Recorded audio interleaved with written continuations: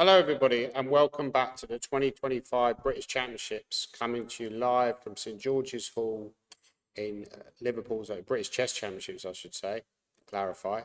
As from the historic city of Liverpool, obviously home to the Beatles, Anfield Football Stadium, the Liver Building, and the dockyards, and all this kind of historic stuff. Hopefully, we're going to create some history today as well. So one of the interesting pairings is Shreyas Royal, who's potentially a future British number one, and he's taken on the current British number one, Nikita Vitiugov. And this is the board one clash. I think there's only 4 players on 3 out of 3. Nick, who do you think is going to surge ahead today, or do you think the top 2 boards are going to halve out with draws? Hi, Danny. Sounds like you've been doing some research in the local area. Oh. Yeah, I think there's actually 5 players on 3 out of 3 because we also had William Claridge Hansen, who won yesterday against Daniel Fernandez, and he's floating down to Matthew Wadsworth. But certainly the board one clash, I would say, is definitely the biggest clash of the tournament so far. Shreyas Royal, England's youngest Grandmaster. I think we both tipped him as the most likely player to win outside of the big 3. And Nikita Vitiugov, the top seed, who we both thought was the favourite to win the competition. So they're playing each other already in round 4. Seems like a very important game for the overall tournament. So far, I think Nikita has outprepared all of his opponents in the opening and then obviously converted his good positions with some very accurate play. But playing against Shreyas will be a lot harder for him because Shreyas has a very broad opening repertoire himself. He's played already e4 and d4 this tournament, and he can play c4, knight f3. Really, he's got lots of options. I don't know, what approach do you think Nikita's going to take today? Will he play solidly for a draw, or do you think he'll try and push on for the win with black? I think he's got to go for it. I mean, yes, Shreyas is future 2600. I mean, would you agree with that? Is future 2600? Or maybe even 2700. You never know. It's possible. It's possible. But at the moment, he's quite a lot lower rated. And I think that Yugov, the worst thing you can do in chess is when you have the momentum and you start halving out. There's such a thing called violating the goddess Kayasa, the rules of the laws of chess. So the goddess Kayasa of chess, when you start halving out, take draws, you anger the goddess Kayasa. And I think it would be a mistake if these guys started halving out. It's way too early in the tournament. I think we're going to see bloodthirsty encounters. I think on board 2, potentially going to be a draw. I think Nikita Vitiugov's going to win on board 1. And we're going to have a situation. Can we look at the pairings potentially? So Shreyas and Nikita, I did look up their head-to-head record. They have played 3 times before. They actually played in the English Championship with Shreyas as whites just last month, and that game resulted in a draw. I think Nikita's had 1 win, and the other game which they played was also a draw. So 2 draws and a win for Nikita. That's probably a fair reflection of the likely outcome today. Probably most likely a draw, but you'd slightly favour Nikita if there's going to be a winner. Yeah. So I think 0-1 on board 1. I think a draw on board 2. We're going to get Wadsworth winning against William Claridge Hansen on board 3. We're going to get Nigel Davis. He's going to lose, unfortunately, with White, even though he played a great game yesterday against Michael Adams. Jonah Willow, that's the first one I'm going to rate as the upset. I think Frederick Gordon from Scotland is potentially going to beat Jonah Willow with black. I think Freddie Gordon is a super talent. I mean, that's quite a big call because Jonah's also a strong player. Freddie's still quite young. I'll probably go for a draw in that game. Of course, my ultimate tip on board 6 is Marcus Harvey, who I think is going to win with black against Siva. Not a player people are familiar with, but he was leading the Cambridge Open for quite some time. Very strong Cambridge Open earlier this year. But I think Marcus Harvey is my ultimate tip. I would love to see Marcus Harvey or Amit Gartzi win the tournament. I think that would be a win for the good guys. Do you think there's good guys and bad guys in chess?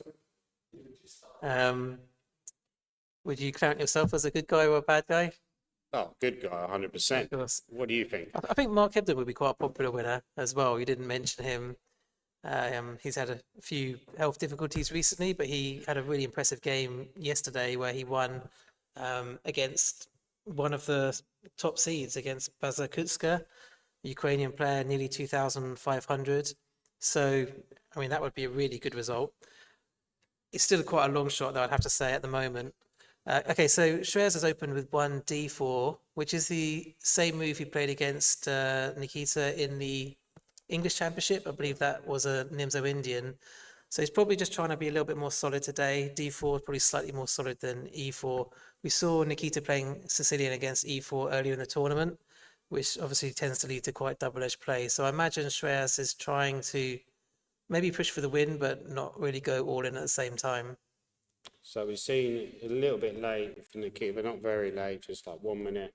What's your approach when you play games of chess, Nick, over the board? Do you tend to turn up early for the game, or are you a bit of a late? I know there's some people who notoriously late. Magnus Carlsen, for example, is often like, I think he uses psychology to try and slightly undermine the opponent by turning up late, which I think you should not be allowed to do. I think the zero tolerance rule by FIDE was actually quite a good rule that people castigate unfairly. What's your thought on I don't think he does it intentionally to try and gain some kind of advantage. I think some people just naturally turn up late. I personally tend to be on the late side myself, but usually because there's some opening line I haven't checked, and right at the last minute it'll come to my mind, and I want to just make sure, I've looked at maybe the most critical position, and then I'm rushing to the hall. So I tend to be a bit late for that reason. And looks like they're going for Nimzo Indian again. So actually a repeat of their opening from the English Championship. I think Shreyas played E3 last time. So I wonder if he'll. Oh, he's varied now. He's played Knight F3.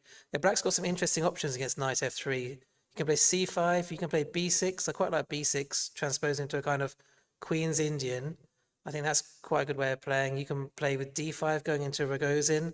I mean, so there's quite a lot of options here for Black, and I'm sure Nikita is familiar with probably all of them. He's just deciding which one to play. But I don't think Knight F3 is the most challenging move against the Nimzo Indian. However, it's obviously, a reasonable move, and he's played it to try and, avoid any preparation from his opponent. Yeah, I mean, Knight F3 was really famous in the Karpov-Kasparov matches, where actually Kasparov was white, I think. And Kasparov would play like with Bishop G5. And there was a lot of theory in that kind of 1970s, 1980s, but that kind of went out of fashion. But I do think Knight F3 is a pretty reasonable move, to be honest with you. Yeah, I mean, it's definitely not a bad move. And Black's got a number of ways of playing here. Which move do you think he's going to go for? I would sort of narrow it down to probably C5, D5. Is he a Rogozin player? I don't know. Probably plays everything, doesn't he? I think he's going to castle. Why not castle? Because castle leaves all your options open. But then you are kind of running into this. And one of Black's options is to go H6 and sometimes G5. But if you've already committed a king. By the way, Kevin Winters said something about Danny. Where is the mention of Everton, the best stadium in the country? Yeah, I agree with you. Are you an Everton fan, Kevin? Goodison Park. That's the home of Everton, who I believe have never been relegated from the first division. Haven't they left Goodison Park? Oh, they left it. Oh, sorry if you're watching and the Everton fan. Shows how up to date I am on football. By the way, we've got a question from a member of our audience. Yep, sorry. 50s or 60s? Yeah, by the way, thanks for all the YouTube comments, by the way. We really love the YouTube interaction. You can be immortalized on YouTube with your comments. Any questions about chess, please send them in. Let's see if he hasn't moved yet. Yeah, I mean, if he's going to play H6, G5, he probably would start with B6 here. So after B6, Bishop G5, H6 is definitely a line now. Bishop H4, G5, Bishop G3, and then Knight E4. You can play Bishop B7 as well. Yeah, you can play either move order. Maybe you go here first. You can do either move order. Yeah. I mean, there's one interesting move after Bishop B7, which White can play. Oh, he's gone for C5. After Bishop B7. I guess we're looking at a different position now. Maybe let's just go back to the game. Let's go back to the game. He's sidestepped all of our preparation. C5. I think this is actually regarded as the maybe most critical move. So surely Shreyas has looked at this move. You would imagine so. I think didn't he have like similar game with us the other day? Maybe didn't he have? Even yesterday, it was white against. what's his face? What's his name? The player that Shreyas Alex played yesterday. Golding. Yeah. Wasn't that an IMSO? Yeah, I think it might have been it was some kind of nim. It was a weird Nimzo where he had the pawns on E3 and F3, didn't he? He had. Do you remember because he did the E3 F3 setup and his knight was on E2, and he played some knight F4 move to try and get his bishop out. So it was definitely a different position to this. But this is the Romanushin Kasparov line. I believe Kasparov did play against Karpov, and I think some of their very early matches. And the idea is, you know, black gets d5 in. Say, for example, I think you could do some stuff like this, but actually queen a4 might be a bit annoying there. But say, for example, if you castle here, Nick, bishop g2, d5. Yeah. Maybe there's some stuff with queen d3, or am I getting confused? I have some vague memory of a queen d3, bishop c3. No, I'm getting confused again. I can't remember this theory, to be honest. My theory is not as up to date as yours. Anyway, we're getting some moves. So it's taken on d4. It's taken on d4. Yeah, that looks like the most natural move. Presumably, was it knight takes d4? I would presume so. Yeah, that's what he's played. So d5 is a move, but then that would allow queen a4 check. But queen a4 doesn't win a piece. I mean, you can show that line if you like. So you go here. At first, that looks like the end of the game. It's a very common blunder for blitz, but it's not a blunder here because you have that move. It might still be a blunder. Might lose a pawn. Yeah, exactly. After knight takes, bishop takes, very important intermezzo, so you don't lose the bishops. Obviously, if you take back, then white very happily takes. Whole piece up, that wouldn't be a good variation. You chop C's, and then you take. Maybe queen d7 actually. Queen d7 actually could be a good move. I was just thinking that myself. Yeah, so I think that's probably not an issue, but whether he'll play d5, I'm not sure. I don't think so. No, he's gone for castles. There's no real need to risk it though, is there? You can just castle first and then play d5 if you want to. Bishop g2, solid. And then black, obviously. And now he's gone for d5. He's gone for this guy knows his stuff, Nikita. He knows his stuff. He's a proper chess player. How many hours a day do you think he spends studying chess openings? More than us. Well, more than me, certainly. Definitely more than me as well.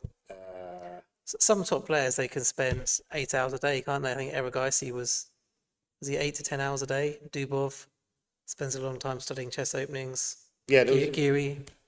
It was a very interesting podcast I saw recently on YouTube. And it was on the Greg Must-Reader channel. Greg Must-Reader, that's not his real name, but it's a kind of, I think it's like Russian or Kazakhstan guy. And he was interviewing Daniel Zubov, who's a Russian grandmaster. And Daniel Zubov was saying about how he does like 6 hours a day on openings. He just studies openings relentlessly because you have to stay at the elite level. But the problem is that people like Pragananda and Erigaisi from India and Gukesh presumably as well, they're doing sort of 8 to 10 hours a day. So he thinks he's dead long term because they're just doing like, he can't keep up that work rate at a slightly older age. So obviously as you get older, your ability to work that hard is impacted. Other stuff gets in the way, life gets in the way. I'm sure Nikita, I think he's got a young family, so there's more to life than chess. Are you sure about that? Well, there's the bookies, there's Netflix, you know. I was thinking about a TV show. Have you ever heard of Invincible? I haven't had the Invincible show. Okay. It's based on a comic by the same guy who did The Walking Dead. Surely you've heard of The Walking Dead, right? I've heard of The Walking Dead. I probably don't spend as much time researching all these topics as you, Danny. I sense a sort of slightly contemptuous contempt in your... Anyway, it's quite a good comic, and it's about these Viltrumites, and basically based on the Superman comics. Obviously, Superman came from planet Krypton, didn't he? And in Invincible, they come from the planet Viltrumite, or Viltrum, and they're Viltrumites. So I was thinking that some of these people, they're like Viltrumites, because you got like, I would say that Mickey Adams is Frag, who's like the chief Viltrumite. And then you got probably Conquest. There's actually a Viltrumite called Conquest. So the Stuart Conquest, he could be Conquest.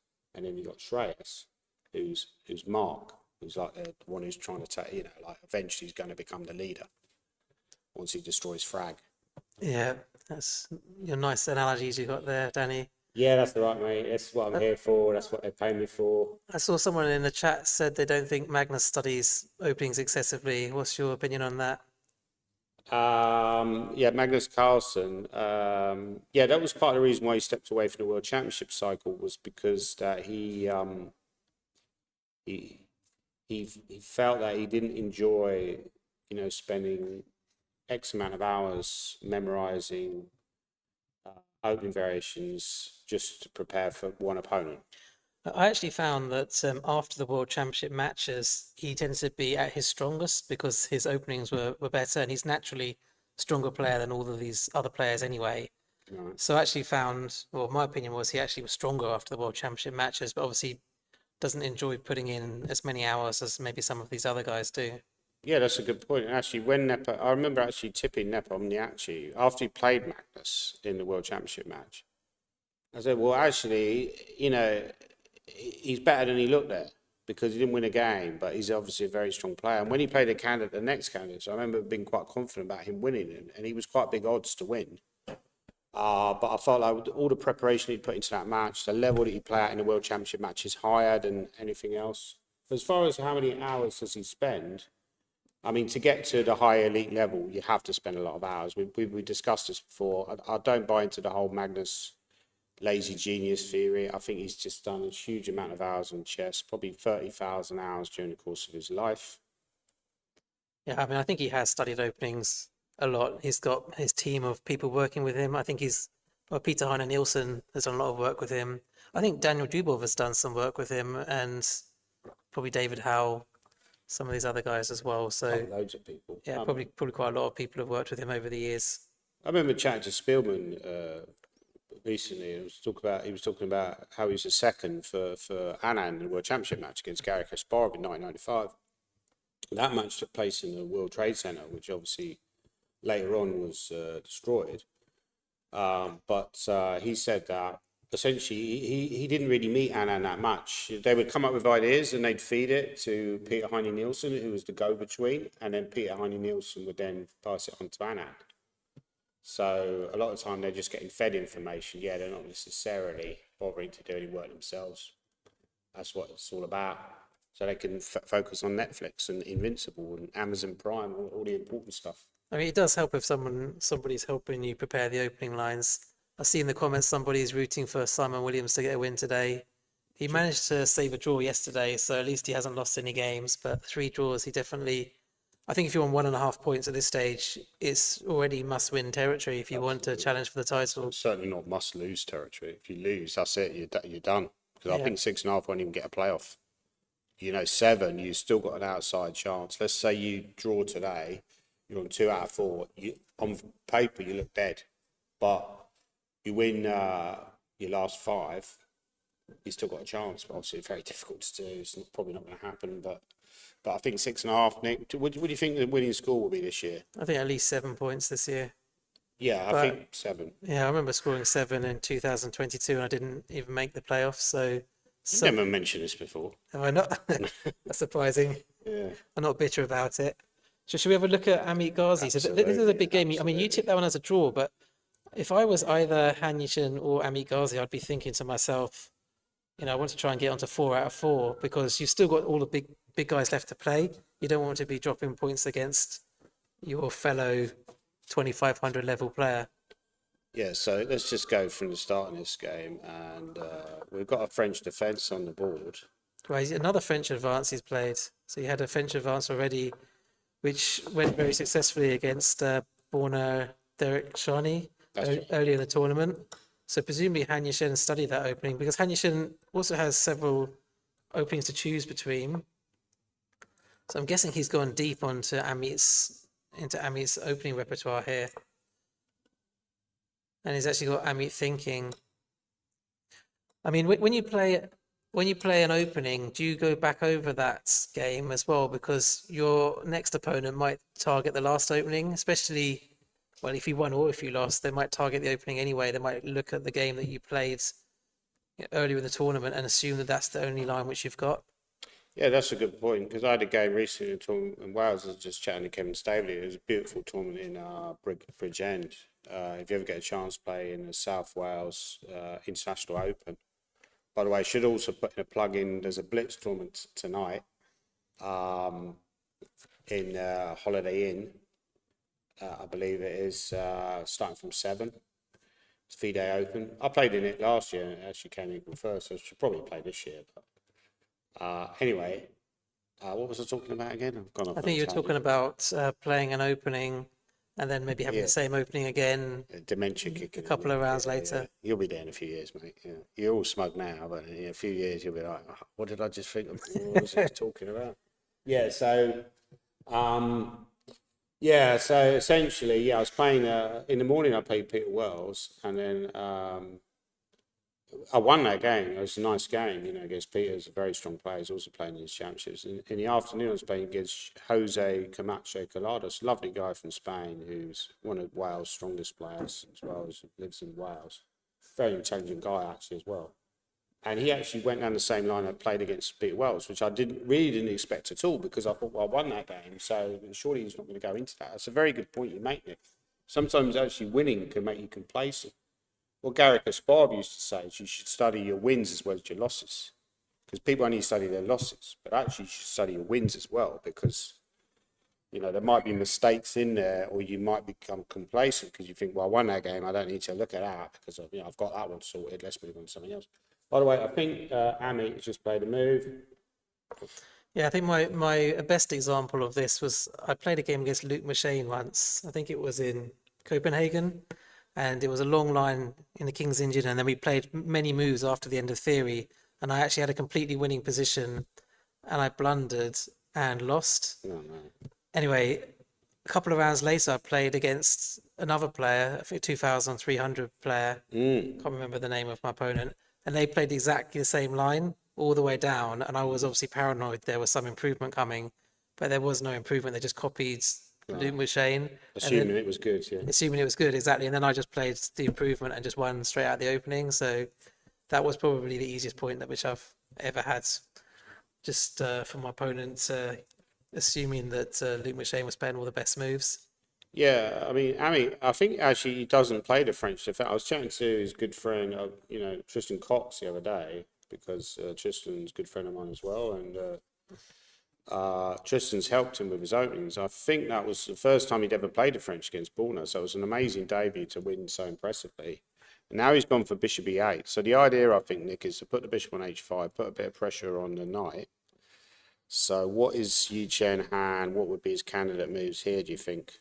I guess Queen d3 might be an example. That way you can't get pinned. Put pressure on the f pawn. Presumably Yi Chen Han's still in his opening preparation at this point. Maybe, maybe not. Yeah, I mean, He's about to play his move straight away. He's going to do something with the e pawn. People ask about Yi Chen Han, actually. Yeah, I believe he's originally from the Netherlands. That's where he learned chess anyway. He learned chess in a park. We were discussing this the other day. I learned that during the Leicester British Championships, because he came to commentary room and he was talking about that, how he learned chess in the park. But he's also a young player, so even compared to Leicester, he's 2 years older now, a little bit stronger. Very good point. He did pretty well there. I think he drew with Michael Adams towards the end of the tournament. He was developing his bishop f4. Yeah, I think the idea, Dick, is if... Instead of Queen d3. Oh, sorry. Yeah. I think the idea is if you go g5, obviously that would be a tremendous move, were it not for this very important intermezzo, fighting for these central squares. And then after bishop takes, I guess you probably just go here, don't you? Even though that might lose the bishop there. I mean, Black's king is at least a bit weakened there. Slightly uncomfortable for Amit because your opponent's still in opening theory. I don't really like it when they're just playing their moves instantly. No, absolutely don't. I hate it. You sort of just need to maybe survive the opening So you should always be a bit careful about playing moves like G5, which are quite critical moves because you know they're already prepared with the best response. And if you just go back to the live position, Sure. so what if he plays your idea of bishop H5 here? Yeah, sensible. I do remember I had a game against Michael Adams from English last year where I should have gone G5 and I didn't. For the same reasons that I was concerned about weakening my king. It's actually the top move. And my gut instinct told me, screamed at me, play G5, G5. But It's different when they're not in opening preparation, though. When they are in opening preparation, you get a bit more nervous about those moves. should we move on to some other games? Because there's so many games to get through. I think we Sure. should have a look. Also, as you mentioned, as you clarified or clarified, William Claridge Hansen is also, I kind of like written him off, didn't I? But he's on 3 out of 3 as well. It's an amazing score for somebody who's relatively inexperienced. Yeah, this opening is actually becoming a lot more popular recently. So this opening idea, which William Claridge Hansen played. So against me, he actually played A6, but D takes C4 is a lot more aggressive move. And after D takes C4, E4 is definitely the critical move here. You can play E3. It's very solid. It's probably just an equal game. So if you want to try, Yeah, I've often done that, Nick. And it's quite a solid but game. you just get nothing if they know what they're doing. I think A6 is a good response, and then You something can like take, this. or you could play A4. I think in the last round of the British in Hull, I played A6 after E3, and I think Marcus Harvey played A4. Oh, sorry. I think he played A4 here. Yeah, but then C5 And C5, equalises. it was equalish. I probably did end up with a marginally worse position, but it's still quite close to equal. But E4 is the critical line. Sure. Vienna, actually, I think your brother Richard, he plays this quite a lot. The Vienna is actually a really good line, but this move B5 has been, So that's the Vienna, right? yeah, that's a very good line as well. Yeah, B5 has become more popular recently. Alan Pichot, I think he's maybe represents Spain now. He used to represent Argentina. That's I had a game against him in this line, and he's played it extensively as black, and he seems to be like pretty effective with it. And I think quite a few other top players have played this line. I think Simon has played it at some point. Ezra Kirk, I think, has played it. Richard might have played it. I'm sure there's others as well. So there seems to be quite a lot of title players in England are giving this line a go, and it's actually quite interesting. Did Lan Yao have this earlier in the tournament? I'm trying to remember if it was this line. It might have been. So quite a lot of people are playing this line nowadays, and it's pretty good way of getting a double-edged position. I can't even remember what happened yesterday, let alone what happened earlier in the tournament. I'm going way too far back. But Alan Pichot is also, I believe, he coaches Faustino Oro, another of these super talents. Does he? So there's interesting. I was reading about Faustino Oro. Have you heard of Faustino Oro? I have, yeah. He's a sort of One of these whiz yeah, whiz kid, exactly. Hannah kind of generation, and apparently he moved from Argentina to Spain, but due to financial considerations, he had to move back from because his parents. I think his dad got a job, but his mum was struggling to get a job, so he ended up moving back to Argentina. Although obviously quite possibly they move back to Spain again. I don't know what the current situation is. And he also plays a lot of tournaments over in Spain. Just see Jonah Willow there on the webcam. Have a look at. Okay, so anyway, so I'm babbling as I often do. Yeah, so this is all theory. It's a little bit like that line. I remember I was saying about. It's very similar to the line. I think Tony Miles developed this idea, which was to go. After D takes C4, maybe even transpose. I'm not sure. That's. You get this line. From the Queen's Gambit accepted. Yeah, and A4 is a move. And I believe, I think the best move here is to go E6, which a lot of people would agree with. If you go Bishop E7, E6 messing up your pawn structure. I always think that's a mistake, allowing this pawn structure to be messed up. But when they go E6, so Tony Miles came up with this idea, I believe, that after you take on B5, you simply bring the knight back to B6. Yeah, I think we've both played that line before against the Queen's Gambit accepted. Absolutely. So in this game, very similar, maybe even transposes, not quite actually because the pawn isn't on A6, but Bishop e2, knight c6. Yeah, so you get this structure where I actually once played an interesting idea. I think when I was playing for England, instead of playing the bishop to e3, at some point, I think playing knight to back to c3 and playing queen d2 to f4. That was against Alan Pichot. I think at the time I was getting some assistance from a coach because I was playing for the England team. Not sure if I'm allowed to say who it was, but I thought you were gonna say, I was sorry to interrupt. I thought you were gonna say you were getting some assistance from a computer. I still couldn't win. Yeah. No, from when I was playing for the England team, we did have a sort of well-recognized second who was helping everyone prepare their openings for the games, which was quite useful because most of us just prepare our own openings. And he came up with this idea of trying to bring the queen over to the king side, and it was quite an interesting game. I think I probably got a small edge, but it ended up petering out to a draw. But actually, he might have got it from the computer because I remember I had a game against John Ems years ago. You remember that line we were just talking about? Very similar structure. And I think I went bishop e3 or something. And I looked at it later with the engine and it was suggesting queen d2 to f4. Because the point is when you go here, like, I mean, just to show, when you go here, as you say, it's very hard to get your queen into an attacking position, putting pressure on the king side. But when you go, let's say, sorry, bishop e7, knight c3, cackles, queen d2, like you're ready to, which is at least doing something. Yeah. So who was the guy that you're not allowed to say because is he still involved in the setup? He might be. I'm not sure. Are we allowed to guess? Well, I can't confirm if it's correct or not. Is he English? Well, I don't really want to say. You're allowed to guess in the YouTube. Please guess. Let's break it down. Let's find out who this person is. Well-known coach who supports the England team. Okay, let's have a quick look at the position. So is this actually the live position now? Yeah. So A3 is an interesting move. You can also play with B3.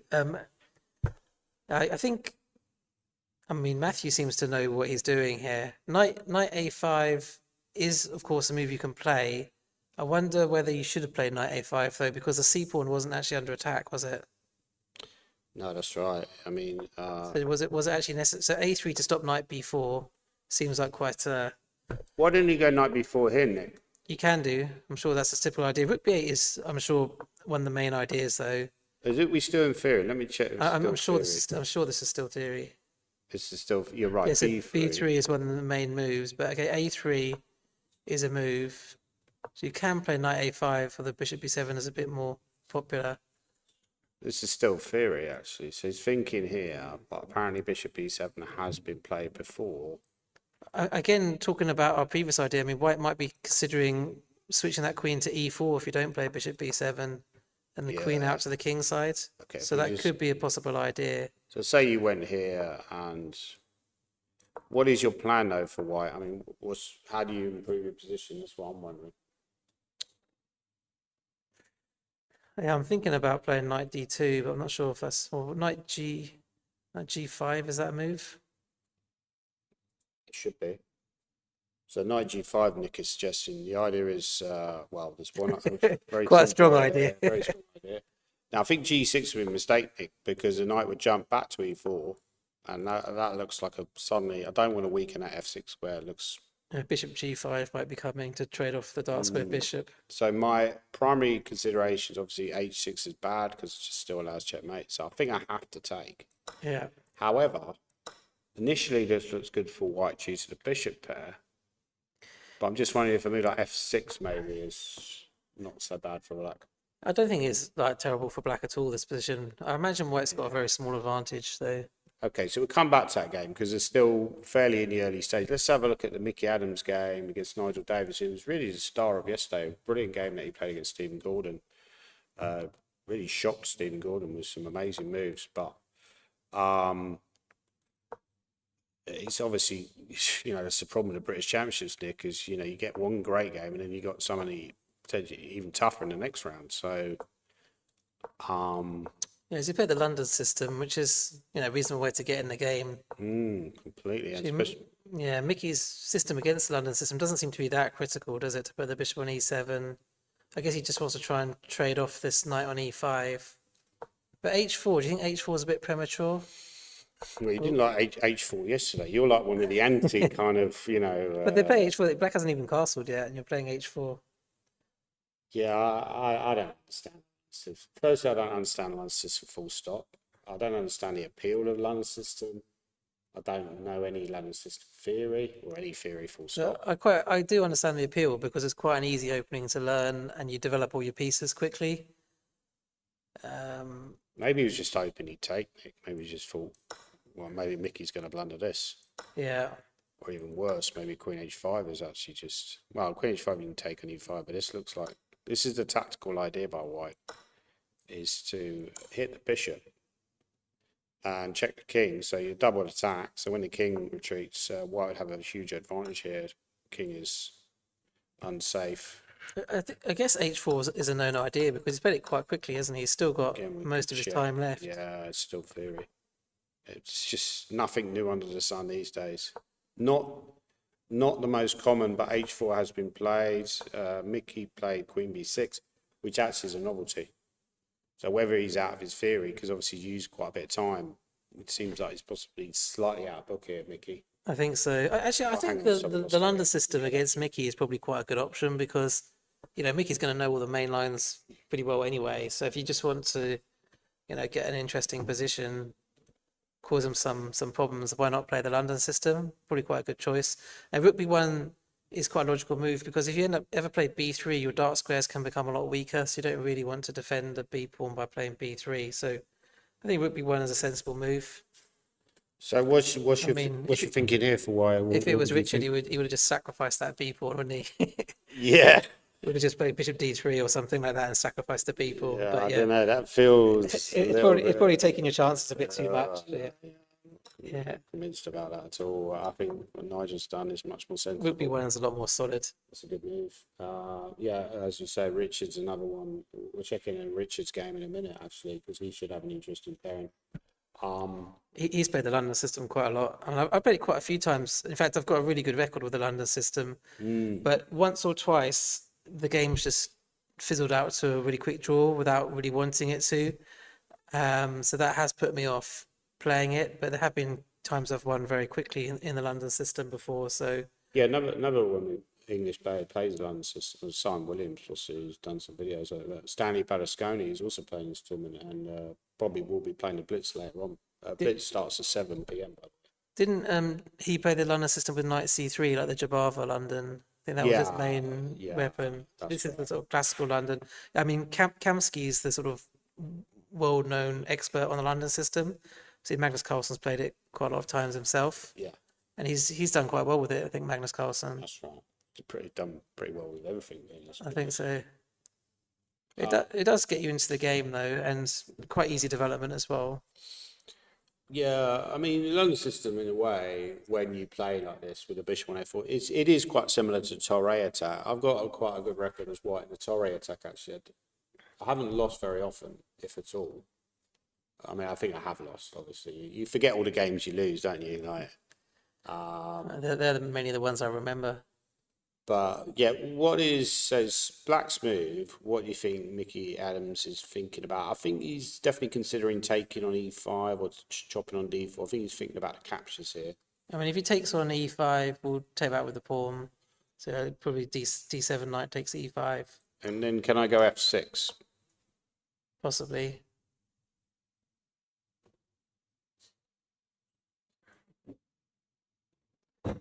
Okay. Well, we're going to come back to that game as well. We're going to I don't know, we might be able to play knight f3 there. I'm not sure. Okay, so Jonah Willow as well. We haven't mentioned this game. This is a game where I think we could get a potential upset, and he's playing against a very young player called Freddie Gordon from Scotland. Jonah, of course, very young himself. I don't really like this opening so much for White. Okay, knight h6 is a bit of an unusual move because you're giving Black the centre of the board, aren't you? I don't know what you think about that, allowing the Black pawn up to d4. Yeah, I mean, it's like a Reti type opening, isn't it? I mean, that was named after a Hungarian player called Richard Reti, who was one of the proponents of the hyper-modern school of chess. Whereas normally it was obviously in the 19th century, people would always take the centre, as Nick was saying.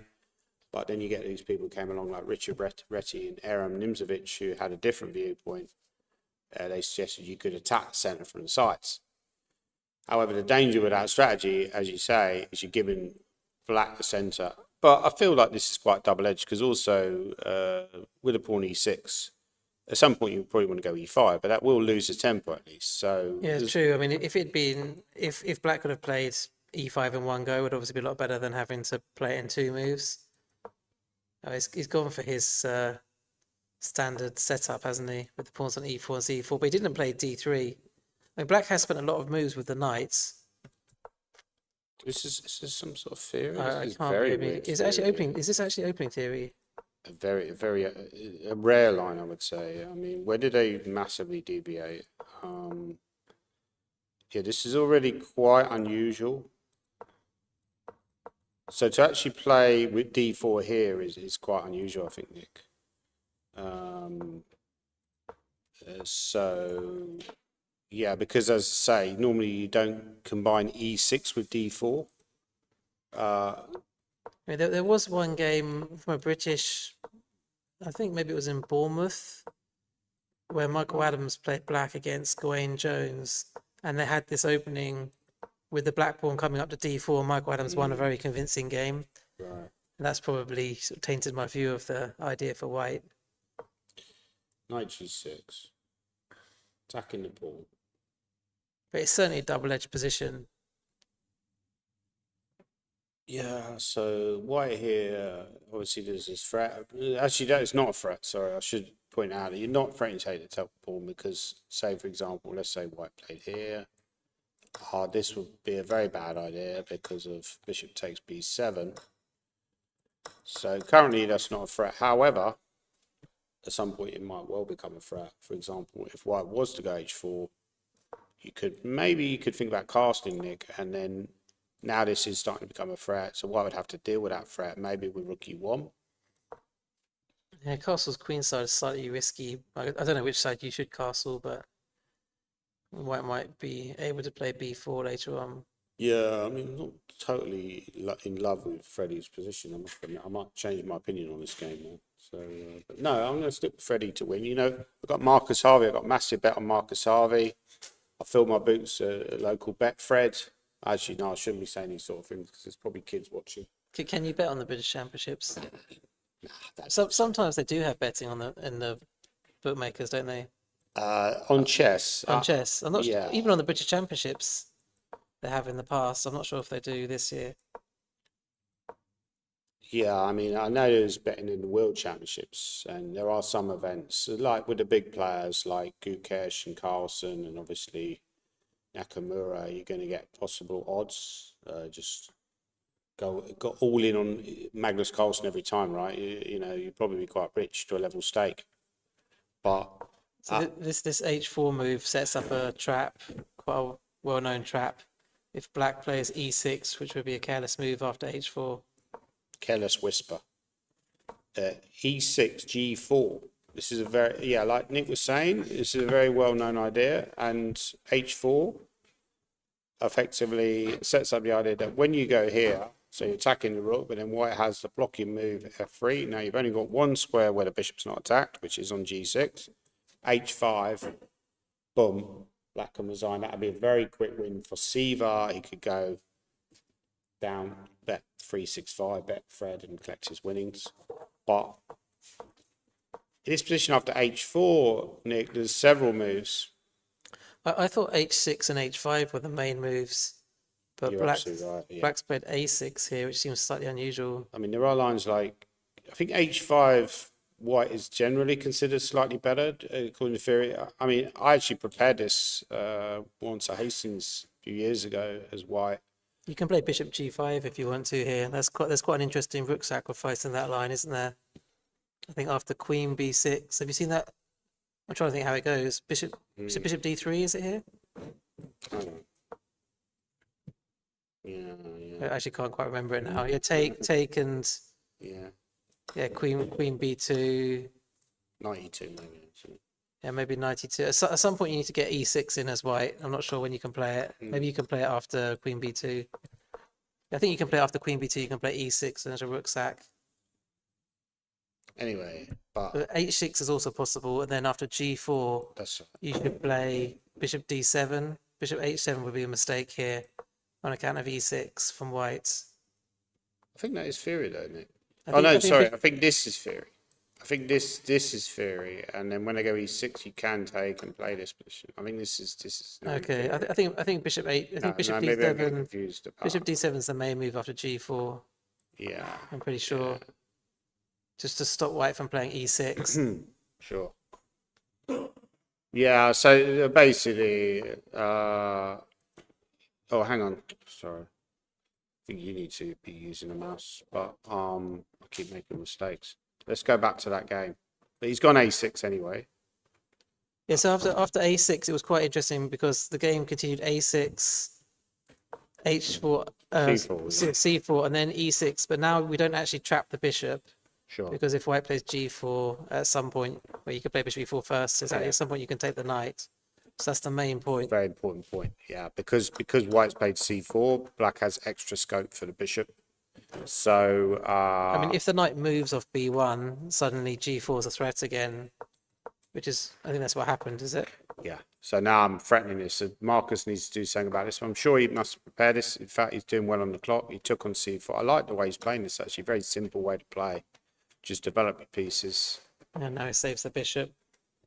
I never really rate the advance. I always think it's difficult to handle white's position, Nick, because your whole centre is a bit rickety. Often it can just fall apart. It can go horribly wrong sometimes, I think. It can go wrong, but you also get quite a big space advantage, so it cuts both ways. Sounds like a song by Gloria Estefan. Cuts both ways, you're like a knife. Always now I'm getting bored when it starts cutting into song. What's your favourite song, Nick?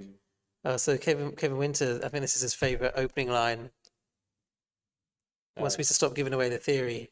I was going to say it's his favourite song. You're not a fan of Gloria Estefan, Kevin? I thought that'd be your era. He probably dated Gloria back in the day. What is unusual about the years 2002 to 2007 inclusive? That's quite a broad question. Is that related to chess? Yeah, I think we need more clues there. What is unusual? Is that when the Indian players were playing, or they played earlier, I think.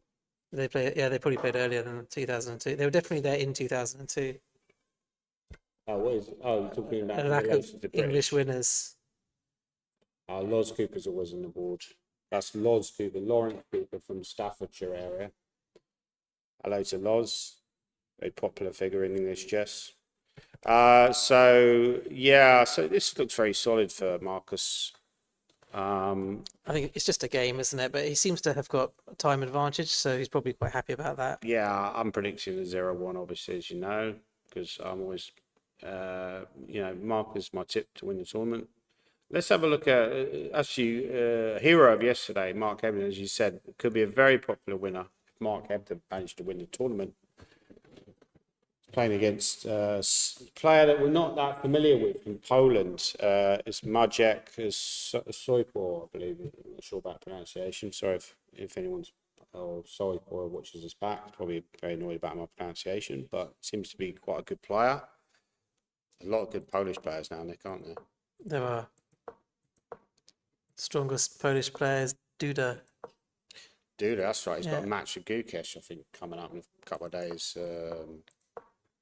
I'm not sure exactly when it is, but that should be interesting as well. Rookie 1, very, very positional, very typical Hebden stuff. A bit dull, this, actually, to be honest. It's quite symmetrical at the moment. I mean, I guess the dark squared bishop is stuck inside the pawn chain for black. So you could argue that that's a slight concession. Maybe white's got a very small advantage, but there's not much going on. There's not much going on. If black plays with bishop e6, that's what I was thinking of, actually. Yeah. And what's white's plan? Is white going to consider knight d5, or is that too risky? Would that lose a pawn? First, I should point out that bishop takes e6, f takes e6. You could play d4 maybe now. It is a way to play, but I don't necessarily think Black would be too worried about this development due to the fact that his strength in the centre, I mean, got more control. if Black's bishop was on c5, he would be happier with that pawn structure. But can I not get a comfortable position now? Let's say I trade skis. I want to trade skis. I mean, it's always going to be My new favourite word, trade quite skis. close to equal, isn't it? Don't know why I keep saying trade skis. Maybe I've just been here too long and I'm going a bit doolally. You know. There's no comment. Yeah. You can keep me sane, Nick. Yeah, talking to you keeps me sane. That's good. At least I've got a point in life. Yes, I think this position is very marginally better for white. I don't know what you think. It's pretty close to equal, though. Not much. I think there's more ambitious way to play. Like you said, like maybe knight d5 feels more ambitious. I think bishop e6 is quite high on the radar. I'm not sure what other moves, plans Black could employ. He's actually made a move, I think. What has he actually played? Let's have a little refresh. He's got knight h7. Very head-esque, I would say. But with the rook on e8, seems like quite strange to combine rook e8 and knight h7.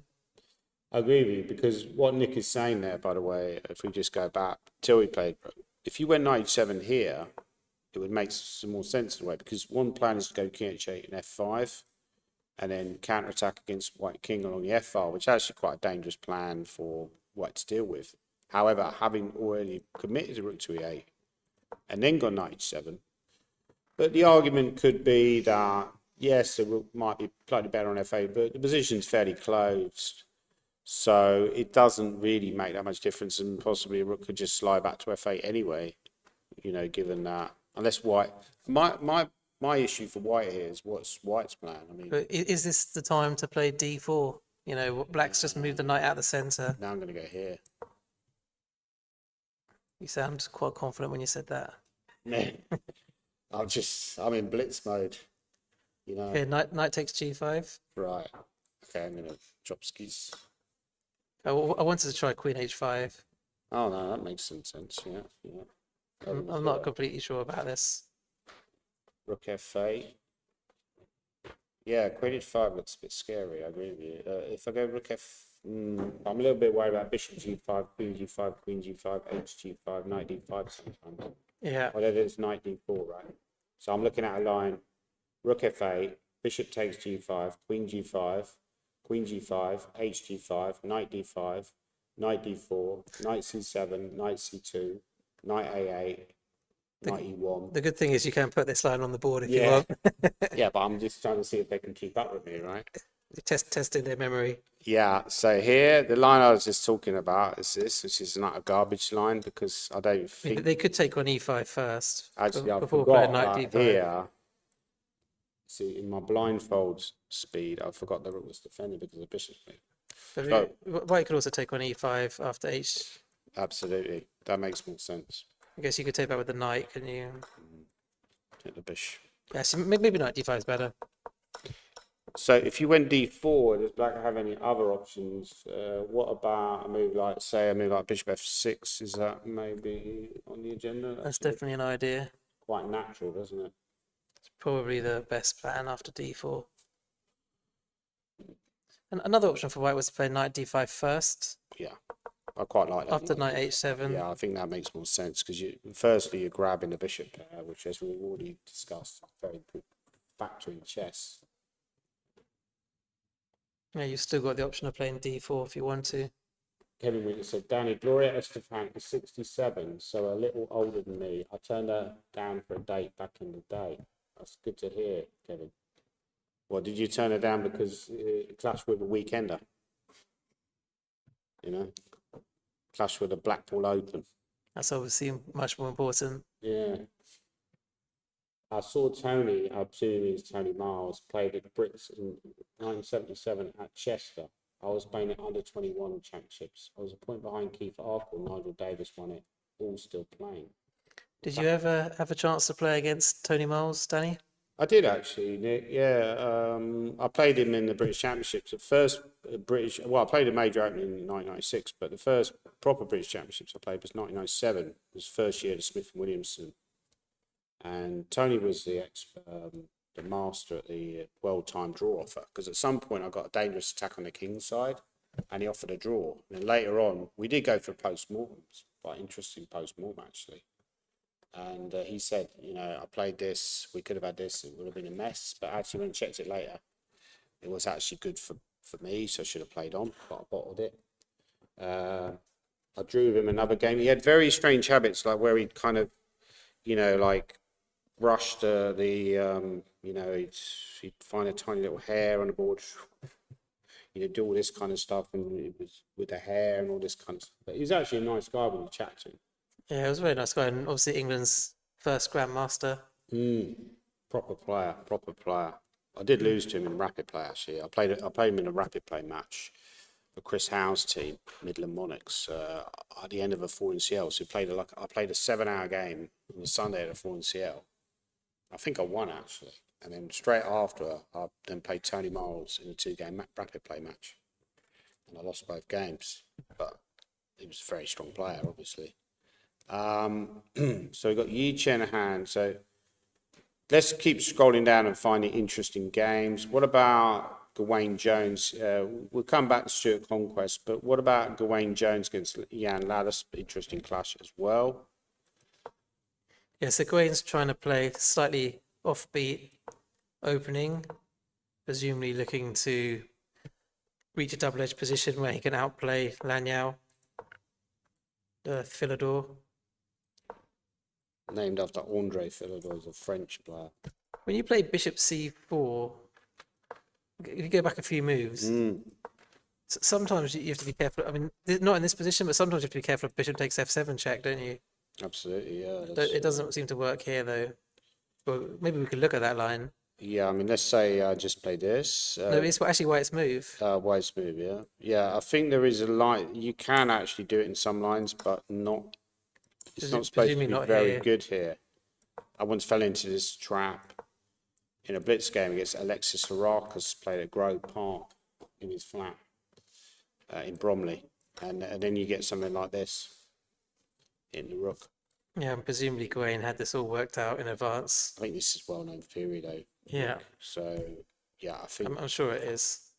But there are some positions where you can play that Bishop takes F7 move. Yeah. Absolutely. So, is this some kind of like...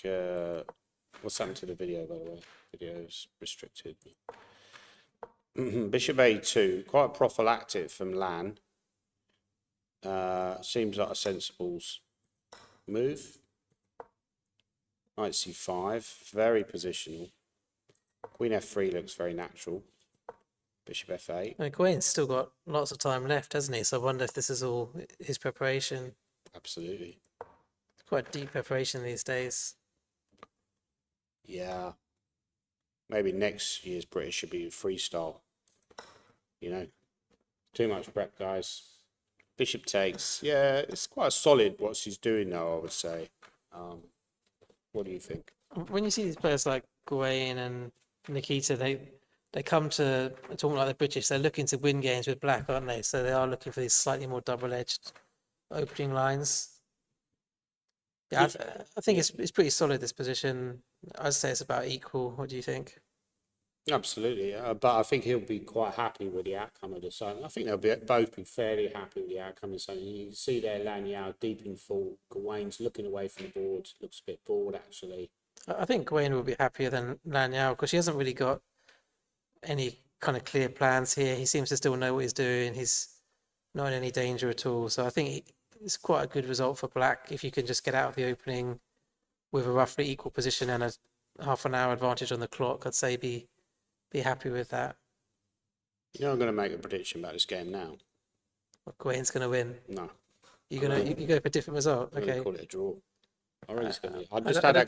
I had a really strong gut feeling there. It was going to be a draw. I think Gawain's going to win. I think Gawain will be quite happy about this position out of the opening. Big time advantage. No weaknesses. His king's safe. Well, what about the move E5? Is that a move? I mean, she's probably looking at a move like that to try and simplify things, but you can't completely simplify this position. No.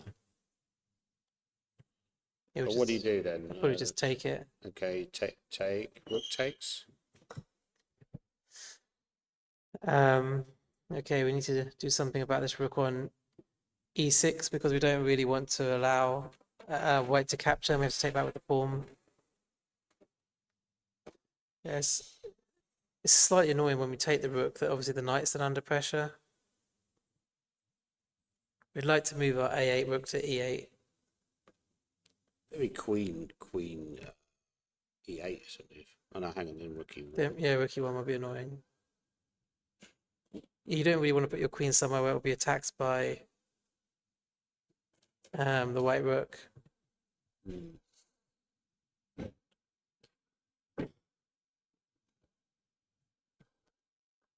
Yeah, I mean, after e5, if the knights, there was nowhere else for the knight to go, was there? You probably had to take the pawn. The problem is white's going to play rook d1. Oh, I've just seen a move, Nick. Queen e8. Stack. Oh yeah, that's a good move.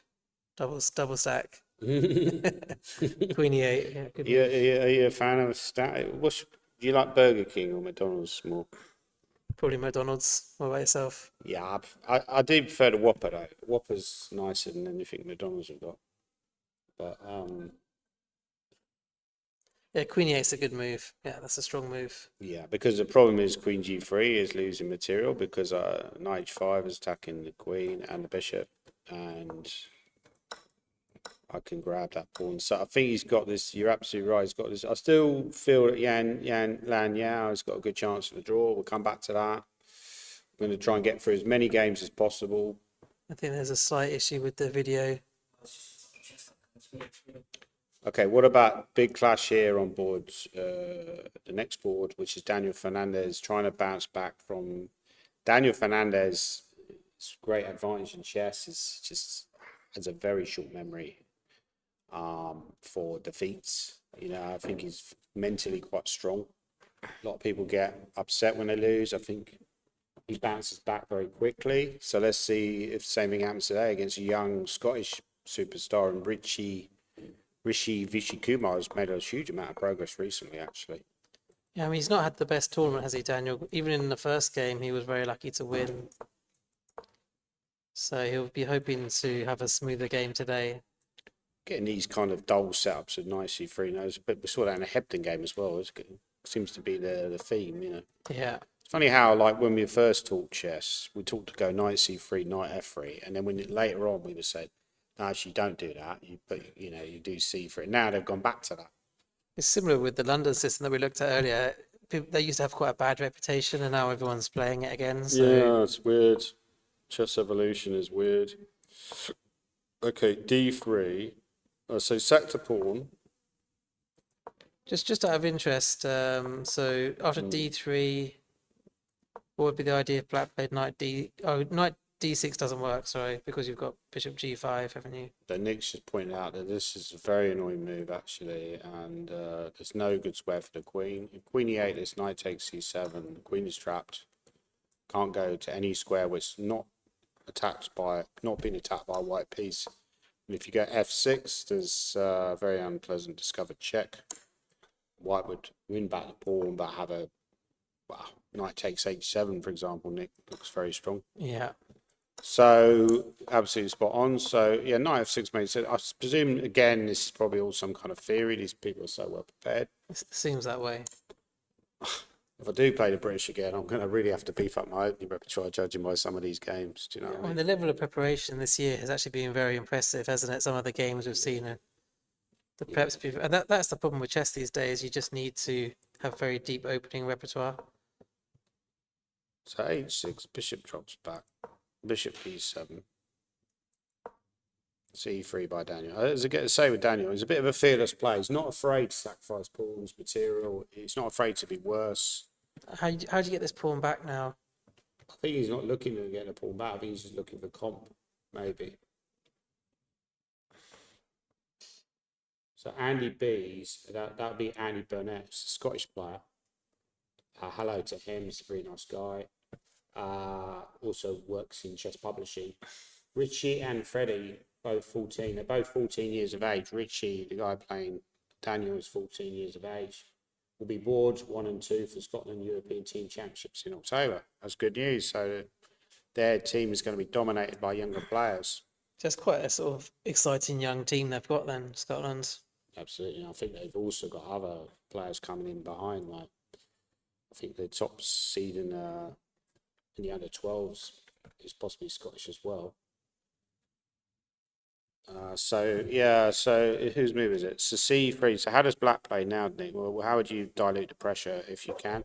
I mean, it's not easy, but probably would think about putting one of the rooks on E8. Rook F8. So you're not particularly worried about this, right? Because this is maybe a little bit of a cop out by white. You can play knight F3, can you? Knight F3, yeah, it's a good shout. Obviously, this would be a disaster because it's not the best quality. But pawn takes is also not tremendous for white because black can then liquidate and even grab the pawn at the end, I suppose. You actually got rook E7 ideas, haven't you? You've got rook E7 actually, yeah, but I'm not convinced that that's necessarily. Is that better for white? Actually, it might well be. Well, black could play D5. Can black try and checkmate white actually? Maybe even B4, Nick. Bit annoying, but rook E8. Yeah, rook A8. Actually, you want to. The only thing is, you want to stop the king from escaping, don't you? So white can move the H pawn and avoid checkmate. So it might be a case that you should be pushing your F. Even going immediately. Or maybe rook A8, H4, F5. This is a good plan. We'll try and F5. checkmate them. And then what Nick is suggesting, obviously this won't happen in the game, I'm sure, but this is actually quite very difficult to spot. Maybe stop, maybe even impossible to stop without giving up material. So anyway, that was a bit of a random variation. Apologise if we wasted your time. Let's go back to the game. Let's see if any moves been played. Has there been any developments? He played rook E8. Played your move. Your instincts are spot on. And then D4 from white. So now I guess the candidate moves, you either defend the pawn with D6. You maybe play E4, or could you even consider Queen D6? Is that a move? Not sure. Yeah. Or does that just lose? I think a little bit. No, it doesn't lose. Well, there's also Bishop G3 to worry about, which I'll be a little bit. Yeah, maybe Queen E7. Queen D6 doesn't look right. Maybe you could play D6, can you? I think that's a move. Yeah. By the way, Andy Millett said maybe he means the British chess championship will return to Scotland someday. That year was 2003 in Edinburgh. Last year. Did you play in Edinburgh? I did actually. I think it was won by Abhijit Kunte from India that year. Is that right? Yeah, he might have won that year. Was Katrunius playing that year? Possibly. I think. I think I might have done quite well that year. I had a feeling. Why would Katronius have been playing the British? He did play the British one time. Oh, did he? Yeah, it was slightly controversial. Right. Okay. Yeah, I think 2003 was Kunte and 2004 was. 2002 was Ramesh, wasn't it? That's right. In Torquay, I believe it was. And in 2004 was Rowson in Scarborough. Jonathan Rowson won in Scarborough. He's a Scottish player. 2005, Rowson won the Isle of Man. 2006. Rowson again. Rowson again in Swansea. 2007 was Jacob Agard in Great Yarmouth. You're not bitter then? Very bitter. Who was 2008? Can you remember that year? 2008 was in Liverpool. Stuart Conquest. 2009. Yeah. This is where my memory gets David Howell, it's the youngest British champion. Torquay. Yeah. 2010. Oh, In the general age, yeah. it's quite tricky now. Might have been someone like Mickey Adams in Canterbury around about that. Oh yeah, maybe Mickey Adams, Canterbury. I think I came second that year, outright seconds.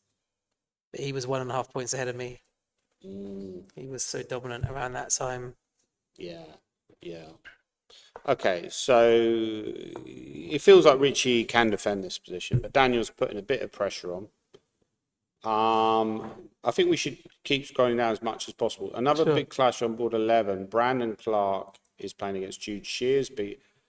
It's an interesting clash because only about a couple of weeks ago, Brandon actually lost with white against Jude Shearsby.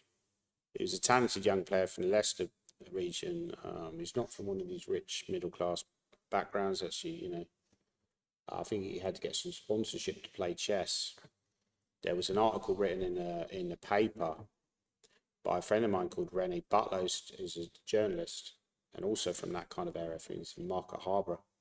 And he wrote an article about how Jude is struggling to play these junior events. And because of that, he got some sponsorship. So that was welcome. But Brandon is putting a bit of pressure on. Let's go back to the start. Let's see how the opening developed. Again, we're getting this, wow, these advanced French. Yeah, there's lots of French advance this year.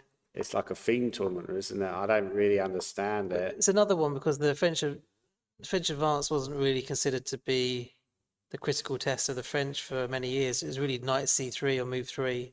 Absolutely. Maybe knight d2. But the French advance was always considered to be a bit harmless, but it seems to have really become more fashionable again.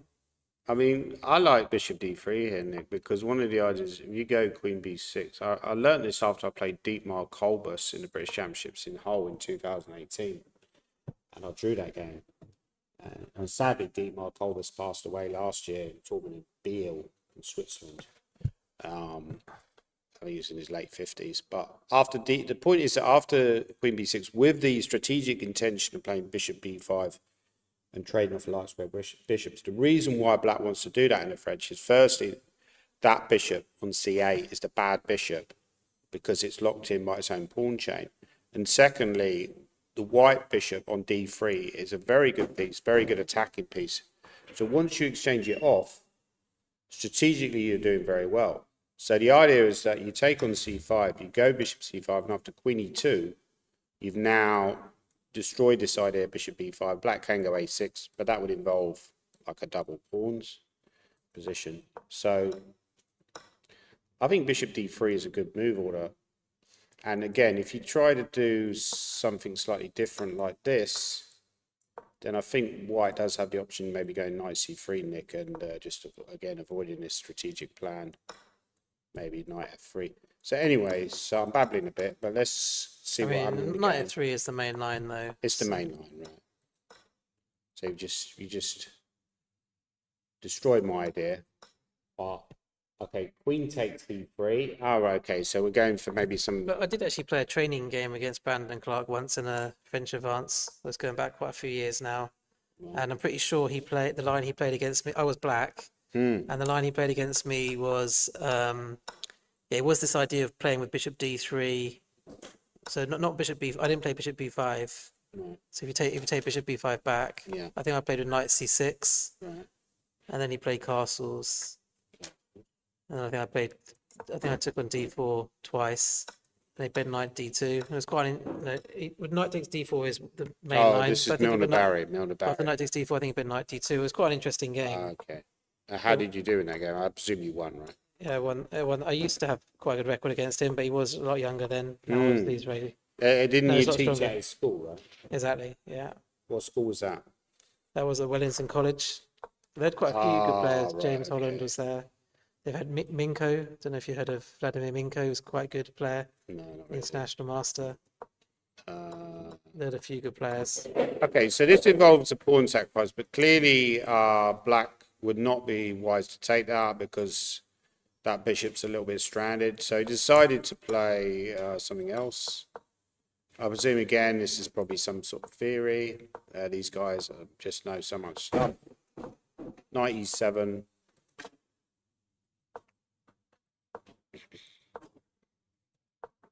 Knight a6. Brandon is now thinking. Very critical and sharp position. It looks quite good for white to me visually, but It was Black still a couple of moves away from castling, isn't he? absolutely.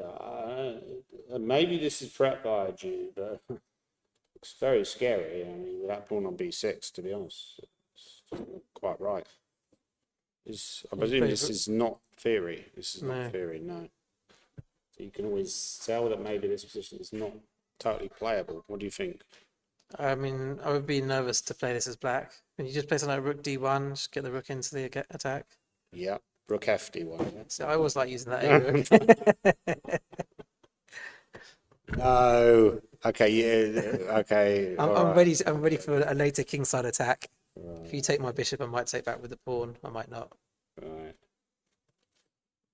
Yeah, I agree. I think this has gone wrong. This has gone wrong somehow for Jude, because the problem is, like, one counter-attacking move you'd like to play is knight b4, but then that just weakens the c7 square Yeah. for the white knight. So yeah, I mean, even something like this, Nick, isn't the worst option either. To be honest, I don't really see what black can do. Can black take back with the queen? You can take out the queen, but he's still going to have a lot of these development issues even with the queens off. We saw that game Amit Gartz, who played yesterday against Tarrant, Yeah. where he exploited his lack of development even in the endgame. So I think the open's gone wrong for him. I wouldn't have swapped queens if I was white. I'd No. try to cause black problems because What black's is the king's in top the middle. move? I agree with you. I think like a rook to d. I would personally go rook fd1. Let's check. Right, we'll have a little competition. I reckon the top move is either rook fd1 or rook ad1. This is I going to thought be. you were going to say the competition, is it rook fd1, or which is the better move? It's got to be the top move. Well, it's got to be the top two moves, hasn't it? No. They're not the top two moves, but they're not even the top three. Well, knight c7 apparently is winning by force. I mean, the whole position just looks disastrous for Totally black. disastrous. White's actually got multiple winning moves. So this looks like maybe a possible revenge mission brewing here for Brandon, who managed to defeat Bodhana yesterday in a I'm sure rook d1 is good for white as well. I think let's just go back. Let's just identify where the potential mistake maybe happened. So is this still some sort of theory? This is some sort of theory here. Bishop f8. This is still theory. Maybe knight a3 though is kind of a little. No, a5 is maybe a bad move.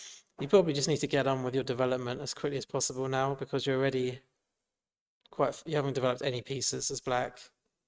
I think that's it. I mean, a5, it has some points to it, but it's just very slow and it's allowing a knight into b5 in many variations, which is very scary. So maybe a move like knight c6 immediately. Yeah, that's the top move. And if we go back to the analysis, what's the engine says this is Knight okay for e7, black. yeah. Knight c6 or yeah, so that's looking like a potential quick win there for Brandon. Let's carry on down. Let's see other people. We haven't looked at Robocop yet. Have you got a nickname, Nick? What's your nickname? Just the Gorm, is it? Gormalizer. Gormalizer. Chris Howe came out. We mentioned him earlier. Chris Howe from Kent Chess, or Sussex, I believe, possibly based in now. Came out with a Gormalizer. Do you want to have a look at this game? Yeah, let's have a look at this. Sorry, I just went into a little fugue state there. Just reminiscing about the past. Okay, so again, we're getting these very kind of these Another advanced Karakhan. another advance. Yeah, it's almost like a theme tournament. This British, you see, Advanced Karakhan or advanced French. advanced French or London system. There are only a certain number of openings allowed in this tournament. So yeah, we're getting a very okay. So we got this position on the board. Let's not talk about the openings too much. Let's just talk about the position on the board now. It's white to play. So white's a pawn down, but could potentially have some good pressure on the dark squares. I mean, I'd be tempted to take that bishop. Take the bishop on f5, or No, sorry, on take the c5. bishop on. Yeah, Well, what do you think? That's a good point. Actually, you can take either bishop, but I would probably play on the yeah, dark squares. Yeah, absolutely. And what's your thinking? I mean, already you've got a check if you need it. Check, or yeah, check's quite annoying for black. Bishop a3 is another option, but check.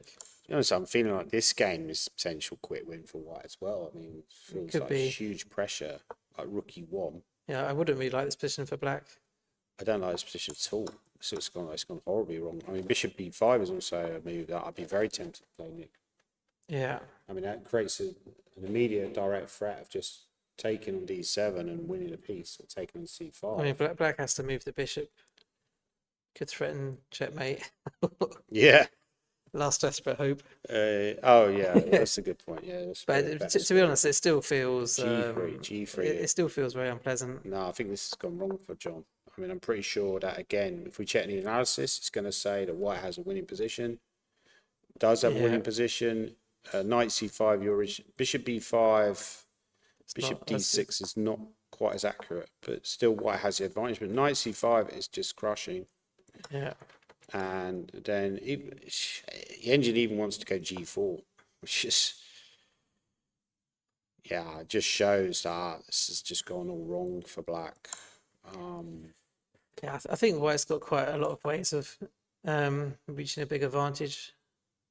Yeah, I mean, again, if we look at it, I think maybe this is the difference between someone like John Richardson, who's kind of a little bit out of chess, and again, Jude Shearsby is a little bit inexperienced, and quite have the deep opening knowledge of some of these players that we're seeing in the tournament. Is that fair to say? I mean, Peter Robeson, he's quite theoretical, isn't he? He normally knows his theory quite well.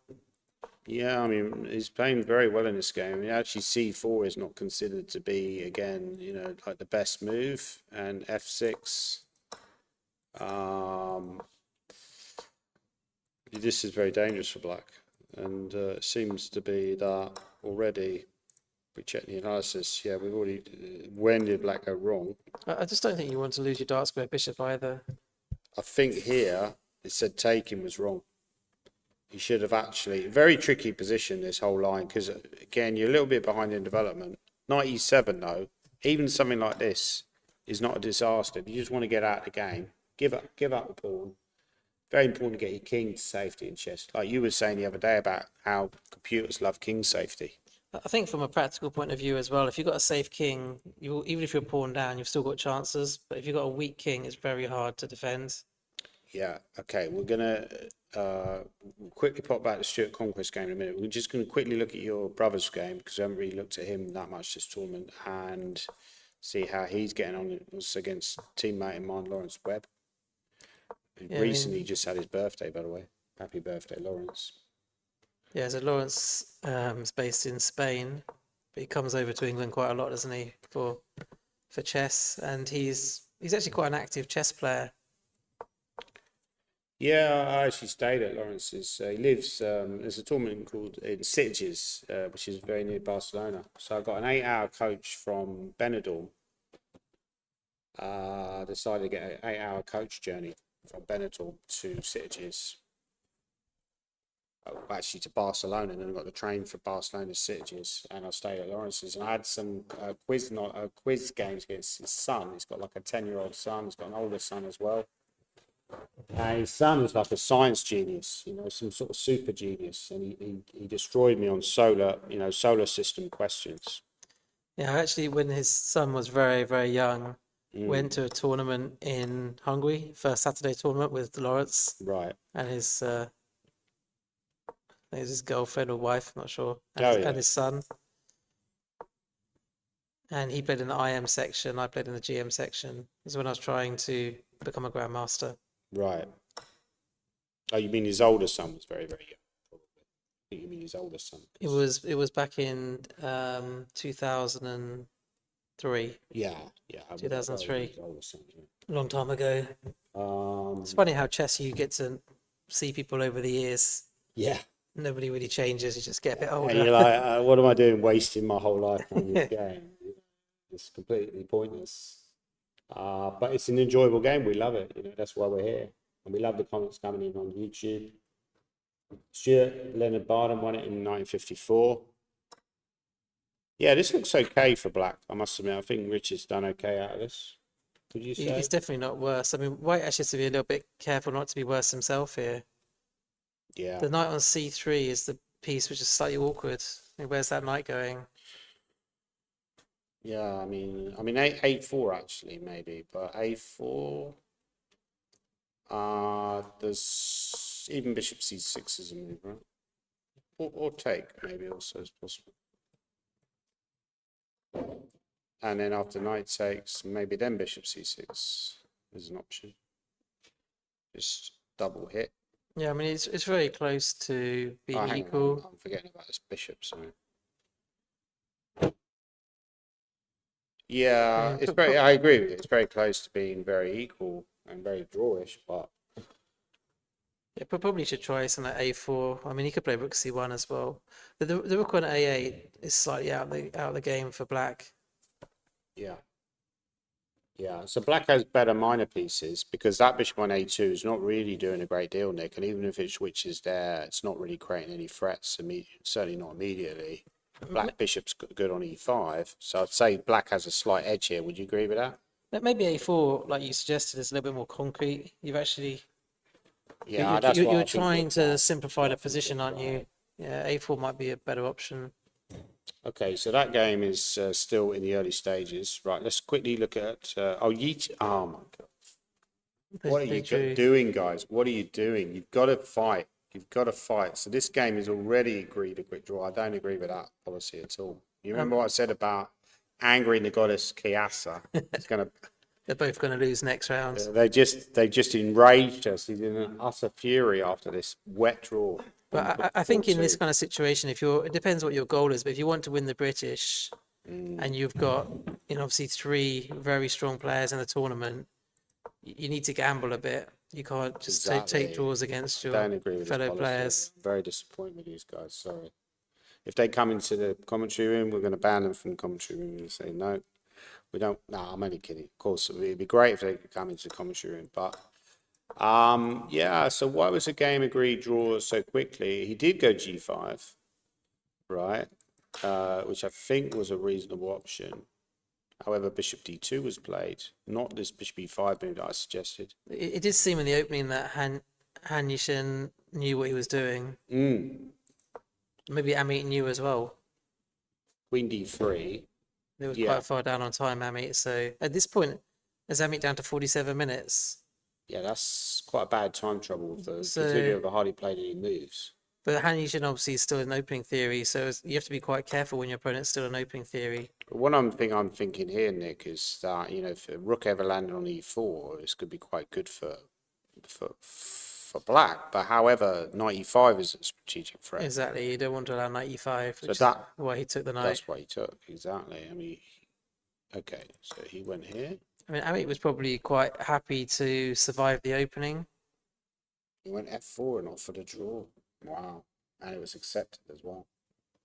He's probably quite happy to survive the opening because he obviously was out prepared. Yeah. So he actually played quite well to get to this stage, but now you've got to this stage. Why is he not playing on? You just have to gamble, don't you? Carry on. I mean, it doesn't look that bad for black, actually, at this point. Okay, his threat is maybe to play this, but then that would drop the f-ball. I think, so the question is, why is he going there? Stop knight e3, I guess. It's a prophylactic move. It looks like an attacking move. It's actually a prophylactic move to prevent knight e3. Very, well explained there, Nick. But I mean, the d4 pawn could be a bit weak if you play knight e3, but he just stops it anyway, just in case. Could I go h4 there, Nick? Is that maybe a move? Well, then g4. Oh, hang on. I'm forgetting about bishop h4. So you're actually attacking me from not this one, maybe because of queen g5, but I'm kind of getting out of trouble. But bishop takes h4 is a big problem because I'm. So I feel that there's a lot of fight left here, and agreeing a draw is a strange decision by both players. Also, black is maybe intending queen f5. So it's a very concrete position. Queen f5, knight e3, I guess. You have to be careful of that, don't you? Rook e8, maybe. Probably rook e8. I mean, I guess it's equal. Wait, check here.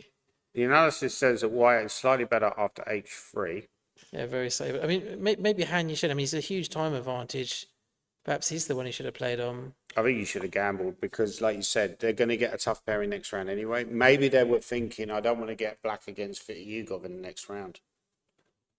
They might still get black against him. They might still get black again. Exactly. So I just think that's a bad decision, and I think it's going to come back to haunt them. I could be wrong. If they're going to win the British, it'll be justified. I think Amit's decision is more understandable because he was so far down on time. And also, it was quite intimidating for him when he was out prepared because you've got to find all the moves and your opponent just responds straight away. But I think Han Yishin, given that he got his opening theory in, should have played on a bit longer. So that was disappointing. Let's have a look at the Stuart Conquest game.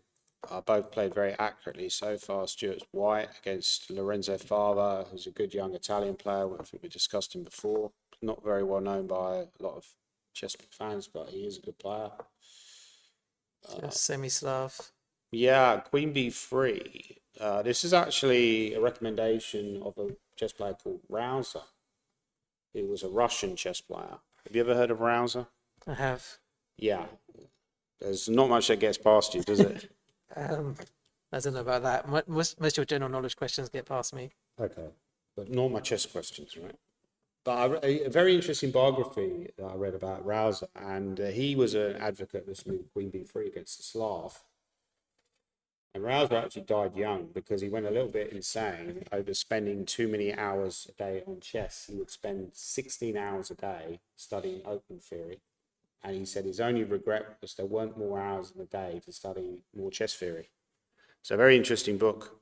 Yes, sorry, I got a question. Yes, Bobby Fischer's mum, Regina, when he was fairly young, went to see a psychiatrist Yeah. and said he was addicted to chess, and the psychiatrist said lots of worse things than chess to be addicted to.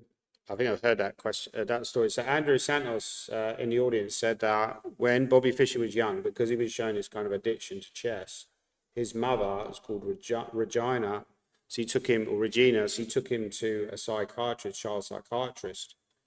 And he said, yeah, he's very addicted to chess. What can you do? And the psychiatrist said, there's a lot of worse things than chess to be addicted to. I believe he also got an IQ test of 185. IQ scored 185 when he was younger, Bobby Fischer. Did your mum ever take you to a child psychiatrist? Well, they did actually. So you've hit on a sore point here. Yeah, his name is Dr. Miles Clapham. Nice guy, actually. But that's a long story. Let's not go into that right now. Okay, so yeah, we got another Slav. So White has played. Yeah, after this Queen B3 and take on C4 is quite common. After Queen B3, it's quite common to take on C4 and play B5. Yeah, That's a typical plan. absolutely. And so yeah, it's White's play here. It should turn off the analysis, but the engine, I did notice the engine was advocating for 95 here. What do you think of the idea of Black putting the pawn on A5 rather than, I guess more standard would be to try and play A6 and then later on C5. Yeah, absolutely. Maybe not in this, maybe Bishop B7 first and then later on go for some A6, C5 type of idea. Yeah, absolutely. I mean, B4, is that a move or is that just too ugly because I'm going to go knight A4? I mean, you probably need the bishop on B7 before you can play C5. Otherwise, you have some problems on this long diagonal. Yi Chen, Dos Cooper said, Yi Chen probably aiming for GM, so a draw may suit him. However, it's a bit early to start half an hour when you've still got 5 rounds left after this. I believe, I think it's dangerous policy. Obviously, like I say, it's not a terrible result for either. I just feel like they should fight because, considering, like you say, who they could play, there's actually a good chance for them to get to. Although I'm glad actually I predicted that game as a draw, right? Yeah. Okay, so anyway, we've got that position on the board, and Stuart's thinking he's actually played Bishop F4 rather than Knight E5, which was a top engine suggestion. But Bishop F4 also looks quite good as well. So how is Black going to create counterplay in this position? I mean, can he go for this B4, C5 type idea? Maybe he needs to. His queen is lined up with the rook on D1, just slightly awkward. Just so he to can't show quite that. play it yet. Just to show that he could play it. Well, maybe Just- he could play it as a he pawn could- sack. He can Yeah. physically play it, but it's just whether it's good or not, right? Yeah. So here, yeah, It's probably feels just a bit too awkward, premature to right? play it. Yeah, feels a bit awkward. Maybe A4's a move here, Nick, but again, it's maybe a bit random, random move generator. Oak Tree says Donald Trump's IQ is 50. Bonzo the chimpanzee in the Ronald Reagan 1951 film was 100. Okay. Do you think Donald Trump's IQ actually was 50, or that's a bit of a I taking think the actually mickey? Donald Trump is brighter than people realise, but he's probably not a very nice person. But Penrose won his first title in 1958. Yeah, we discussed that the other day. Jonathan Penrose, who's no longer with us, passed away a few years ago, was the winning most British champion. He won 10 British titles. Michael Adams is currently playing in this year's British Championship. He's won 8 British titles. So he's potentially closing in on Penrose's record. But yeah, I feel like this is okay for black, but you need to come up with an accurate move. Maybe Queen B6, Nick, because often black, the very typical setup is to go Queen B6, Rook FD8, although you would go Rook AD8, of course, I'd probably go Rook AC8. and Rook AC8, yeah? But yeah, C5 is the key break. If black can achieve C5, then black's got no problems at all. So that's really the key move that he wants to play. Yeah, so it's kind of in the balance here. Let's see if there's any exciting developments in any other. We haven't looked at Bodhana yet. We normally have a Bodhana cam on because Bodhana. Actually, I also want to look at Frankie Berlusconi because we haven't looked at the Berlusconi kids yet. They're good We players, saw Frankie's game against Daniel Fernandez, didn't we, or the end of it right? when he was winning. Do you Did we? remember? I don't remember. He was winning, Oh, of course. and he blundered yeah. to this But that was like G3 idea was that the first or second round? first round. It was so long ago, I've forgotten it. So Ken Wynn says Leonard Barden, oldest living British chess champion. Leonard Barden, of course, is a chess journalist, and yeah, has also been Is British he champion. 95 years old, is he? That's a good age. Is he 95? Yeah, that's It's wow. incredible age. Still doing his columns even now. So the key to a long life is to give up chess. I think the key to long life is to win the British Chess Championships. Because it's like apparently they did a study where they said the people who were nominated for an Oscar compared to the people who won an Oscar, the people who won an Oscar tended to live to a longer age because they didn't have that kind of chip on their shoulder, right? Okay. So it could be the same in Britain. You're going to outlive me, essentially what I'm saying, right? Because you won the British and I didn't. We'll see. Still got a chance to win it myself, right? It's not over. 91. At least I don't keep mentioning it. You'll increase your life expectancy if you do Yeah. if you do win. Yeah. Knight F3, Queen D7, Knight Q3. A4 is a nice move. A very positional game, this actually. A bit dull, actually. There's not much going on. Yeah, I mean, both of them have kept it pretty safe, haven't they? Frankie's a good player. I mean, he's definitely got IM potential at least. Alex has got his IM title now. I think I know it says FM. He will be confirmed the IM title. I mean, but both of them have got brothers who are chess players. Alex is obviously the strongest of the brothers. Frankie is probably second strongest in his family, isn't he? Yeah, I mean, obviously you got a brother who plays chess. Was there a lot of sibling rivalry when you were growing up? Did you But probably when you're younger there is, but then it kind of peters out? peters out a bit as you get older. Yeah. I mean, but because who was the one who took up chess first out of you and Richard? Yeah, we took up chess at the same time. How did you learn chess? Your dad taught you? Yeah, Dad taught us, and we just played against each other. Okay. And we were quite close. Maybe when we were about 10 or 11 years old, I got a bit ahead of him. Right. And then I sort of stayed ahead of him the whole time. Although I think maybe in recent years, he's closed the gap a little bit on me. Yeah. Mainly because his children are really keen on chess, especially his son. And so he goes to the tournaments with them. Yeah. And that, that probably keeps him a little bit more active. I mean, do you want to have a quick look at Max, see how he's getting on? Absolutely. I think Max also won today in the under 16 section, so well done to him. Trying to defend his under 16 British title. Oh, he won it last year, did he? Yeah. Oh, well done. Right. Okay. So I think he's probably going to retain it. I think we should also look at people like Simon Williams and Peter Wells at some point because they've got critical games they really need to win. So we've got Max on board 29 against not a player I've heard of, Senef.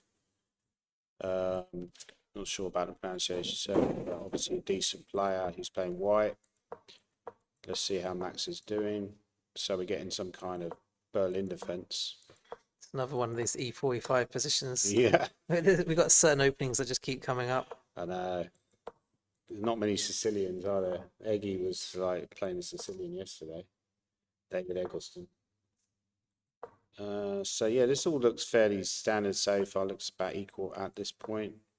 So yeah, sorry, yeah. Just one more question. We need a number of points for annual position.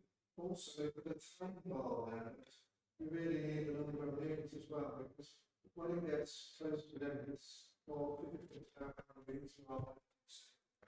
Yeah, I didn't get any of that, but He wants to see how many moves have been played on the screen. Oh, right. So my hearing's gone a bit. Position and so on. Yeah. So we got Yi Chen in the audience, by the way. Nice to see Yi Chen. Do you think that maybe you could have maybe taken a risk and played on your game, or what was the reasoning for taking a quick draw? Yeah, I analyzed what was very slightly better, but I didn't really see that. Yeah. Do you want to come up and show it, or briefly, or Yeah. yeah, You might can be a take good my idea. seat. It's yeah.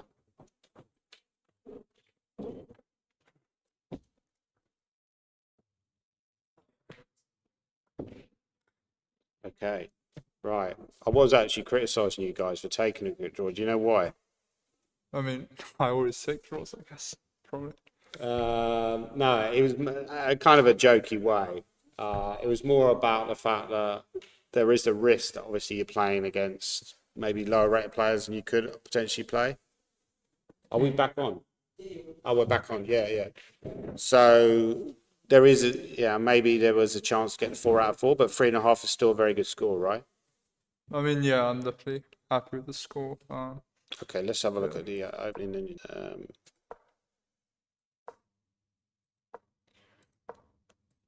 I noticed this French advanced Chen is very popular. Why do you think that is recently? Why do you think it's become very fashionable?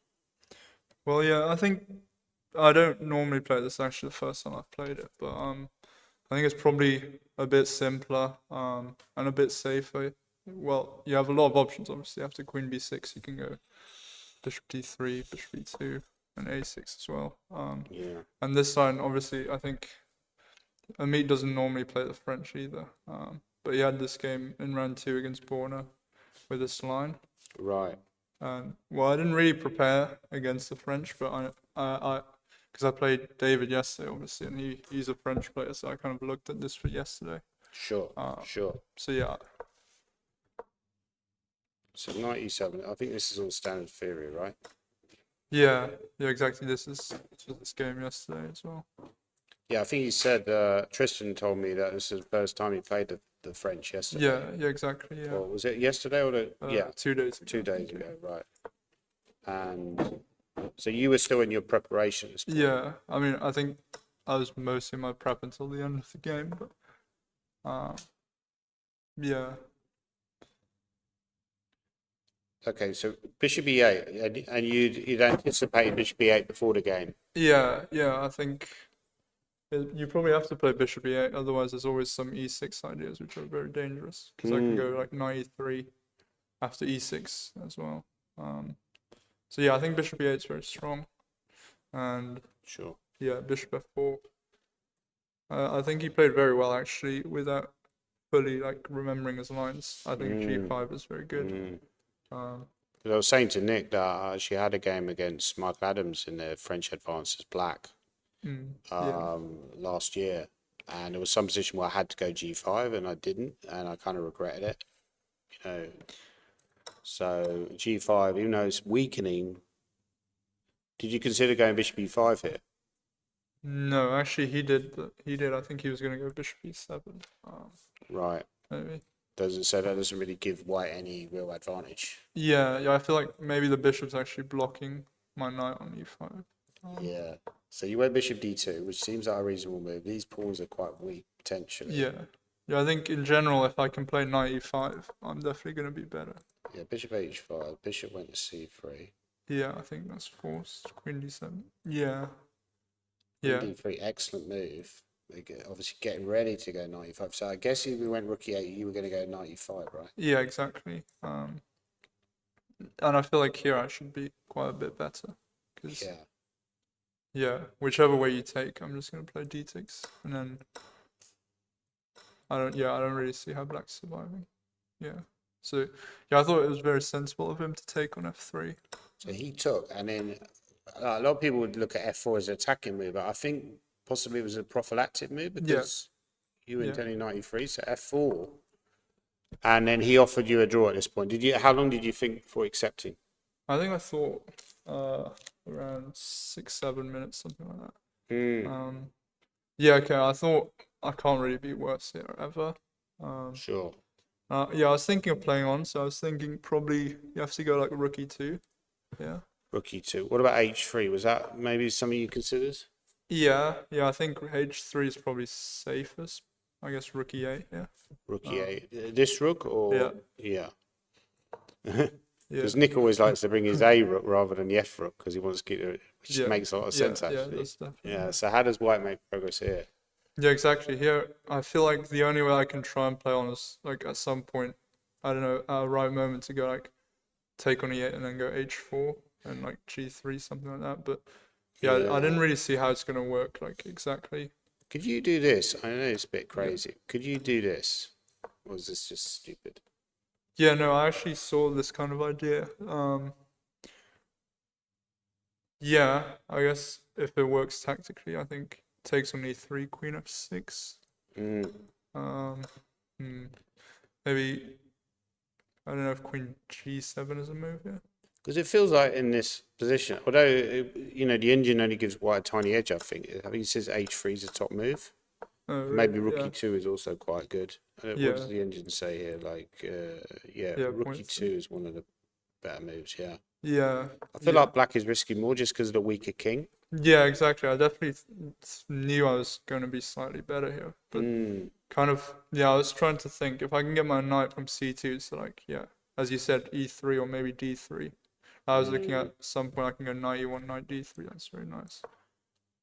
But yeah, I looked at this line mostly takes, and then something like yeah, I don't know, maybe well black doesn't really do anything, I think. Yeah. No, because I think here would be maybe Then maybe bad because of knight knight E3. E3, Yeah, right? yeah, So I saw something like that. Yeah. yeah, so okay, so would you agree with me maybe that they should introduce Sophia rules to maybe prevent draws? Because I don't think a draw here was necessarily a bad result for either of you, but Yeah. there are some situations where I think draws can be costly. Yeah. Yeah, You no. know, Yeah, I think if they do introduce that rule, it'll probably benefit me more because I tend to make and take a lot of draws even when I'm a little bit better. yeah. By the way, I think I read you did a paper the other day. Are you at Oxford School or Oxford College, Oxford I'm not at University? the uni just yet. I'm going into year 13, so Yeah. So Yu Chen, just for the audience watching at home, Yu Chen wrote a very interesting paper about rating, possible rating changes proposed to FIDE. And what was your motivation for writing that paper? Do you feel that because obviously people like Keith Arkle have made this argument about there's rating deflation. Oleg Kornev as well on Facebook has been very vocal about how rating deflation has damaged a lot of players. Do you think that's an ongoing issue? well, yeah, I think definitely there. Yeah, right now the system I think is just a bit outdated, and it kind of what it's leading to is well, it's affecting definitely some players more than others. Especially I think players are professional, but not quite at the very top level. So because yeah, obviously they're the ones having to play most of these open events where you play a lot of kind of lower rated people, and Yeah. yeah, it kind of leads to this kind of inequality where some players manage to just kind of keep their rating by playing a lot of closed invitation events or Yeah. other kind of events, while others have to kind of play low rated players where it's kind of in general the system doesn't really make sense where you're gaining like 1 point for beating like a if you're a GM, if you beat like a 2200 you gain like 1 point or something, which is Yeah, like I agree with you. yeah. I mean, I do think that in other sports, if you're inactive, your rating falls down. Like, say you don't play at all in golf or tennis, your rating tumbles down. But in chess, if you don't play for like 20 years, you come back with the same rating. And then people play all the time and they're going down because they're playing, underrated players. I don't think that's fair. So I think that was a very interesting paper you wrote as well. So, that's very interesting topic of debate. So just one final question before I let you go. Will you be looking at the other games from this round, and who do you potentially think you might play tomorrow? Well, yeah, I mean that's a good question. I haven't really thought about it too much. obviously I had double white today, so yeah, I'll have black tomorrow, and whoever I'm playing, it's definitely going to be a difficult game. Yeah, I'm not really sure yet. Ideally, I kind of want to play a foreign player at some point, because if Sure. I want to try and make a norm, and then you kind of, I'm only playing English players so far. Have you so- got any GM norms? No, not yet. I think, well, I haven't played at all this year actually, so this is my first tournament in maybe 10 months. Have you got any tournaments coming up? Probably not for another year, to be honest. Yeah, Yeah. very busy, right? Yeah, I think, yeah, I've got quite a lot of stuff with school and stuff, but yeah, probably next year I'll try and play a bit more. Yeah. Well, anyway, thanks a lot for coming up on the chat. That's brilliant. So you had an okay result today. Could have possibly been even better, but you're going to have a great chance in the British going forward. So again, yeah, thanks to you, Chen, for coming on. All right, thank you.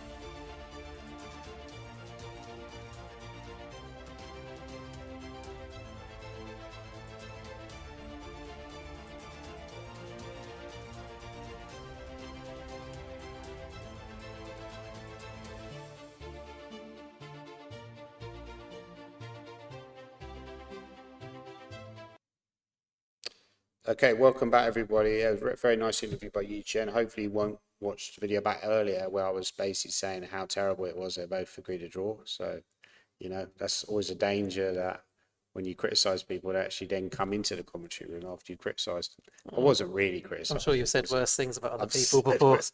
He's a very nice guy, Yi Chen, very intelligent guy as well. And I'm sure he'll be going to Oxford soon. So he's doing well, not just in chess, but in life in general. One advantage of having a quick game, if you are motivated, is he might be able to work out who he's likely to play tomorrow. So maybe he can do a bit of preparation. I mean, he might get Vitiugov tomorrow, but potentially. Also, I think, you know, I mentioned this about having quick draws and, you know, raging the goddess Kyasa. But I think for someone like me, it tends to affect my mental state. But I don't think he's somebody who suffers a lot from scar tissue. He's not going to spend a lot of time worrying about whether he should have taken a quick draw or not. He seems to be quite mentally strong. Speaking of mentally strong, Shreyas is playing well in this game. Bishop f3.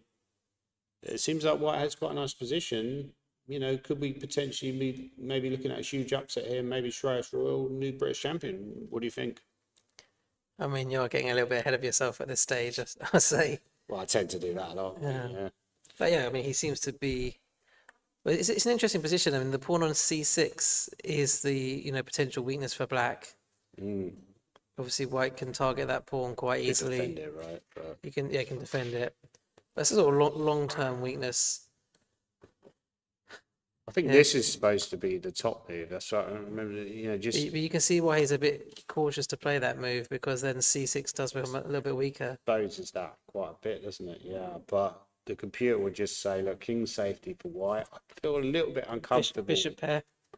Bishop pair. Yeah, dark squares. Queen coming over eventually. Well, it's controlled at the moment, so it can't go to f5 because it can, but get rid of that. I mean, I think black probably would defend the c pawn here somehow. Maybe rook c7 maybe might make some logical sense. I don't think Nikita's in any serious trouble at the moment, but clearly this is sort of test that you get at a high level. Is your opponent's played really well. He's got a good position. How do you basically nullify it where it doesn't go from being a good position to a clearly better position where you're really suffering? It doesn't seem too bad for black, like you say. It just needs to find a couple of accurate moves. Would you take on f4? Yeah, well, the reason I would, yeah, because I know it's the top computer move. But Okay. would I? Yeah, that's a good question. Would I? He has taken. Wow, this guy's a living engine, living and breathing engine. He's taken. Yeah, he's played the top move. His instincts are spot on. Taken on F4. By the way, I don't think we've seen the best of Nick. A lot of people don't really know Nikita. He's a former Russian champion. Obviously, to win the Russian championships is a serious achievement because, pretty much all the players are over 2,700, or they were back in the day. I think deflation has kind of maybe changed that scenario a little bit. He's also got to the latter stage of the FIDE World Cup. He's got a very illustrious CV. He's been over 2,750, so quite recently as well. Yeah, I played him many years ago. I think it was in 2007 in a European Individual Championship, and he just He has played. he's copying you. Did you know that was a top move? No, I knew taking on F4 was a top move, but That's good. yeah. And I think he came second in the World Junior Championship around that time. So yeah, he was really a top player. I actually thought he might be even stronger than How did you do against him? I lost. It was quite an interesting game. But yeah, I remember that tournament I had to play 2600s pretty much every round, so it was quite a tough tournament. But yeah, he's a really strong player, just a very strong all-round player. And I think this tournament he's actually looked quite impressive as well. Absolutely, yeah. He looks like the favourite, doesn't he? Everyone, the guy to beat, right? Really. I mean, that was kind of what I was criticising the draw on board too, because I think if he wins, imagine if you're if you're up floating to play and he's got white, you're feeling uncomfortable there, aren't you? By the way, Travis has played Rook AC1. That looks like he played that quite quickly and confidently. Shreyas has also been playing quite well in this tournament. He hasn't really been in any trouble in any games. Yeah, I played Shreyas quite a lot recently. And, I did get the impression when analysing him that he's a proper player. He's going to be over 2,600. I noticed some of his blitz and rapid play results were not as good as his standard play results. Or maybe they're just the games that I was looking at. Oh, you mean online or? No, over the boards, which is slightly unusual for a younger player. Perhaps, Yeah. perhaps it was just the games that I was looking at. I think he's big on calculation. And I talk about Gukesh. Gukesh is like a great calculator, but his instincts aren't quite as good. He's more tuned in for big calculation. I think he's just a good player, Shreyas. I think we're seeing that in this tournament. So Rook C1 attacking C6 again. I think he's kind of all in on chess now, isn't he? He's just going to try and become as strong as possible. Yeah, absolutely. A move that I would consider playing here, Nick. Have a guess what it is. A3, King H1. No, it's black to play. Oh, for black, you mean? Yeah.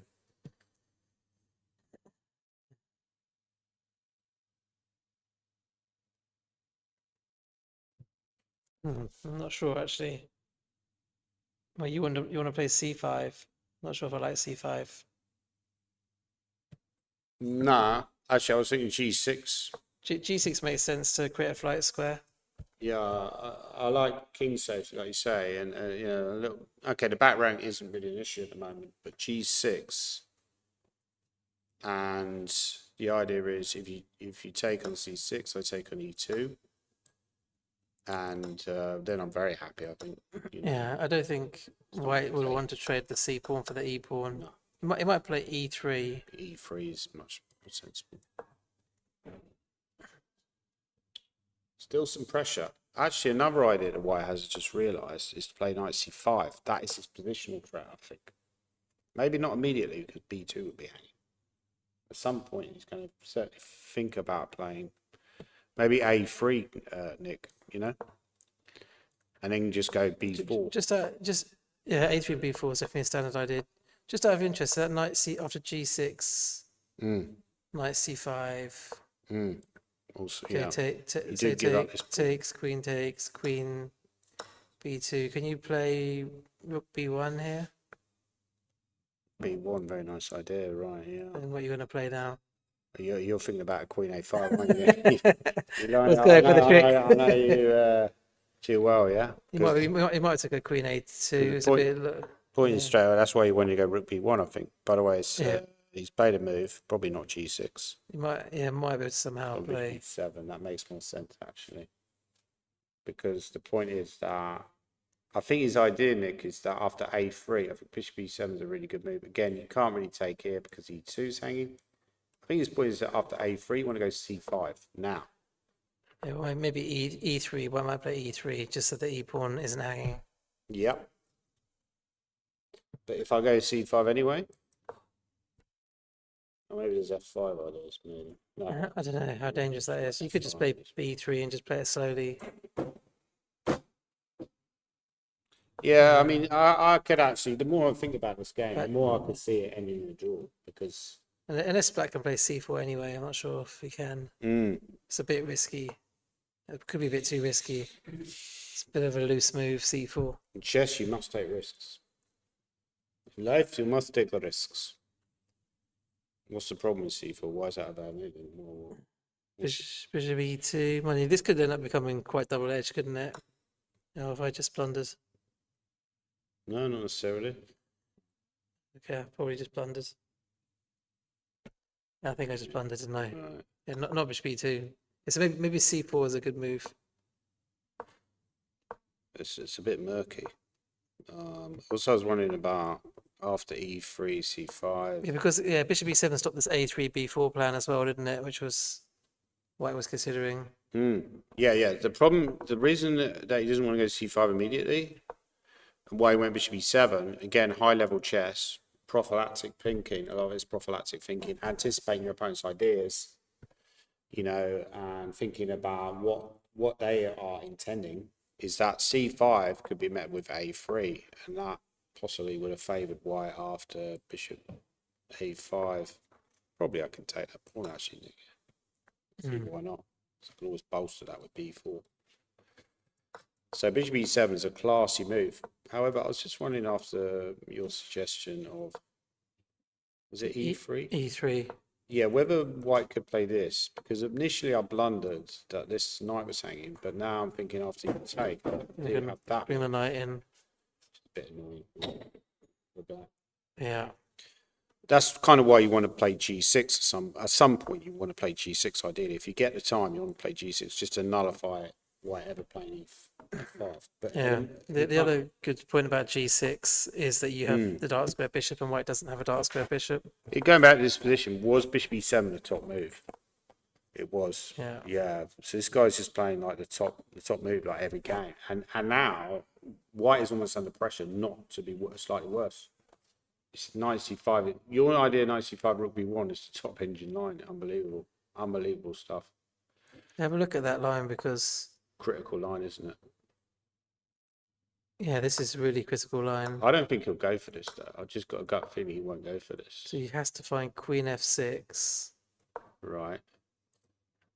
And after Queen A5. Oh, Rook B7. Oh my goodness. He's left the board. I reckon he's seen That's it. quite hard to see that line with the idea being obviously if Queen takes Bishop would be a blunder now from white. Yeah. On account of Rook takes B1. Wow. Yeah. That's quite a key line to calculate and quite a long one as well. Do you think he's seen that? Yeah. Do you think he's seen? Because you have to go for that with knight C5 is really putting the maximum pressure on black. Then Yeah. black has to find that line.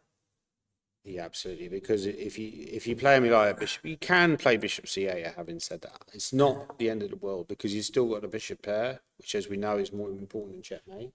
It's slightly under pressure. But it's a bit unpleasant. It's unpleasant. But like you say, this very forcing line, which you would look for because you're like, if it works for black, it's very forcing. And if it works, then we don't have any problems, right? If you're black, I'd be nervous playing this. Obviously, if you check it with a computer, it's different. But you'd be nervous you'd blunder a piece somehow. I agree with you. But why is that losing? Sorry, just out of curiosity, why does that lose?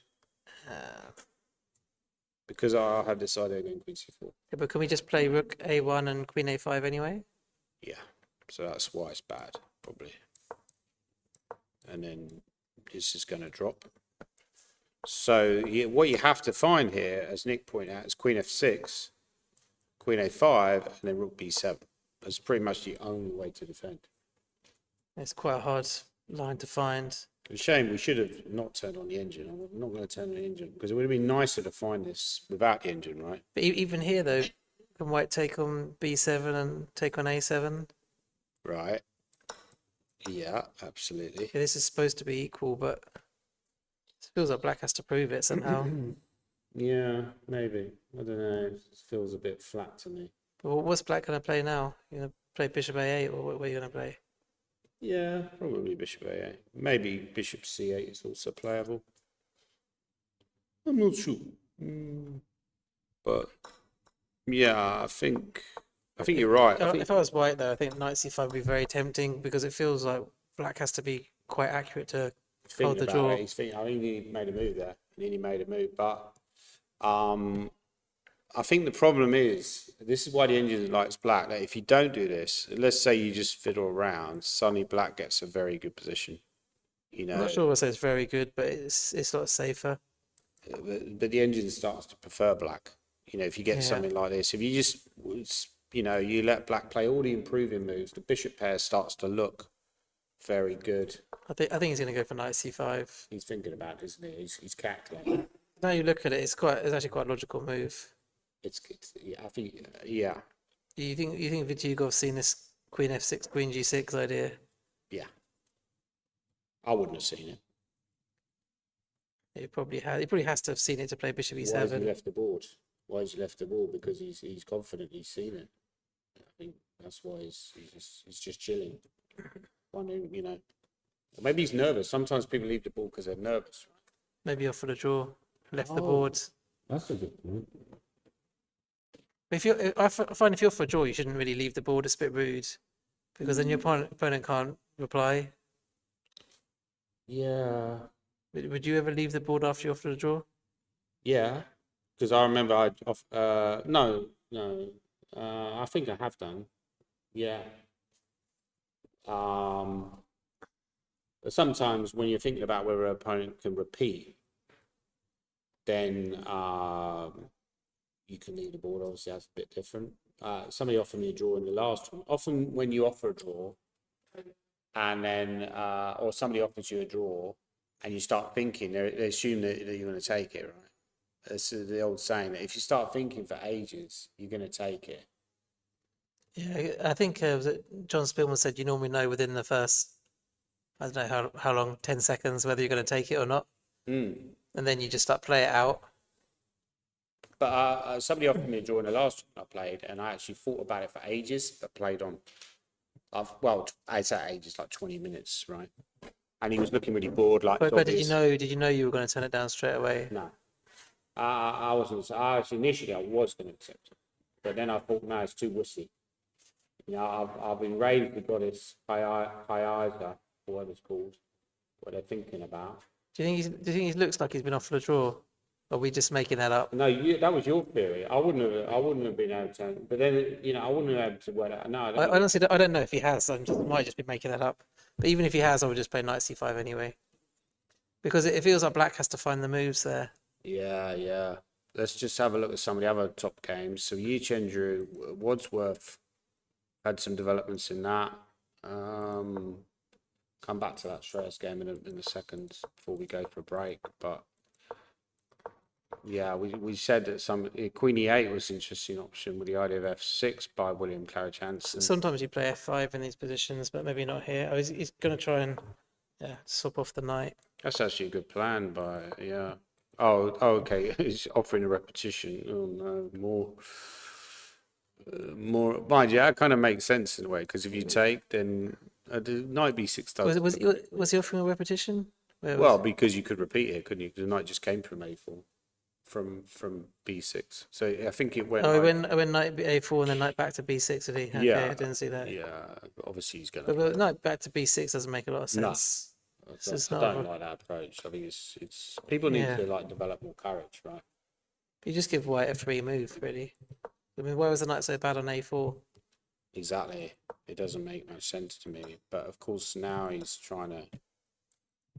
Okay, so Matthew's thinking I think the point is that bishop c1 is protecting the pawn is going to be met with knight b3, but mind you, that would lose maybe the c4 pawn, I'm not sure.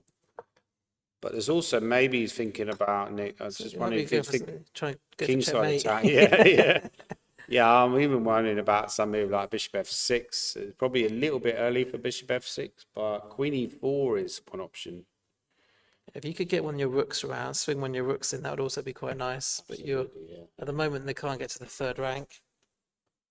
Yeah, he's thinking there. I think you just see him in the webcam there. But I queen mean, bishop c1's a safe move, isn't it? bishop c1's a safe move. Rook b1 looks no. Rook b1's wrong because you're blundering that. He might be looking for something a little bit more attacking. Yeah, I think can Black get away with that move, or is that just losing a pawn and then take? But then there's queen a4 loses. So I do somehow win b2. So that's very concrete, that lot. So I think maybe he wants to avoid that if he can. But how does he avoid it? I mean, that line bishop c1, knight b3, you could play bishop back to e3. Don't know if that's any good. Very good point. Black might play knight a5 Yeah. again. And now you could play rook b1 if you Now want to. rook b1, yeah. It's all a bit slow though, isn't it? bit slow. Bit slow. It's not really going anywhere. It feels like you're already set up for something, but like as you say, if you already had a rook on e4 here, it's looking very nice. But can you play that move, or is that a shocker?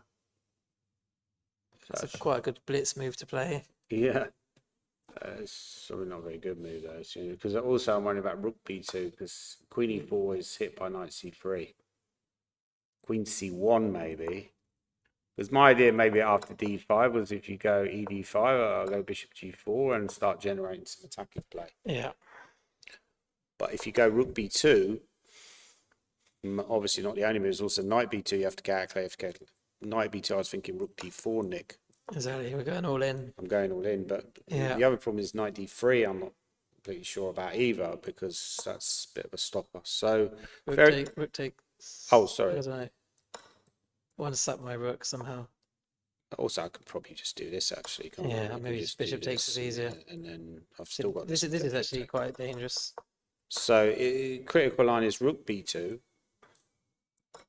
and then queen e4 maybe not because of knight c3, but queen c1. I mean, maybe I could argue this is some kind of good comp.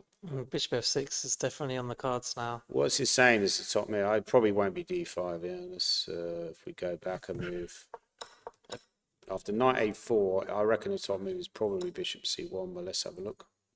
D5 is there you one of the go. top moves. Is the top move? Come on. D5. Still Is got he it. going to find it? It did look quite dangerous though, to be fair. Yeah. After rook takes b2, In fact, you can take you on want to e6. take on apparently. e6. Queen c1 is still good. But For I quite white. like queen c1. Yeah, I almost it's prefer a it. simple move. Man. Okay, so yeah.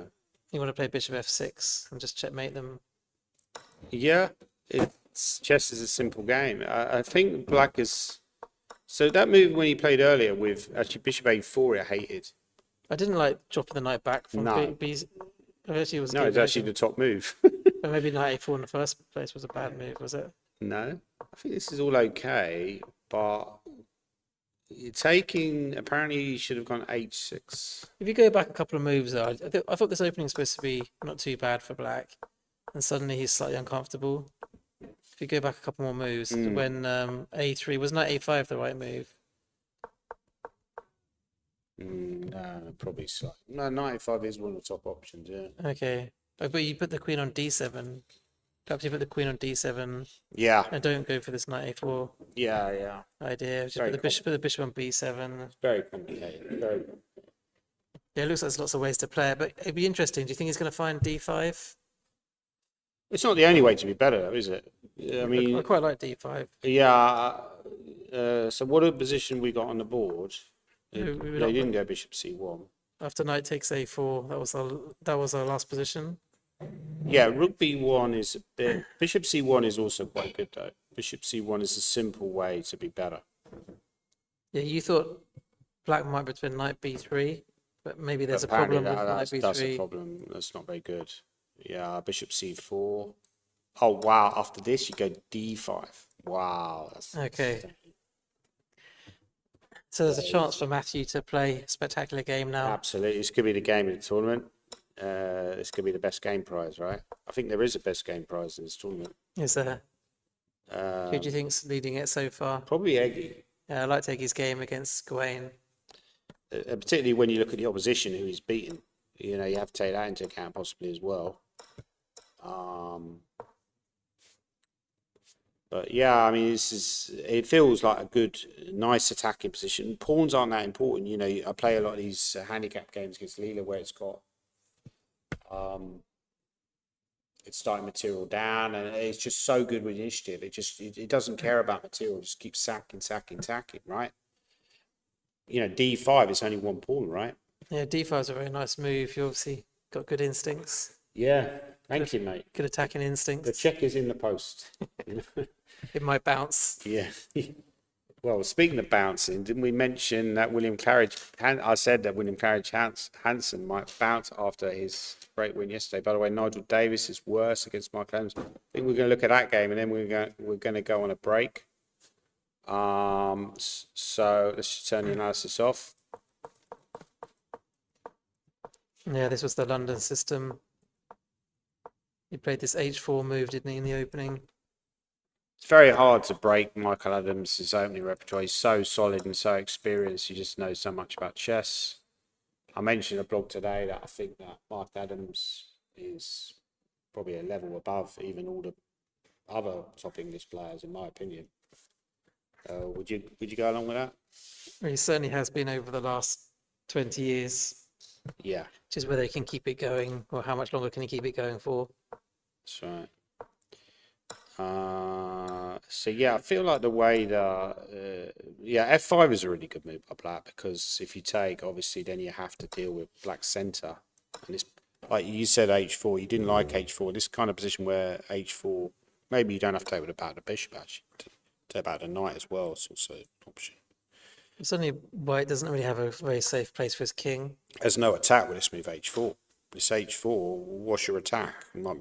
King's side is completely well defended. And like you say, you know, for castle, h4 looks ridiculous, right? So f5 is a great move by Adams, and his idea is to go knight c5 and then put the knight on e4. And Nigel Davis played knight b3, knight c5. So the current position we've got on the board is bishop b5 was played. Rook c8, rook f7. Yeah, I think Nigel's just trying to keep it solid now, isn't he? So solid crew. Is there a chance to sacrifice a pawn here for a bit of initiative? Maybe take on e3 and play f4. Absolutely. Do you think White would take back the queen or the rook? Probably. I thought the queen. You have to take back because then you're not even sacking a pawn, are you? It just looks better for Black. This is just tremendous. Queen is coming across, rook is taking. So queen takes, and then you wanted to go f4. Yeah, that looks kind of unpleasant for White, I would say. But let's say carry on taking. Yeah, I guess White does have this rook d4 move coming, doesn't he? Queen e. What would you think? Maybe rook c4, rook f8, or queen e7. Queen e7, rook h1. Yeah, perhaps we don't have to play f4 straight away. Maybe we can try and just threaten it somehow. But if we play rook c4... Well, he hasn't taken yet, has he? Maybe won't take as well, of course. Quite possibly. Rook c4, yeah. Intending f4. Rook d4 from White. Just about hanging on, yeah. Because if you allow f4, it's really bad, and clearly f4, d4 just looks a bit scary as well. So rook d4, like Nick suggests, seems to be holding on. The other thing I think Black has in this position as a potential plan, Nick, is to go a5 and b4 and play the Keith Arkle favourite, which is the minority attack. Yeah, it's certainly an idea, isn't it? Yeah, I wonder how Keith's getting on today against Donald Mason. Even h6 and g5 was another idea as well. This is a Mickey type position where he's got a nice counter-attacking position and he's very safe. His king is incredibly safe. He's got no danger to his king whatsoever. He's Um, not. Yeah, I was going to say, White doesn't really have a great plan here, does he? I think this has gone slightly wrong strategically for Nigel, I'd say. Anyway, I think we're going to break now because we've been going for quite some time. We'll have a little break and then we'll come back in about 15 minutes.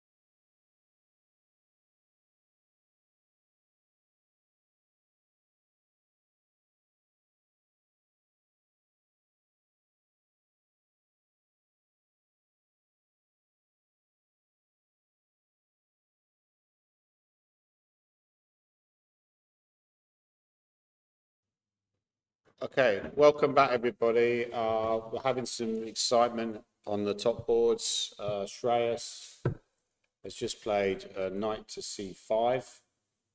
Obviously, we've already had a draw on board 2.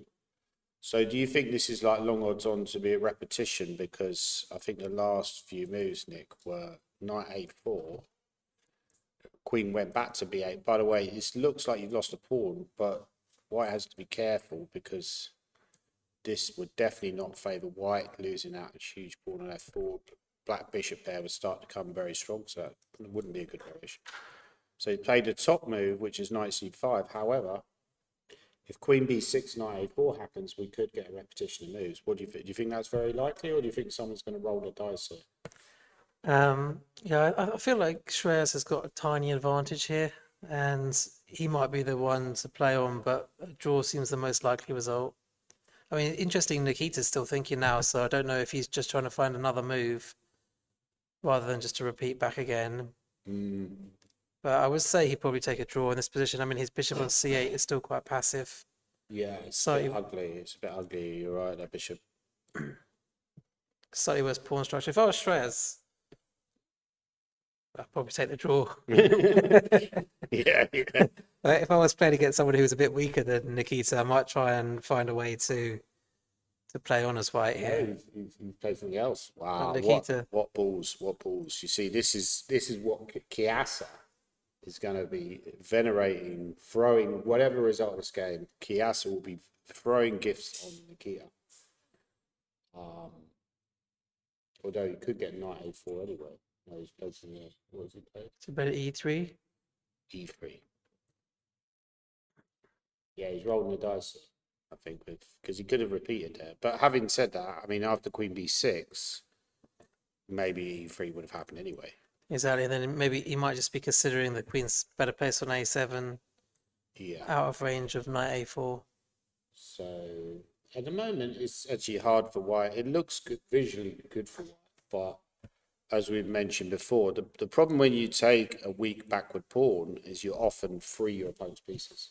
So that pawn limits what black can do, but as soon as you take that pawn, well, you know, as soon as you take that weak pawn, then that bishop potentially becomes more active. A move that I would think maybe might happen over the next few moves, knight d3, potentially going to e5. However, knight d3 does run into bishop a6 ideas. Yeah, wherever you move the knight, you actually activate black's bishops. Black, he might play your move g6, you never know. Yeah, I feel like that's really, I feel it does feel a bit uncomfortable for black's position, I must admit. It does, but as soon as that knight moves, yeah, black will get a lot of activity. I mean, he won't necessarily play g6. He could play...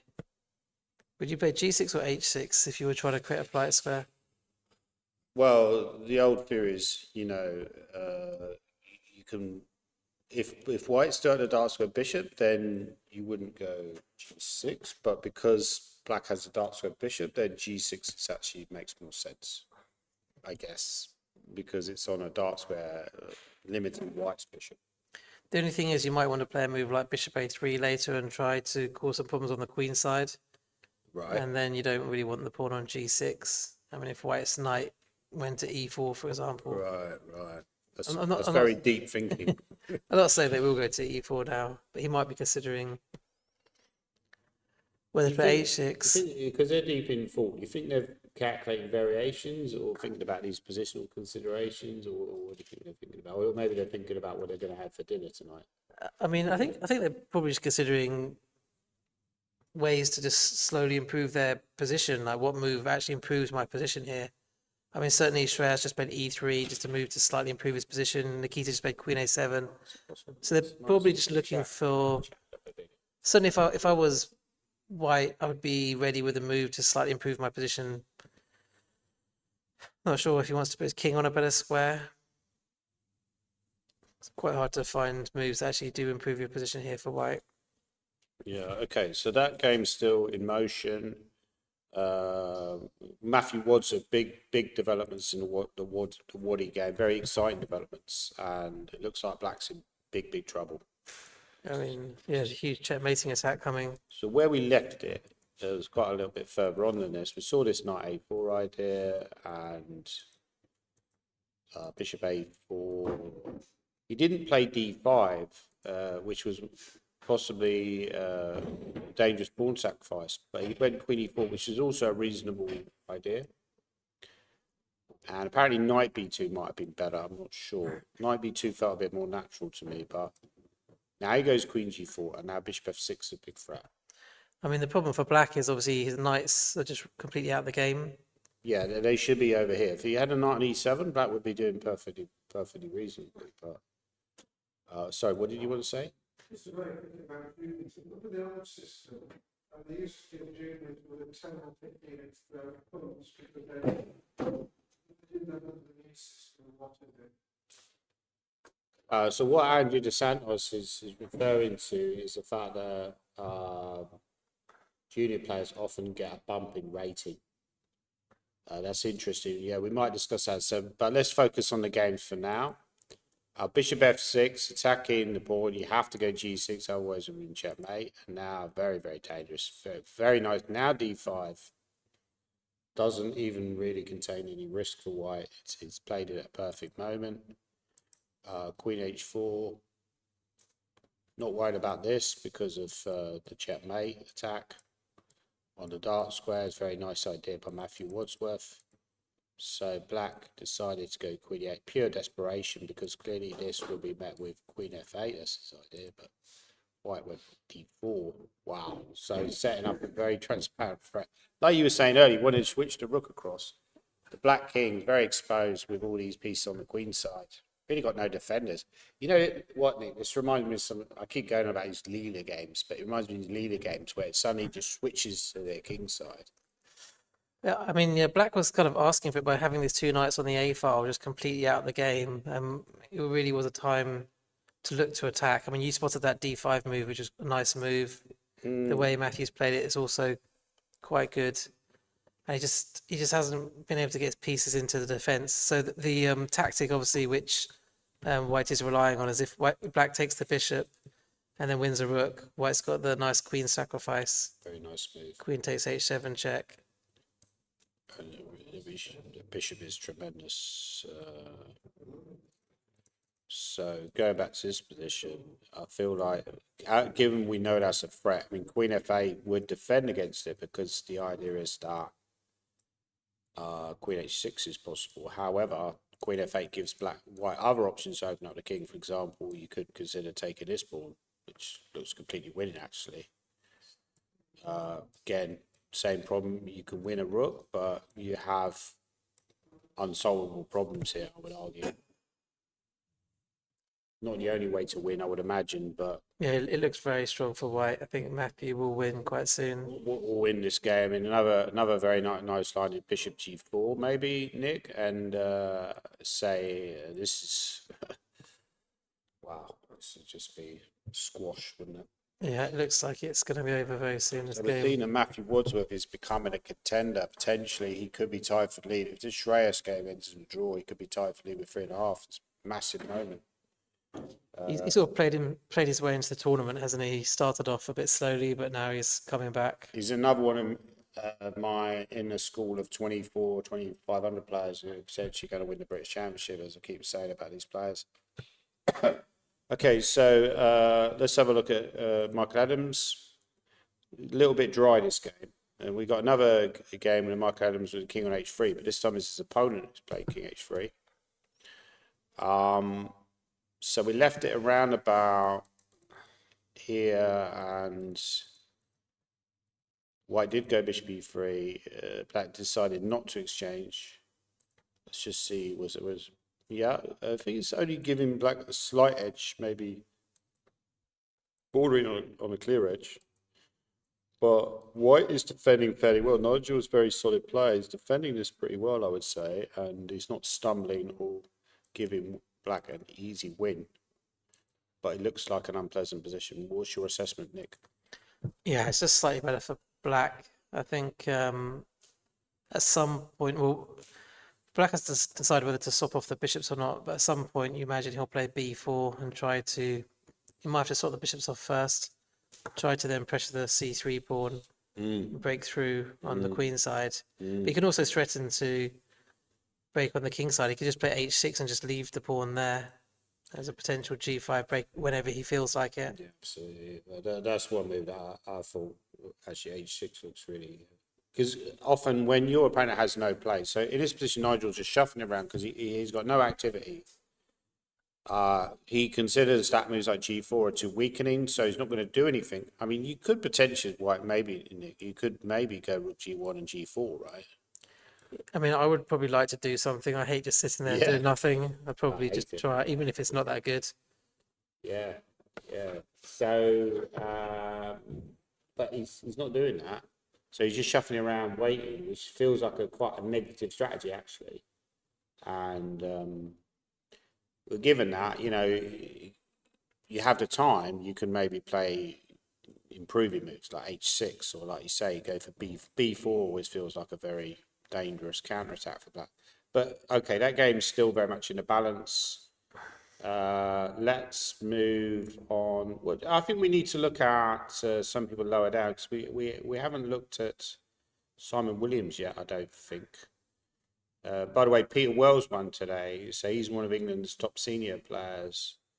So potentially, we had this argument yesterday, didn't we? I think the top over 50 prize should be in the British itself. There shouldn't be a separate senior tournament. Yeah, I think so too. I mean, most of the over 50 players or the titled players are in the actual main championship. I mean, you can have a separate over 50 tournament for people to play in, but the over 50 British champions should come from the British Championships. I agree with you, because I mean, let's be honest. If Mark Adams say wins the whole tournament, which is entirely possible, how could you say he's not the top over 50 player? Above whoever wins the actual senior championship. But looking at this game, we got this current position on the board. I mean, going back to your last point, the ladies' prize is the highest scoring lady in the British Championships. So why can't the seniors' prize be the highest scoring over 50 in the British Championships? I think they like the seniors. I think the ECF are really keen on seniors chess. I have spoken to some people involved in junior chess. I think they're actually annoyed about the amount of money that gets pumped into seniors chess. I think it's wrong, but that's maybe a separate argument. Yeah, I like the idea of seniors chess as well. I think it's a good one, and I do like the idea of having a seniors tournament. But if all of the strongest players are in the main championship, then the title should probably be part of that championship. Yeah, I agree with you. This game is a real mess, isn't it? I mean, it feels White's a pawn up, and both players are attacking. This is a dangerous counter attack threat line. Simon, he's a very dangerous attacking player. Once he gets the initiative, he can be. So what should White do now, do you think? Maybe rook g1, is that a move? Is it White's move? Yeah, that's what I was thinking as well. Rook g1, and just creating this threat. So clearly now b4, maybe. Can you play rook g takes g7? Yeah. What do you do after this? Can we go queen h6 or not? It feels like a move, yeah. Kind of rook 1 stuff. Rook 1. But, checkmate ends the game, right? And, that's why I like checkmate, because it's simple. You don't have to think about strategy anymore. I thought you prefer the bishop pair. Oh, that as well, yeah. Somebody said, same same guy that wrote A Hustler. I mean, I think he means A Hustler.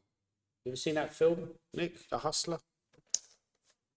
Just remind me who's in The Hustler. Paul Newman. Paul Newman. Yeah, I yeah. think Simon's normally quite a good hustler, isn't he? Simon Williams. Who else was in The Hustler? Can you remember any of the other actors? I must admit, I can't. I know there was. He plays a poor hustler, doesn't he?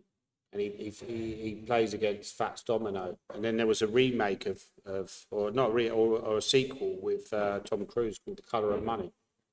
And Paul Newman won an Oscar for that. It came out in about 1986. Because I remember yesterday, Kevin Winter was complaining about the fact I wasn't doing enough movie trivia. So I need to bump up my movie trivia score. But going back to this position, Nick, what about, so can you throw in a defensive move like a rook G8 or, looks a bit ugly rook G8, doesn't it?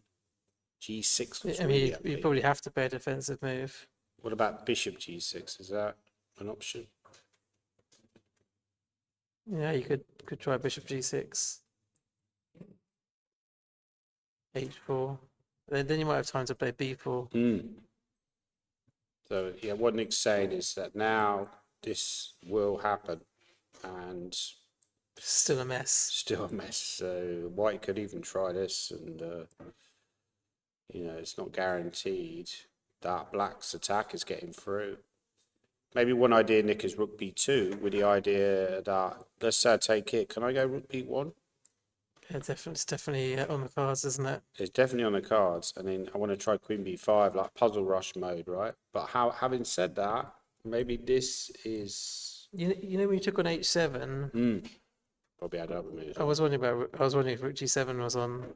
Yeah, well spotted. Maybe you. Jackie Gleason, yeah, didn't he play not Domino Fats or what was it, Minnesota Fats? Jackie Gleason, yeah, famous actor. And who played the love interest? Maybe it was Mel Brooks's ex, or am I getting confused with another film? Actually, you might have rook B1 here anyway. Maybe still Rook B1, right? Yeah. Yeah. Okay, so this is very sharp, but Simon's under a bit of pressure. He's played a move, by the way. What's he played? No, he didn't go. He's trying to play defensively. I don't like that. Queen C6 looks weird. And Rook B7, that's weird. You should be attacking over here, not starting to block files. Surely allowing stuff for Queen F3 and stuff. I don't know, it just feels, maybe this is okay, but it just feels wrong. I think rook G1 would have forced a concession. Yeah, I mean, if we go back to the position of Rook C7, A5, surely Rook G1's top move here. It is. Yeah. But fairly obvious, right? It's like a move I think you just play instantly. Yeah. This is not a good move, and That's a blunder. that's a blunder because now Queen F3. So Simon's surviving. Simon's more than surviving, actually. If he finds Queen F3, in fact, there's more than one winning move now, B4. That's quite a shocking turnaround because White was Yeah, White was well well up on the clock and just rushed it. So this could be something that James Golding takes away. If you're watching this video, James, take your time. But also in positions where both sides are attacking, you normally can't really defend. You just have to attack fastest. So you should just try and play attacking moves. I think this whole Queen C6 or Rook B7 is just wasting time.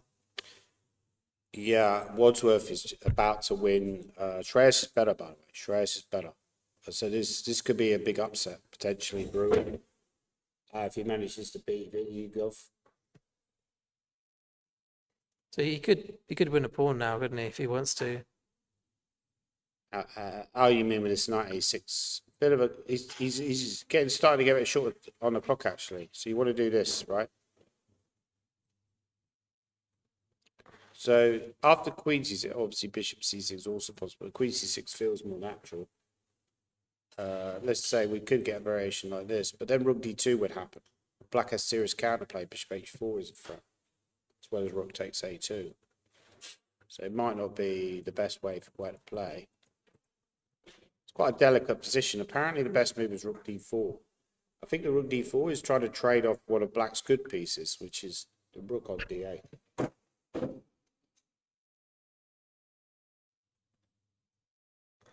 Yeah, so Shreyas is really thinking here. He's burning out the clock. It looks quite calm. Vitiugov has left his board again. So again, I think he's just trying to create this kind of impression of confidence. But is he that confident in this position? I'm not sure. Did he leave the board in the other games or not? I don't remember him leaving the board. He did. So he's a bit nervous. He's under a bit of pressure. It's understandable that it's. press on us a few minutes ago in the Sorry? he looked that he was more nervous rather than trying to create any pressure. Vitiugov. Yeah, well, we all do that. We all do that. But in general, Vitiugov's quite a cool guy, I think. Yeah.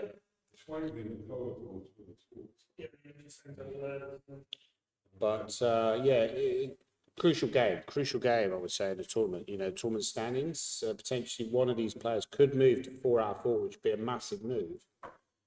And if Shreyas does it, he'll be clear leader and potentially closing in on his first British Championship title. And Vitiugov is in the same boat. You know, if he wins, he's potentially going to be, well, he's only going to get wide in the next game. He's going to be in a huge position. He's going to be long odds on to be British champion, I would say. So, yeah, this is a massive, massive moment. You know, it's early on, but I often think the early games, Nick, they really dictate. People focus on the later rounds, but really any round is just as important as another. I mean, it's a bit of a sprint, isn't it? Only 9 games. So if you lose a game, obviously Gawain lost a game, and now he's a little bit under pressure. He has to win every game.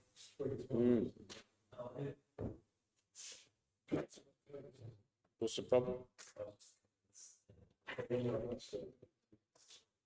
Okay, so are there any other games that are interesting? What about, let's have a look at, which game do you want to look at, Nick? Maybe Gawain's game, see if he's coming back. Let's have a look at Gawain, because Gawain, the defending champion, his opponent is getting very short on time, Lan Yao, and he's comfortable on the clock, right? But he's not going to make the same mistake that James Golding made of moving too quickly and spoiling his advantage, I don't think, because he's too professional for that. So I think he's going to probably play the best move. He just wants to set some challenges for Daniel now. Okay, so he went rook d2. So very clearly, he just wants to grab this board and relieve some of the pressure. So he's got a solid defensive player, I must admit, from my experience. I played at Hastings 1 year and we drew in the end, but I was winning the end game and I couldn't believe how well he defended. I just think in general, Chinese players are very, I mean, I know this is English now, it's come from China originally. They're very good defensively and they're very, very strong mentally. They don't stumble mentally. Do you look at different nationalities and say, you know, that nationality, or is that kind of a racist way to look at it? No, but I do think different nationalities have different styles of playing. English players probably tend to be a little bit more on the aggressive side, don't they? Yeah. I actually found African players quite attacking players. They like to checkmate you, whereas like Russian, Chinese players are more, they keep everything under control. More technical, aren't they? More technical players. So maybe you're secretly Russian. Not sure about that. Or Bulgarian, yeah. You're a secret agent. So what would you play here? Bishop e5 maybe is maybe a move. That's definitely an option. She's maybe trying to encourage Bishop e5 to just try and get another piece off the board. Yeah. Gawain probably wants to keep all the pieces on the board. Absolutely. That makes it as complicated as possible. Could he go rook d8 or is that a horror show? I could play rook d8. I can tell he wants to make a move like quickly, but he's yeah,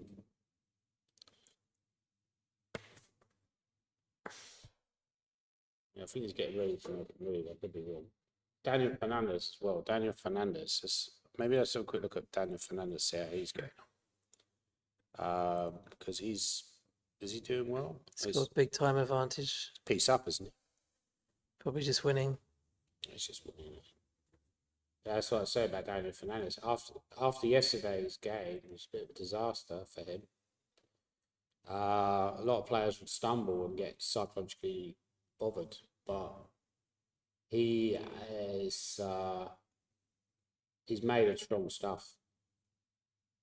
He looks very composed there, yeah. So he seems to be winning with the extra piece. What about Brandon Clark? Because Brandon Clark's game's a bit of a topsy-turvy game, actually. By the way, Peter Robertson managed to win. That was a good win for Peter Robertson, as we kind of expected him to win from that opening. Bit of a disaster for John Richardson. Wow, this game's changed a lot. He's very low on time, isn't he? But he's got some quite concrete checkmating ideas on on the king side. This has gone wrong, completely wrong for white, hasn't it? But Considering has what it we gone had completely earlier. wrong for what's black going to play? You think he's still winning? Or he wants to go rook D. Do you want to go rook D4 and Rook try and, d4 and rook takes f4. yeah, you could try and play that. Ugh. Try and sack the rook. That's a checkmating attack if you get a rook takes f4 in. It could well be, yeah. So what would white play after rook d4? So I'm thinking that move. Can you play queen a7? Ah, you sneaky. You tricked me. To control the f2 square. That's a good. Because you can see Jude is well up. Well, he's got well up. I mean, Brandon's taking a huge risk here. If this attack doesn't work, so his clear intention is to go Queen A7 anyway, right? Yeah, or queen e8. Or Queen E8. Or So just checkmate. this is a very concrete position. It either works or it doesn't. Yeah, it feels like someone's going to get checkmated quite soon. Can I go here as well? Is that another candidate move? Because now I'm threatening mate. I feel like this is losing for white. It just feels losing. But you do have Rook F7. Maybe that's just I petrol. think you're forced to play rook f7. Is that actually even a perpetual? Is this a perpetual? I'm not sure. 'Cause it doesn't Because look like black's still threatening mate. perpetual. Oh no, you've got check. So you attack the king. Now, at some point I want to block the rook, but after this you go check. Now, if I go here, you take. With check. So maybe I have to take a draw. Because if I go here, you have Queen E6. Yeah, that's definitely perpetual. So I think black has at least a draw here. The question is whether maybe G5 is also moved. Nick. G5 check. So just go back to that. No, go back to that line which you just looked at. Though, Mm. after Queen E2, Rook Sure. F7, King F7, Queen B7. What if we play King G8? Say Yeah. we try and you hide on wanna hide. H6. Yeah. Hidey hole. This will be placed after Queen E7. Sorry? Oh, G4. Well, That's quite it's quite optimistic. I think that's checkmate.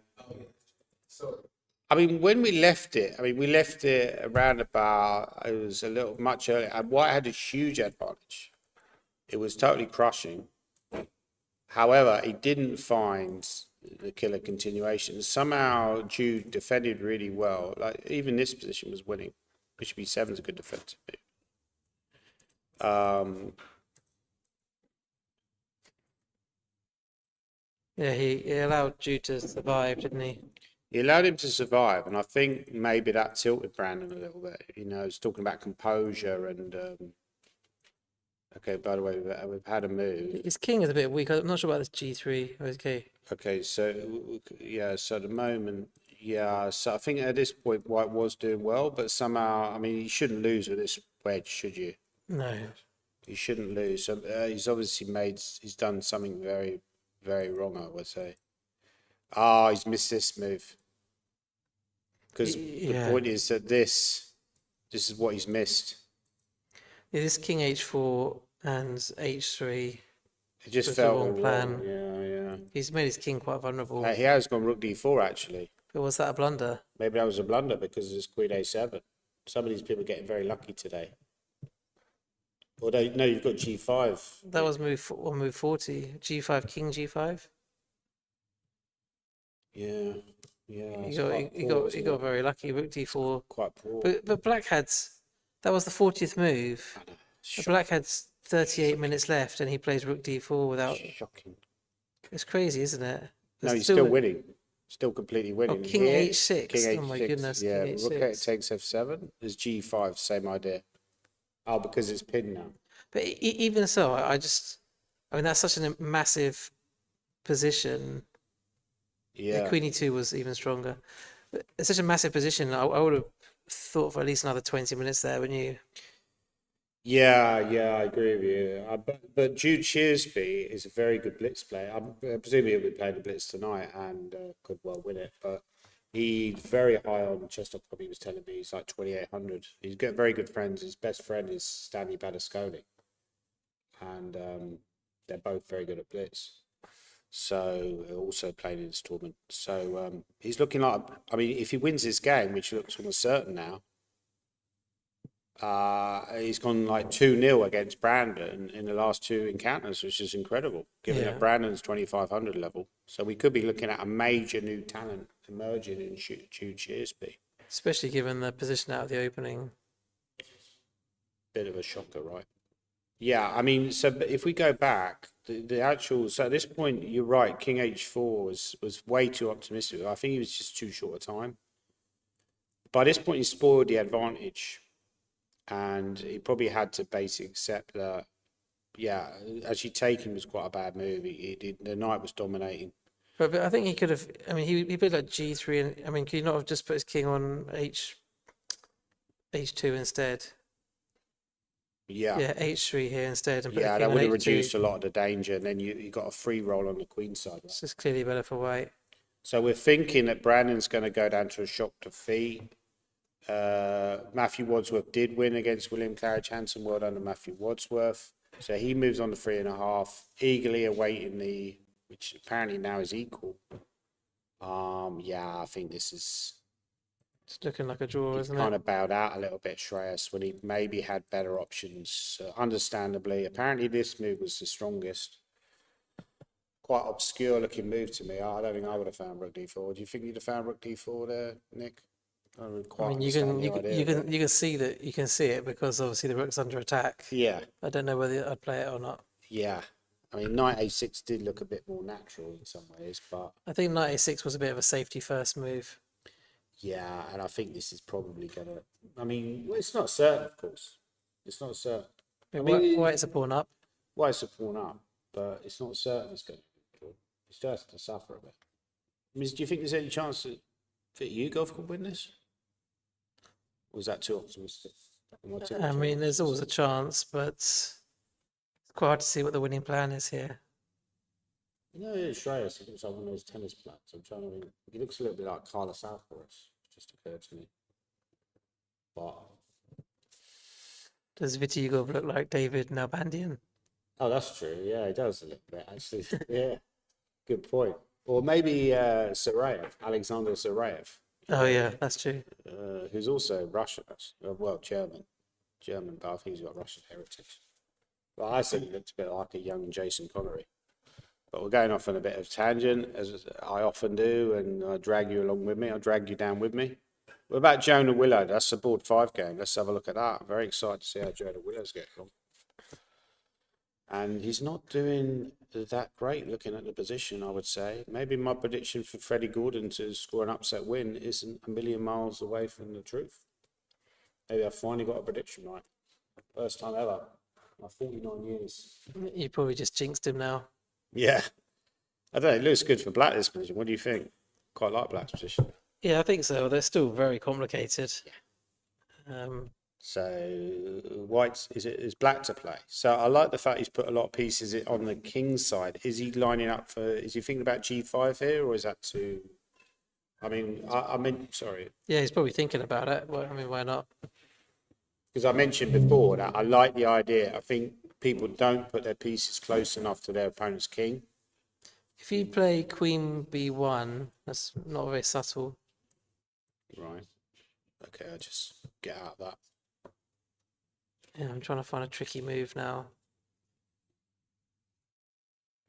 There is Rook B8. Rook and- B8 Rook anyway. B8 and then take on G5 or Knight F6 ideas, right? Yeah.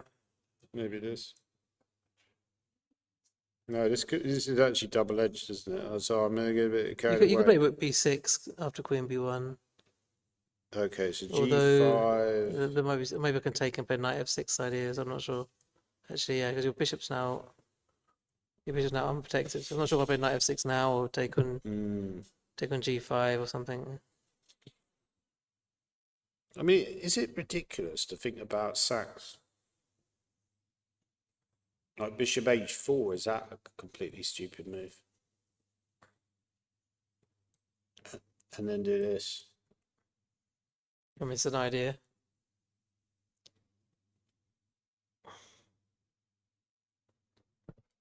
But again, you have to be a little bit concerned about like rook b1 or some kind of counter attack. At least you've got an exciting position in this game. This is kind of maybe knight d4 as well. Maybe there's an option for black. There's quite a lot of interesting ideas for black here. So Freddie's thinking he's got like 14 minutes. Just like Chris Duncan. How do you get on in the over 50s today? Sorry? Are you on 2 out of 2? Oh, no. Got to stop Keith.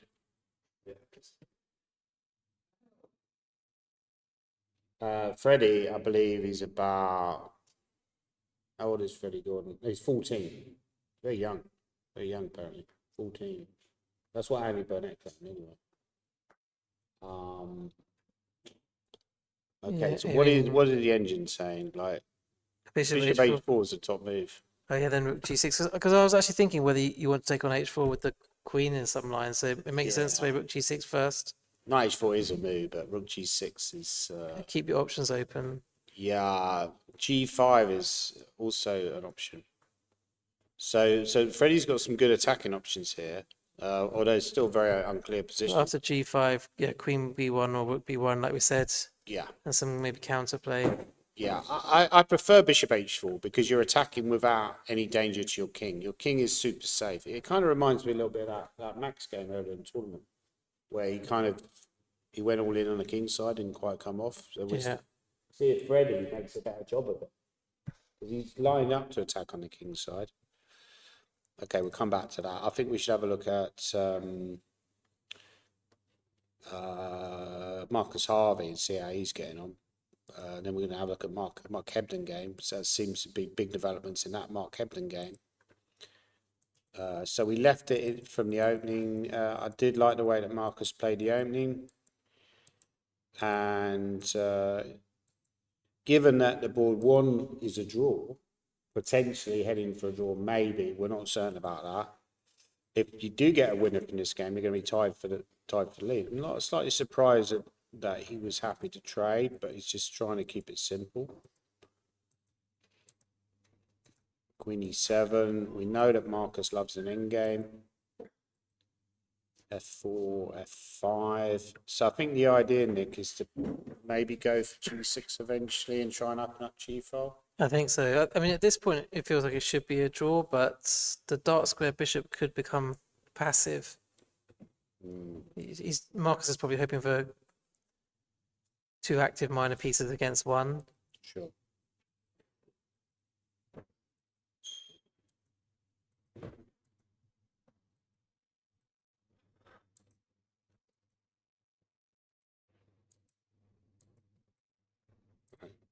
Just how do you get the knight into the game?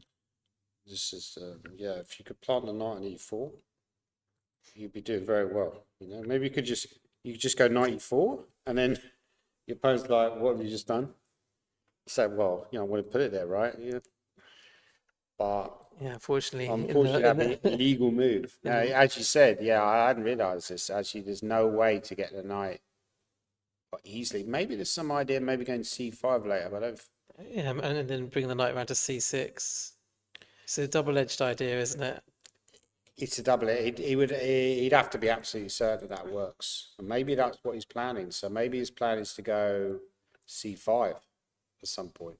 But white seems very tied down, Nick, and really no great active plan. Yeah, I think white's just sitting there. So if you're going to try and win, you have to get the knight into the game. Mind you, is bishop g2 a move here? Oh, maybe his idea is knight b8, so you defend c6. Or you take and go knight b8, I'm not sure which one you do. You can go bishop c4. Bishop c4. So, can I sack these? Do we mind? No, Just hang take on, it. hang on. This is hanging. No, sorry, I can't do that.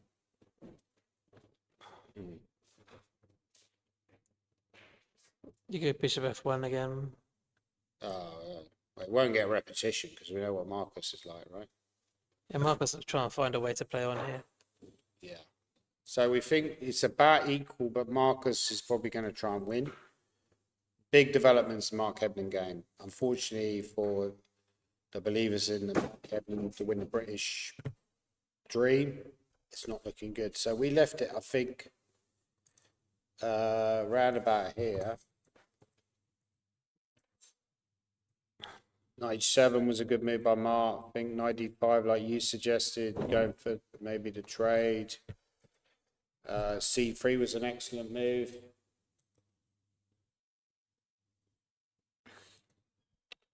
97, 93, bishop e6.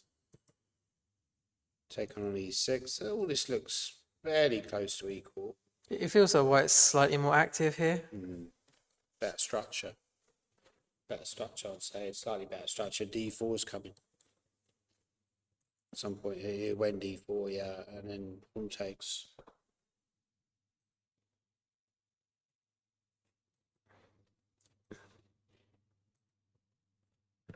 So I think his idea is maybe to go king h8 and try and do something on the king side. Something active on the king side. This still looks okay for black at this moment, but Still, I still think black's suffering a bit here. yeah. So this is c5. Knight f4, nice move. But rook c1. So now there's a threat on b7 structurally. Black is doing very badly, I would say now, because pawn on b7 is weak. His idea is knight b6, knight d6 sometimes. He went rook d1. Yeah, I mean that's an impressive move actually. They waited for him to go rook d7 anyway, rook d1. And then we got current position on the board after g4. This doesn't look very good for Martis. I mean, so let's say black moves the rook somewhere. Where does he put rook f4? He's gone rook f4, yeah. Can you just go for the straightforward d7 here Yeah. and Rook rook c2. c2? Yeah, how are you stopping that threat? This is game over, I think. Quite a simple win. I mean, if we go back, at what point this analysis, actually, yeah, you're right. So maybe this is already bad. And then there's this guy, Chapor, I'm not sure how to pronounce it, played a great game. But we didn't really like rook e8 and knight h7. That felt like a No. odd way to combine moves. Yeah, I think you spotted that. And it looks like the guy's played really well, to be fair. I mean, he's not really given Mark a sniff in this game. Normally, Mark's a very dangerous counter-attacking player. He always gives his fans, many fans, like, you know, some excitement, but not much excitement in this game. It just feels like inevitable loss. So desperation, he decided to change queens, but now very simple win with d7. So unfortunately, as much as we like to see Mark win the British, it's not looking good at the moment. So that game could well end in a win for white. No. I mean, he's come close. He's come close on many occasions. I think there was one year. I think actually year you won it. Actually, he had a winning rook and pawn endgame against Keith, and it was a draw. If he'd won that, he would have got into a playoff. Yeah, he would have had a chance of a playoff. And there was that other year where Hawkins won it, but that was a upflow. So he couldn't have actually won that year. But I think there was another year, Dundee, years ago, where I think him and Keith were leading, and they both lost in the final round to like Michael Hennigan and Darshan Kumran. That was like before I started playing the British. So he's been close on a number of occasions, but it's hard to win the British. You look at some of the people who are playing it. Gawain Jones, by the way. Daniel Fernandez has won. Brandon Clark has lost to Jude Cheersby. Huge upset. Well done to Jude Cheersby. Do you want to have a look at the end of that game? Did it finish as we expected? Yeah. So we saw it around about rook takes d6. Brilliant move by Jude Cheersby, who's a great tactician, great attacking player. Could do with improving his defensive play at times, I would say, if he wants to reach the higher level. But Queen a7, King h6. He did find that King h6 idea. Wow, that's amazing with this idea g5. Queen a8, Rook takes f4, and he gave up the game because obviously this, Queen f2. King g4. Actually, I don't actually see the winning idea here. Sorry, I blundered. Have I blundered there? What's actually, why is he resigned? Oh, because you can go here, and then you go here. And when you go here, you win the Oh, yeah, queen. very Very clever. nice Yeah, idea. clever idea. Very nice idea. And when you go to h4, you have g5. Beautiful, beautiful stuff. So it feels like actually like a lot of games just finish quite quickly, actually. I mean, this one will be a hard one for Brandon because he's such a good position at the opening. Very tough defeat. Very tough defeat. I think Brandon's a great player. You know, he's got a lot of potential, but yeah, he's going to now have to find a way to bounce back. How many points has Stu now got? 3. He's got 3, so he's up there. He's up there. If this game was a draw, he could only be half a point behind. So we could be looking at Jude Shearsby, British champion. That would be amazing. What about Stuart Conquest? We haven't looked at his game, but also I think we need to look at Gawain, the defending champion. Apparently he's now, I think your prediction that he would win, I went for a draw in this game. That was just a gut feeling, but it's clearly not backed up by reality. I mean, Lanyau's down to the increments the next 3 moves, so he's just going to try and finish it off now. He can win the c2 pawn. You want to just take.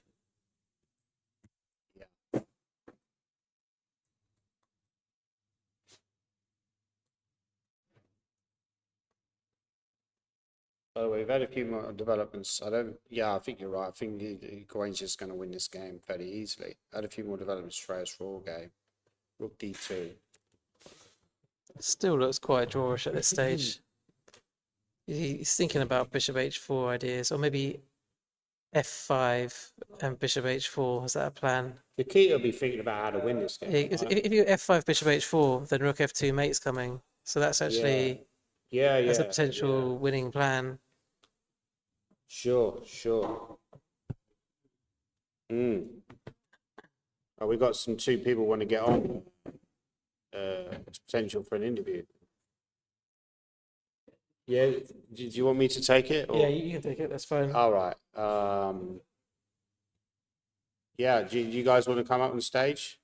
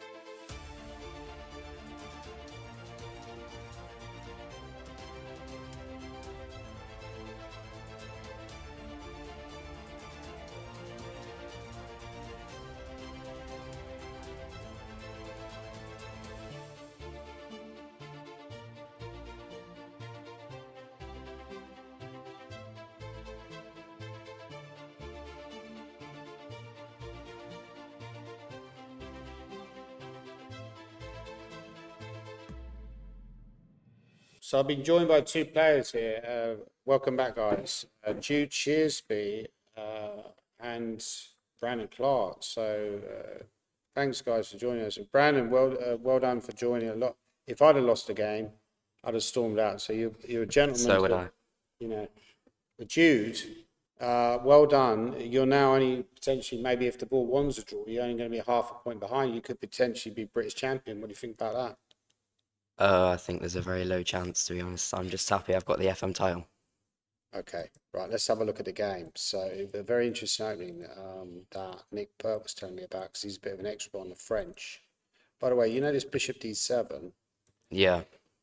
I once had this against Kolbus, who sadly passed away last year, I think. Dietmar Kolbus from Germany, probably potentially originally, but he lived in the Isle of Man. So the strategic idea is to go queen b6, bishop b5. I think a good move order is bishop d3. Did you consider playing that, Brandon? No. What's the difference after queen b6? Well, the idea is you take on c5, and after bishop c5, you go queen e2, which just kills this idea. Okay. So when they go a6, Some b4 maybe.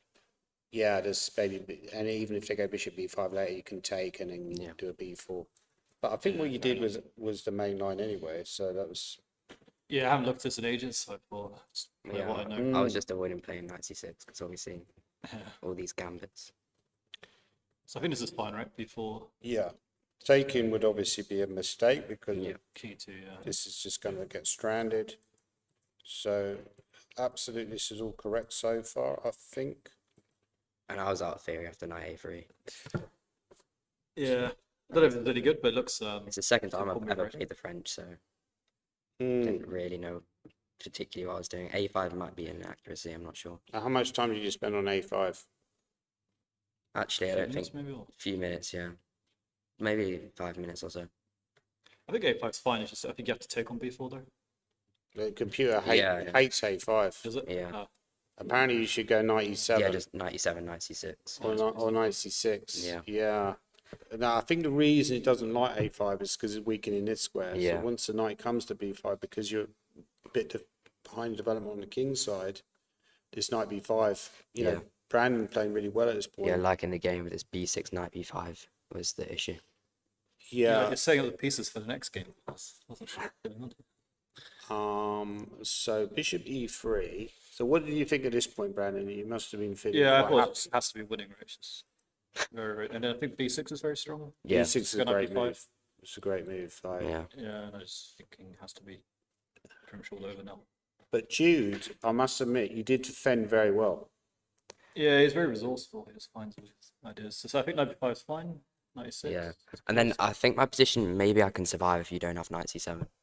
I mean, maybe I should even play rook c1 now. I don't know. Do I need to be knight c7? I thought I was going to take on e3. And there's some Yeah, I bishop was thinking c5 then ideas, if I maybe. play knight c7, maybe. Is that you good? Knight c7 now. Yeah. Oh, because the queen's already lined up, Yeah, yeah. yeah. I was wondering if this is. So what we're saying is maybe this is a possibility, right? Yeah. And then And you then it's don't even recapture on need to take. e3 and then knight g5. And now I'm like just this. lost, yeah. Because Yeah. queen b5 checks as well. The problem is what I missed in the game. I thought everything was winning, and I missed this bishop e7 idea. Which is quite nice. Yeah, I mean, I'm still probably lost in that position. But Yeah, yeah. At least I can survive Yeah, with the but at bishop. least it's not so bad. I mean, the bishop on d8 just like defends all the squares, so Yeah. I can at I least. think that's top move. That was the top Yeah. move. Okay. So take, And this is all correct, yeah. pretty much. Queen e7 Yeah. is strong, I think. Yeah, so maybe here there was, yeah, d6 is top move. Yeah, and if I don't have bishop e7, I just lose, but it's Yeah, bishop still, e7 is still very- probably very losing clever, right? anyway. And bishop d8. So in this position, you went rook ab1. Maybe was there anything stronger than rook ab1? Maybe rook c, no. I don't know. Rook I thought rook c1 still b1's bishop d8. sensible though, because I'm threatening queen e4. Yeah, because Rook yeah, queen b1, e4 yeah. it is. So rook ac1 was slightly stronger. But I bishop think d8, rook yeah. b1 was still very strong. And I have to take, which is I wonder if I should change unfortunate. the move order, play queen e4 first, and then rook b1. Does that make a difference? Well, you queen can e4, I take still on take e3, on but- e3, yeah. so much. Yeah. Okay. But I have to take on e3, otherwise queen e4 and bishop a7. Yeah, so knight d4, Yeah. and positionally this looks good for white. Yeah. Got Yeah, that it's square, just be winning. a just huge matter. pawn on d6. technique. I think there was like a moment around about here where you scored your advantage. I can't remember exactly. Let me check the engine because I'm. Maybe it was when I go in f4 though. This is all good, Yeah. but rook takes is fine. Yeah, f4 is not Didn't like needed. f4. Yeah, I Yeah. thought that was too weakening. I don't really, It's because because I was constantly like worried about f6. I don't really think I can ever play f6 was the issue. Yeah, maybe I should Yeah. go like a4 and queen b3 or something. Yeah, yeah. Positionally is winning for white, right? Yeah. Yeah, if we go back just to check one idea that I saw, instead of, like further back, Okay. before all the rooks got traded, if he takes on b6, bishop, this was my one, bishop b6, rook b1, maybe I have queen a4, but I don't know if it works. Winning Yeah, for- yeah. ah, well spotted. Yeah, this is what I was hoping for. Are you a bit of a I trick? still have to play Are you a d6. bit of a trickster? Well, I guess, but he still has d7, which is an issue. Yeah. At least maybe I have some. Yeah, okay. Okay, so that was okay, but still white was doing well, and then Yeah. at some point maybe f4 was like over elaboration. You don't need it. I mean, it's I very. guess sorry, I guess was- you need f4. You think about f5, Brandon, right? No, just more prophylaxis against f6. Yeah, to defend the e5 pawn, I think. And create a love for my king at the same time. But yeah, queen c8 maybe underestimated. But Nick suggested h3, king h2, which I think was a Yeah, good yeah. Get out of suggestion. any check. I think in hindsight it's probably much better. Because I like didn't the like that he king, was always threatening queen c1 Yeah. and f4. right, yeah. The king is a little bit vulnerable here. And I thought it was just winning this end game, like queen a2 and Is this winning? No, I've- queen a2. Yeah, I have too much counterplay, I think. That was a mistake because he could have gone queen c2, but it's winning easy off. to make a Once I get mistake. king on now. g2, queen on f3. Yeah, but so if you go king h3, I was gonna go queen c4. But you could have gone king h3 immediately. I was gonna go queen c4, yeah. And if bishop knight similar, knight queen d8, f3. oh queen f3, yeah. Because if knight d8, I have queen f1 and queen g2. I don't recapture the piece. Yeah, yeah, it's just just queen f3. controlling Yeah. black's position. And if a4, then rook b8. I, can just, Yeah, I probably got a better version of the game. Yeah. Yeah. So this maybe just required a little bit of accuracy, Yeah. but you were starting to get a bit shorter time. Yeah. This is where I made a Yeah, mistake. I was Yeah, very so knight comfortable takes d8 was probably a bad move. Yeah, because that knight was dominating the bishop, right? I mean, I wanted to play rook a7, Hmm. but I thought he had queen c2, king h3, and then h5. Oh, yeah. H5 is very strong. Is it? Yeah. I mean, maybe it's not. Because you want to go knight e7, but actually I can probably just take a rook e8 at the very least. So Yeah, it's h5. It is really annoying. yeah. Because yeah, the knight hangs. Okay. So apparently it started going a bit wrong around about this point. Yeah, once you exchange, Yeah, I was pretty Yeah, I just, confident I could hold the draw here. yeah, it's just stupid. And then obviously I you've have to even got be very careful low like the time. rook doesn't come down as well. Yeah, yeah. I think this was a bad plan. But you were getting a bit shorter time, Brandon. Were you kind of Yeah, I was just trying to make move 40 and not allow any perpetual. And I thought it was like prophylaxis, like there's no queen f1, right? So I could then go queen Right. b7 or something maybe, but sure? I underestimated. But then when I played queen b2, Yeah, I- queen I, b2 is I just- saw this idea and I looked at you and I was like, Yeah, yeah, it's because I just- saw this idea of rook d6. It's a very instructive way of how to lose the game. Yeah, because So you blundered rook d6. yeah, Brandon. 'cause it takes queen f6 and h5, obviously. Yeah, very nice idea. Yeah, well spotted. And how long did you? I How played long rook did you d6 take? instantly. You played it instantly. I mean, Had I you saw seen it before I coming? played queen b2. Wow. Yeah, Wow, that's scary. I was hoping he played h3, obviously. Yeah. I'd seen this idea. Okay. So basically, And he's the rook d4 now. I'm threatening. I mean, rook takes f2 just wins the did you game. consider that move as well? No, actually, Because we said that might have been another way. that to also win. that also might just win. Yeah. Because I think after this, eventually the king just runs away. Like the king just runs away to h6 anyway, and it's. Oh right, yeah, yeah. rook I d4. completely missed that, to be honest. Because you played that quite quickly, Jude. Yeah, this was my yeah, It looks crushing as well, though, right? yeah. It's, Because I've just got rook f4, Everything's just working. Yeah, queen h7, king h6. the rest are- and then you should play queen b7 here. Is back to the queen's. Yeah, no, but I mean, defended, I saw the line, but I was hoping you don't see it, basically. Oh right, okay, yeah. but is this holding? Probably not, but I mean the issue in the game if. Yeah, this probably also. Is it g5? King g4 and then I just he- didn't like he- I at was lea- really, I'm not threatening for queen b7 really, right? at least This is yeah, queen a8, I was threatening. Yeah. Maybe this anyway, right? Friendly Yeah. mate. Yeah, surely you're winning. yeah. So queen e2, yeah. So the Yeah. queen a8 So I is, queen a8, just is hoping the you last didn't try, use but yeah, I have f4. this rook Friendly f4. this, which makes some sense, right? If you Yeah. don't find rook f4, you still have to. Well, I was find hoping it. Yeah. he plays g5 instead, and then At least you can maybe hold yeah, the yeah, endgame. king g4, queen e2, queen f3, and I And thought maybe you can hold, yeah. Yeah. But no, he's too sharp. Just Yeah, rook finds everything. Rook f4 takes queen f2, then I have queen g1, queen h1, because the queen's not defended at the Yeah, end. I get screwed at the end. Yeah. King queen g1. So Or I basically, get mated with g5. King you either lose the take my queen or you. king h4, there's g5. Yeah, or I get mated. Yeah, or you go to here and then yeah. Yeah. So basically, it was a bit of a turnaround game, Yeah. Yeah. but still, yeah. Well done to you, Jude. So what are you going to do, Brandon, to recover from this loss? That's the first question. Don't know. Get dinner, I think. Yeah. Get dinner. Tell Yeah. myself not to move too many pawns around my Yeah. king. Don't make so many stupid moves. Think That's fast. all right. I'm sure you'll bounce back. You currently you've been over 2,500, right? Yeah, yeah. So how many norms do you have? 0. But you should get a norm soon, do you think? No. Really? I'm losing to everyone, so no, no chance. Oh, no, don't be negative. I need to be your head coach. Well, I'm his head coach, and that's working out. Oh, right, okay. More for him, not for me. But yeah. Because aren't you both have a connection? You're from Leicester, right, Jude? No. You're not from Leicester. Where are you from? I'm from Warwickshire, so like near Leamington Spa, where they sometimes have the Blitz Championships. Or... But you're from kind of that area, right? Yeah, originally. Yeah. Okay. So, what about you, Jude? Are you going to play the Blitz tonight? I'm actually think so, yeah. But I'll probably have to get some food first.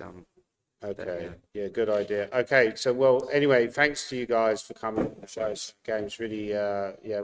Well done, Jude, and thanks for being a good sport, Brandon. No problem. Thanks for having us. Cheers. Brilliant, Thank you. guys.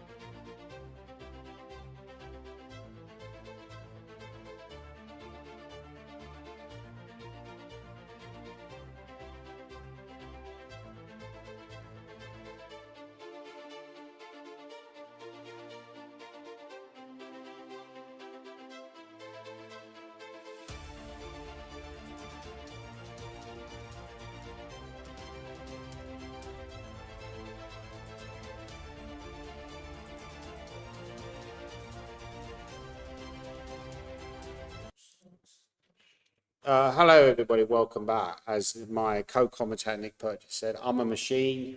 Just done another interview and now I'm back to the commentary. But you know, that's what I'm here for. So this is looking like a very interesting game. Yeah, we've just seen a rook sacrifice. Yeah, well, you can't take the rook because you'll be checkmated on the next move. But yeah, the game's definitely exploded.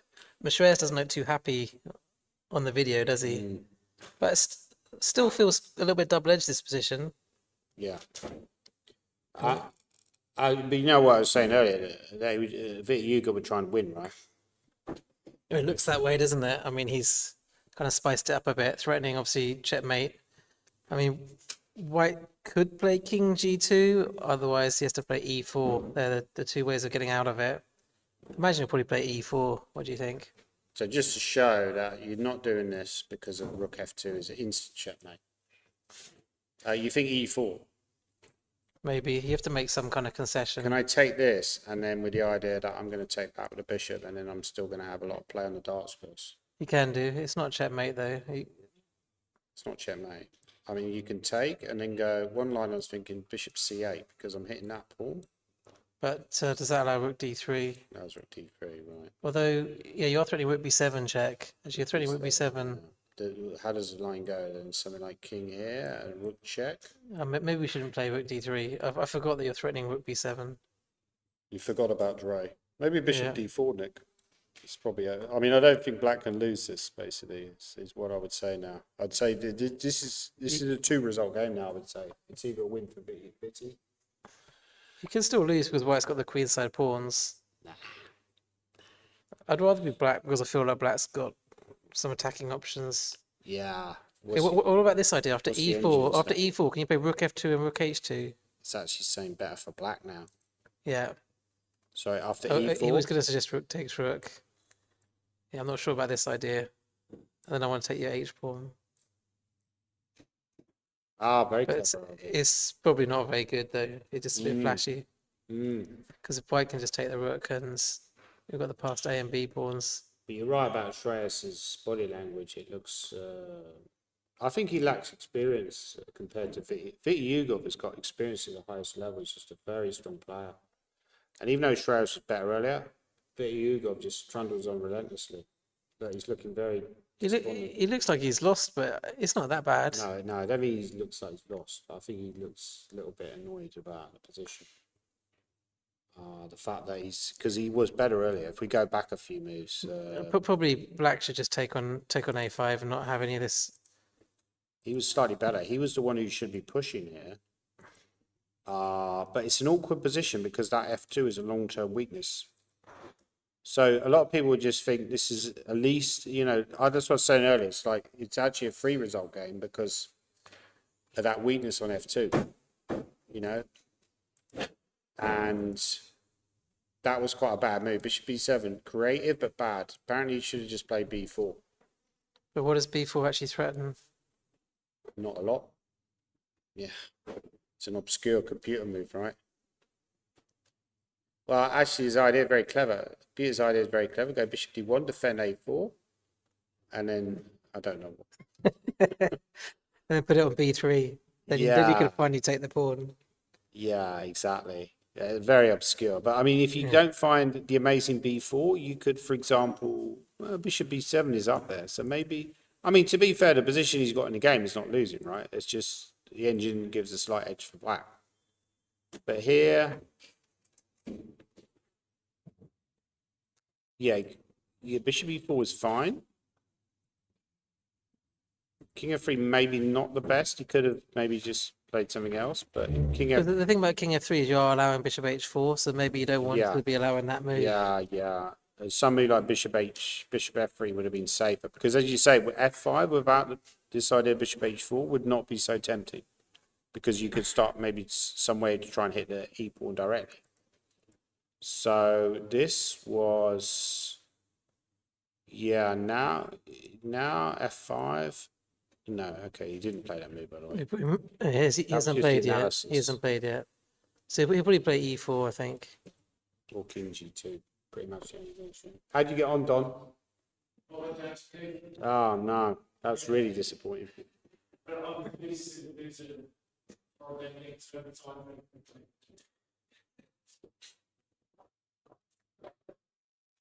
Yeah, okay, so this game is more or less in the balance. We think Andreas is I think it's a 3-result game. You don't think he's got any chance of winning? not practically, no.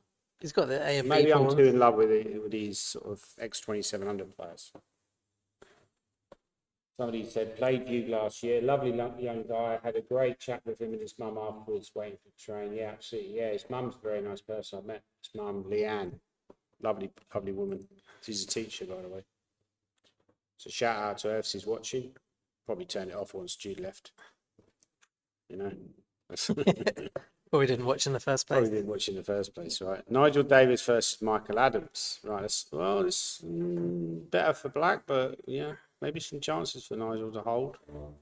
Is it white to play? So white has got the option to go for the rook trade. Oh, the king and pawn. Yeah, but why wouldn't you go for that? Yeah, absolutely. Let's work out why that's no good. I was looking at some king and pawn endgames earlier.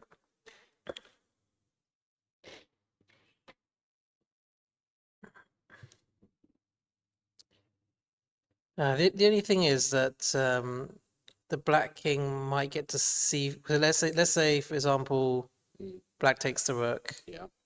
Or I don't know if he wants to play a4 or not, but let's say he takes the rook. Sure. At some points, He's going to bring the king over here. yeah.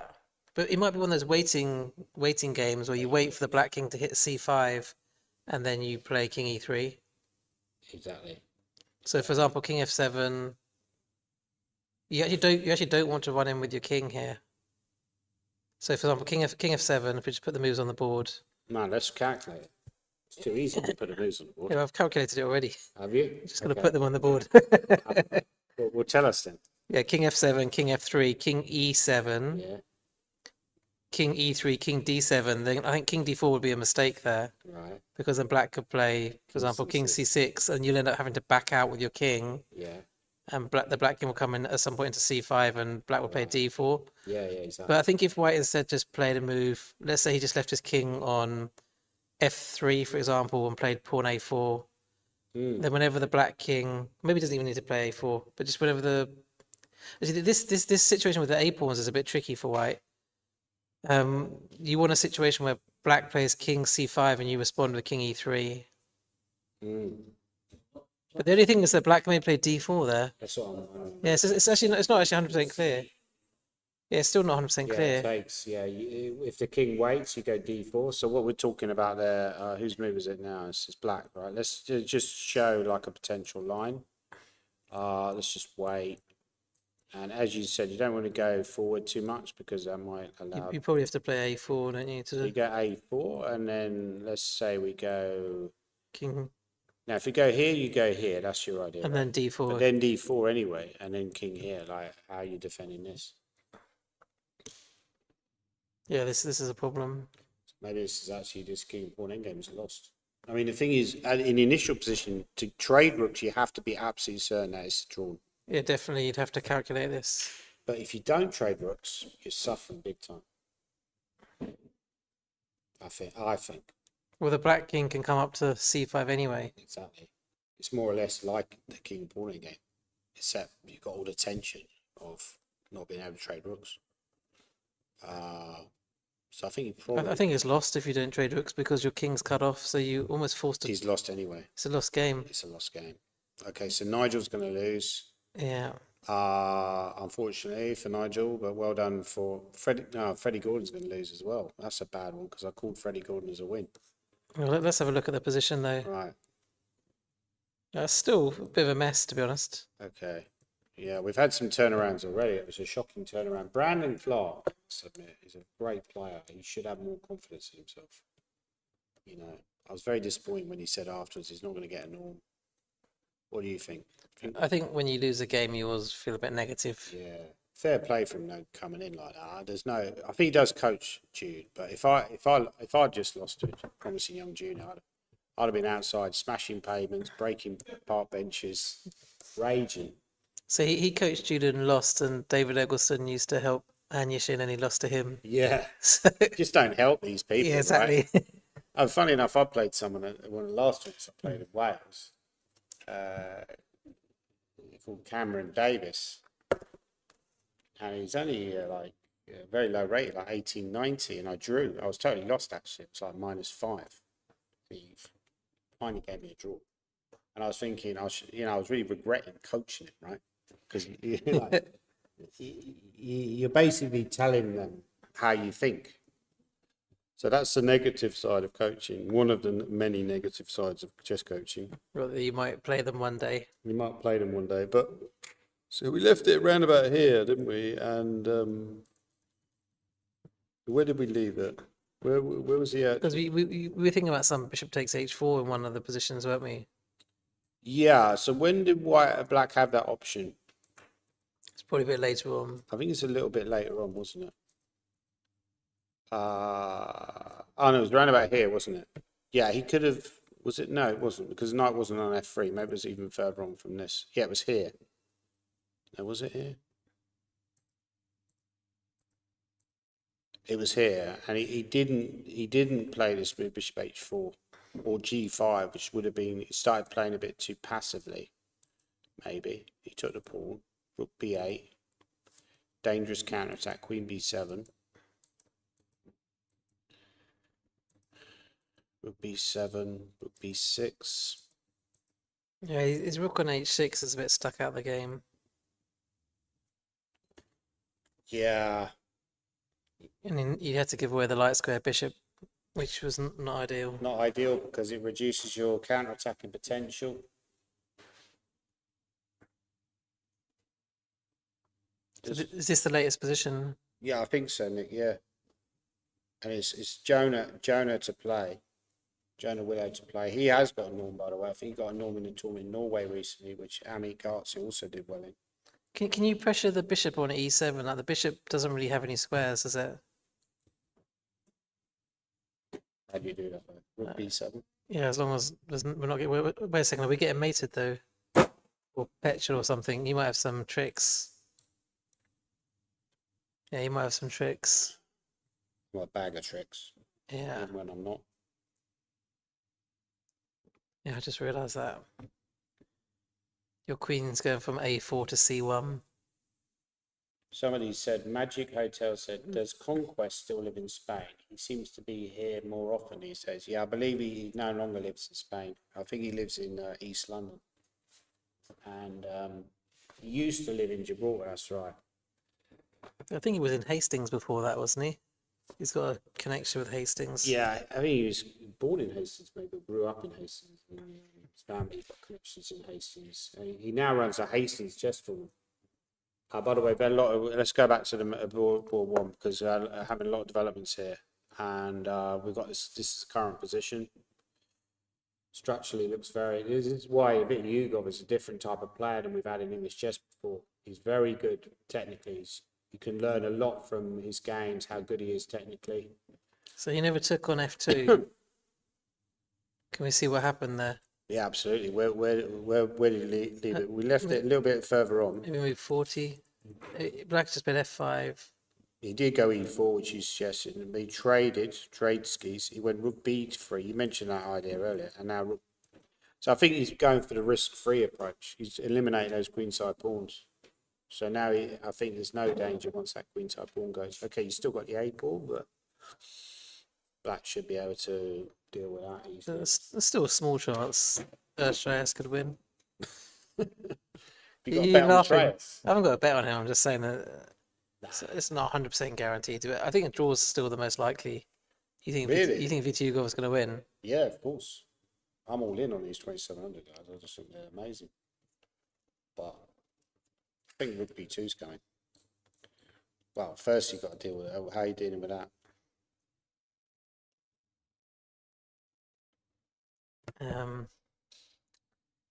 You got bishop C8. I was looking at bishop c8. Yeah, I didn't really want to let you take on e4, but that's the only thing. Because I'd also think about rook B2, but I think rook B2, bishop E6, rook F2, there's king H3. Just show that, which would be good. And this is very drawish. Well, actually, no, there's still some play left here because you can go G5, right, Nick? Did he play rook a7 to Rook discover A7 check ideas? Probably is. No, I mean, Oh, instead of bishop c8. Oh, bishop A. He's got rook A7. Yeah. Oh, But clever. rook b2 anyway. I mean, do you really care about the discover check? You could move your king, or maybe just play rook b2 or king h6. I think he wants this. Right? I don't think Vityugov will play So you think you'd even with a king to H6 or play rook b2 because B2. bishop d5 is obviously the big played threat. rook B2 very quickly. Yeah. He's starting to look very confident. Yeah, he's looking confident, but Tell by the body language, huh? He's gone bishop C8. yeah, so king h6. Well, king e5 would be a bit of a boo-boo. A king of 6 would be a complete disaster for black. Yeah, that's a good spot. Yeah. But king h6 he can play. Will he just play that in the next 10 seconds? Well, actually, is Shreyas going to try and checkmate him? I don't think he can, though. Trying to get bishop e6 and bishop g8. But Although, there's to be honest, now I'm starting to think draw is still quite likely because of this liquidation on the king side. You probably can't keep the whole king side together, can you? Well, king 8. Surely he's going to play king h6. Well, he's thinking about it. What else do you want to play? You don't really want to retreat. But you might as well think about it. You got 35 seconds. You could play king. You could play king h6 in 1 second, or you could think. You should think. You should think. Okay, but we can play it though. We can play king h6 in 1. So, okay, so Chomsky's. Okay. Can we? Yeah, so if you play rook f2 and rook f4, that's looking very drawish, isn't it? If you want to win, that's what I'm saying. If you want to win, maybe you've got to take on e4. And then here you have a check. Yeah, then you take all the pawns. You give the king a flight square, and now you've got this runner. But quite possibly it's not enough due to the limited material to win the game. Yeah, in fact, you're not even a pawn up here. You're not even a point. Probably going to be a draw. So maybe this is all actually calculated by these guys, and it will actually end in a draw. So Shreyas, I was writing off too early. Could you play after bishop e6? Could you play bishop f2 Instead of instead of f takes e4? right, that actually hits. No, instead of f takes e4. Oh, sorry. Yeah. Yeah, because obviously this would not be good, right? It's another checkmate I've fallen for. But bishop f2 is a very good spot. You're actually hitting the rook, which is very annoying. Let's say white plays rook f7, for example. But doesn't that kill your bishop g8 idea? Okay, rook d7 then. d7, yeah.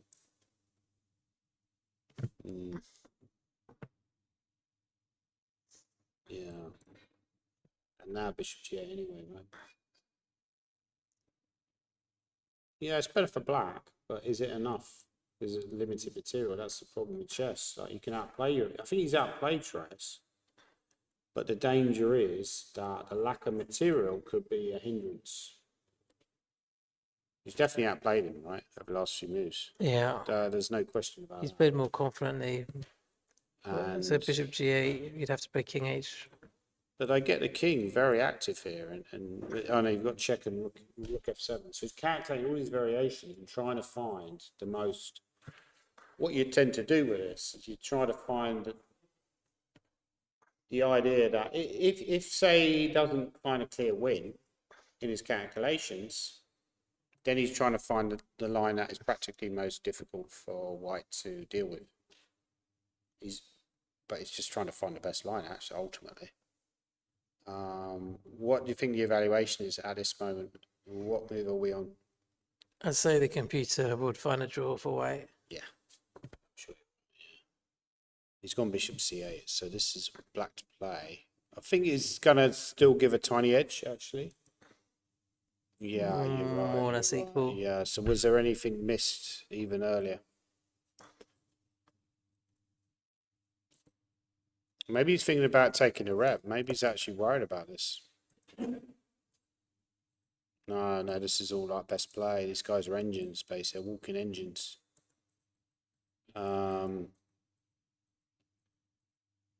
Yeah, it's actually, yeah, you could repeat because actually engine's saying that this is not even better for It's black. just equal. He's played king h6. And the Yes. best move is bishop e6, which he's played, of course. And yeah, it seems odds on ending the draw.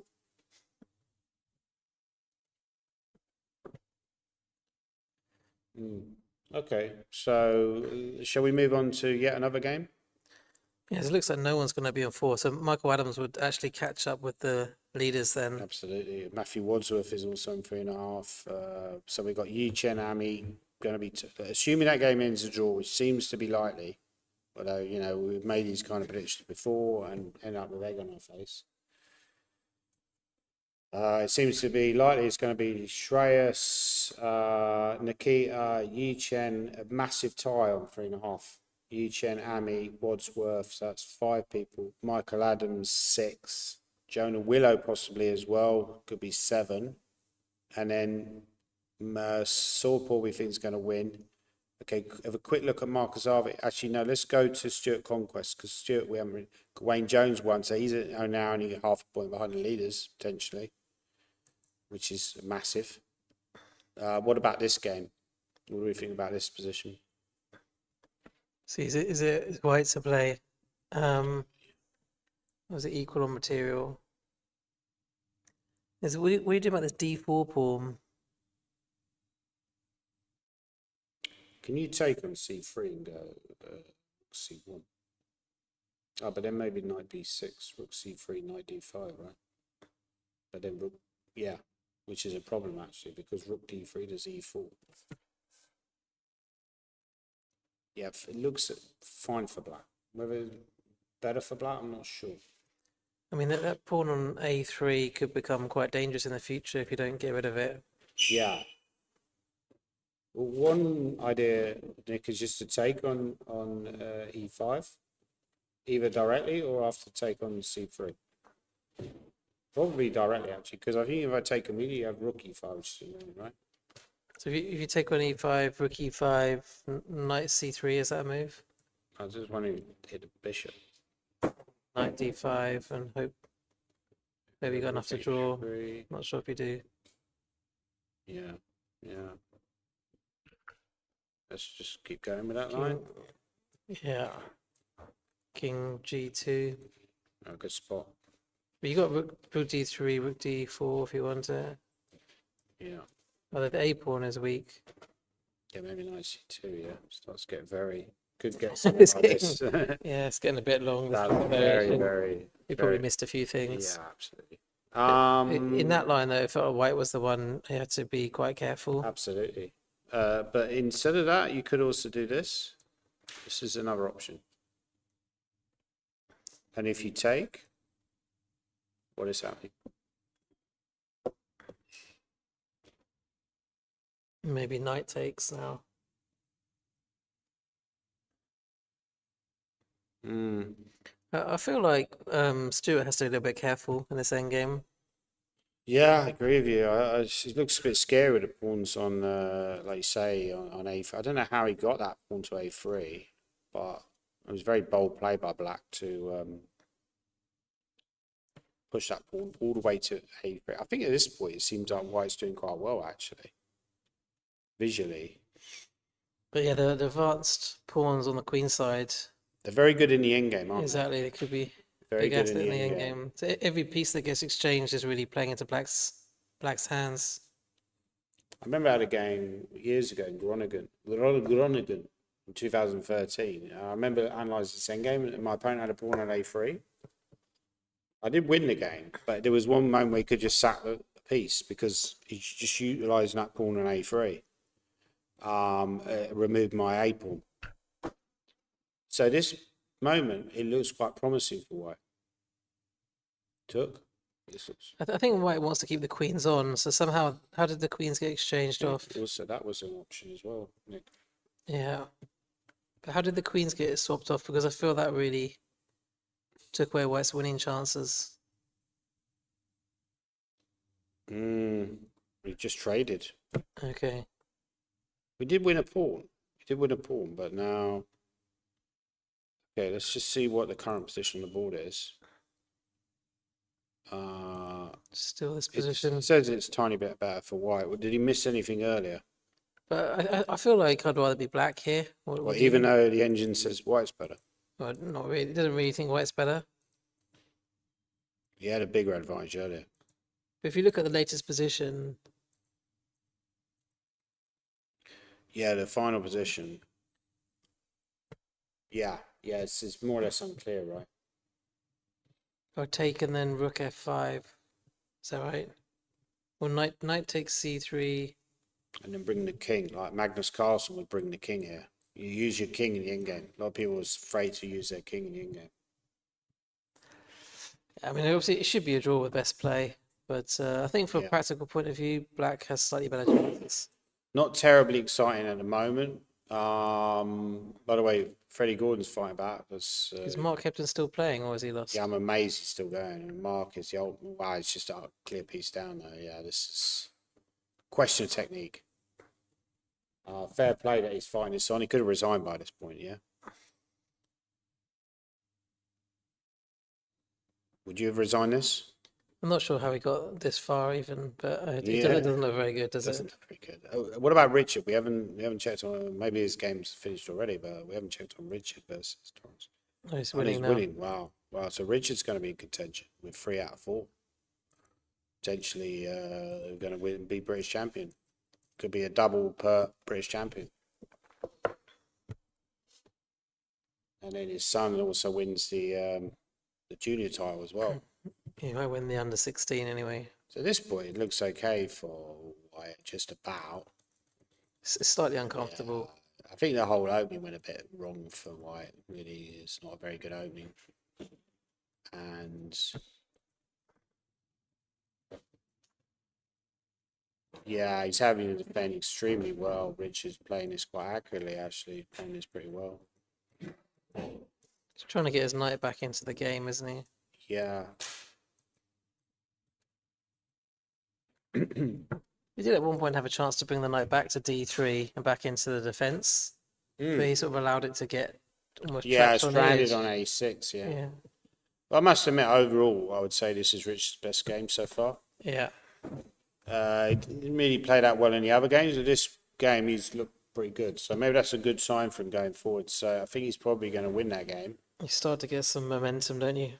Starting to get, yeah, a lot of the games have finished already. Rajat won against Theo Carey.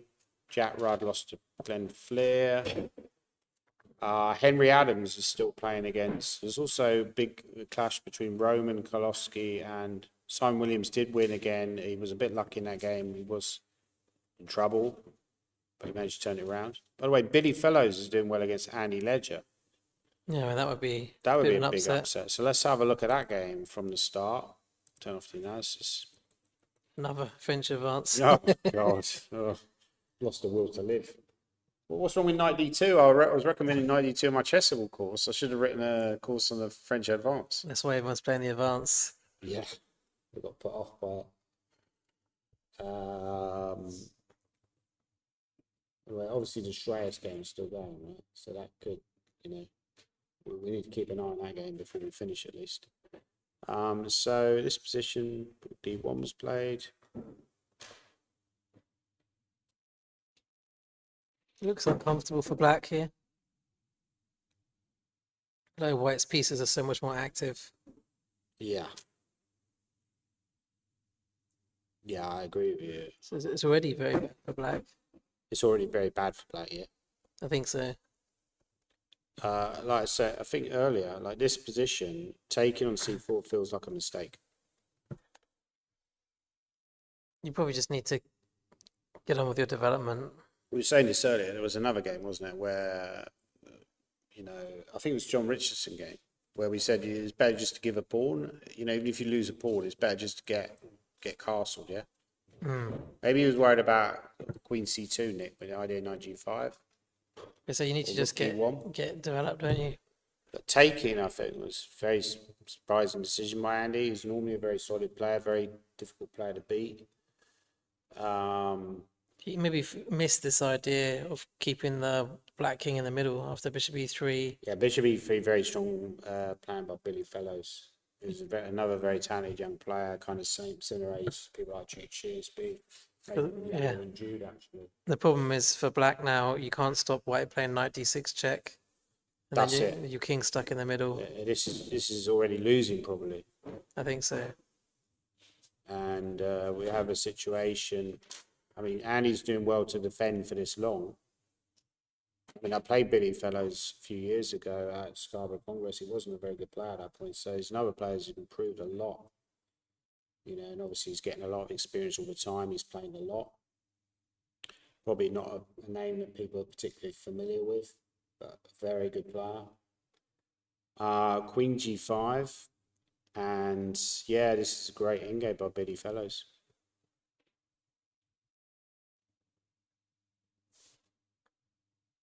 Yeah, I feel like he maybe could have won slightly quicker than this. Yeah.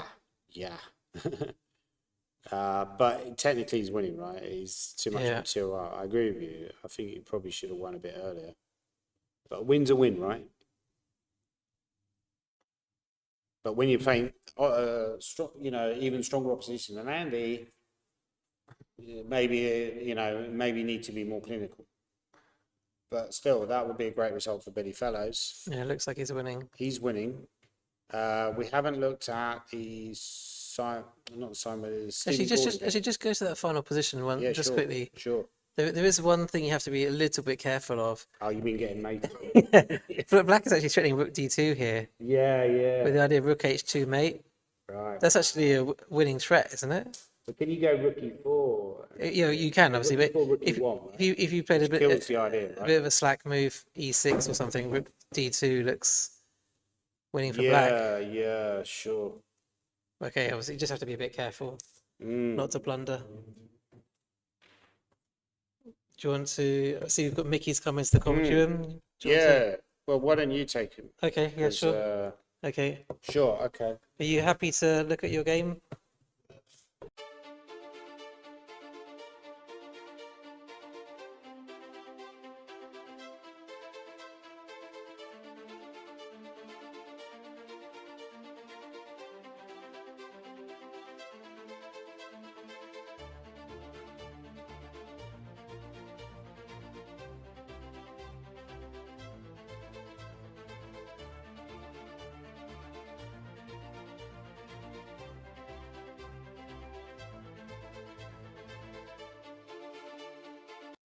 So we're here with Grandmaster Michael Adams, 8 times British champion, very kindly come to show his game against Grandmaster Nigel Davies.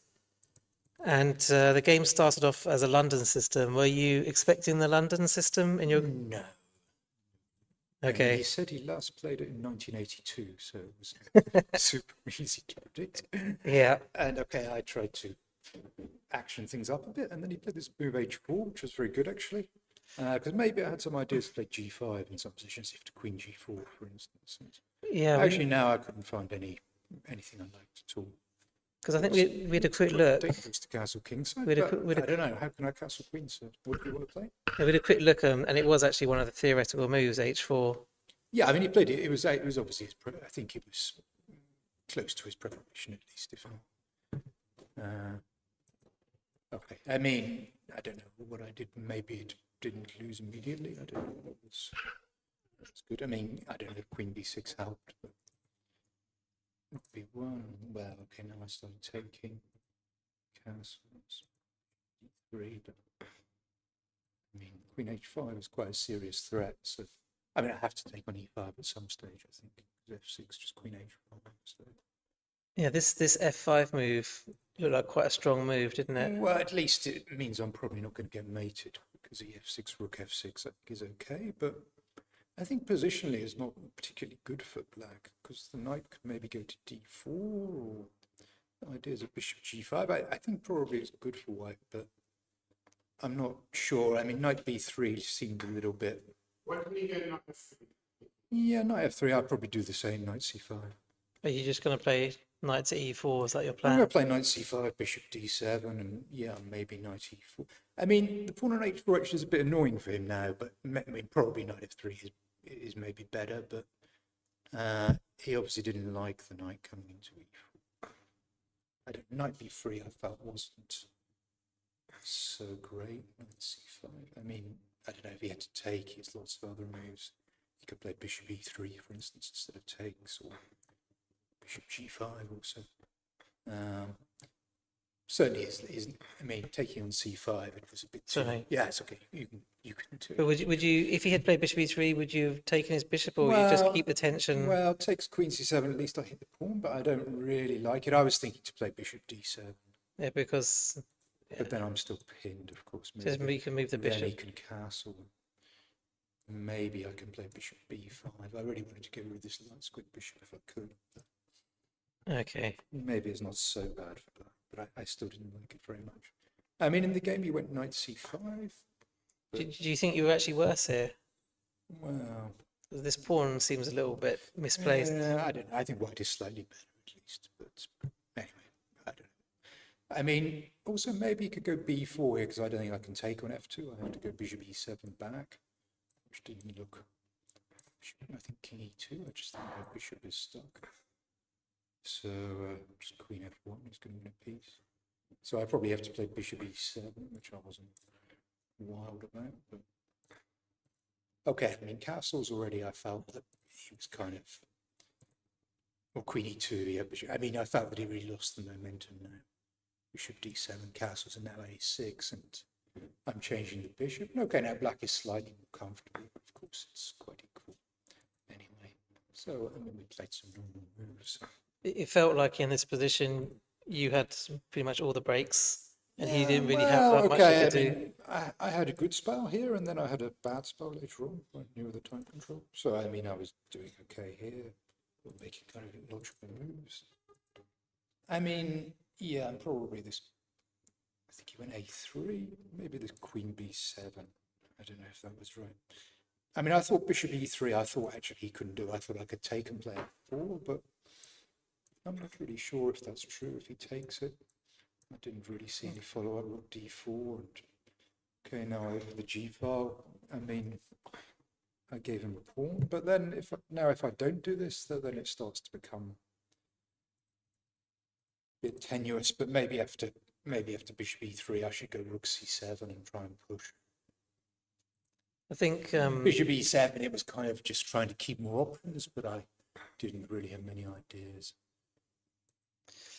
when you go for this A5 B4 break, was that your main plan to play Well, this? but I mean, I don't really have much for another plan. I was hoping at some moment I might be able to play H6, H5, Queen F7 or something, but I could never really make it work.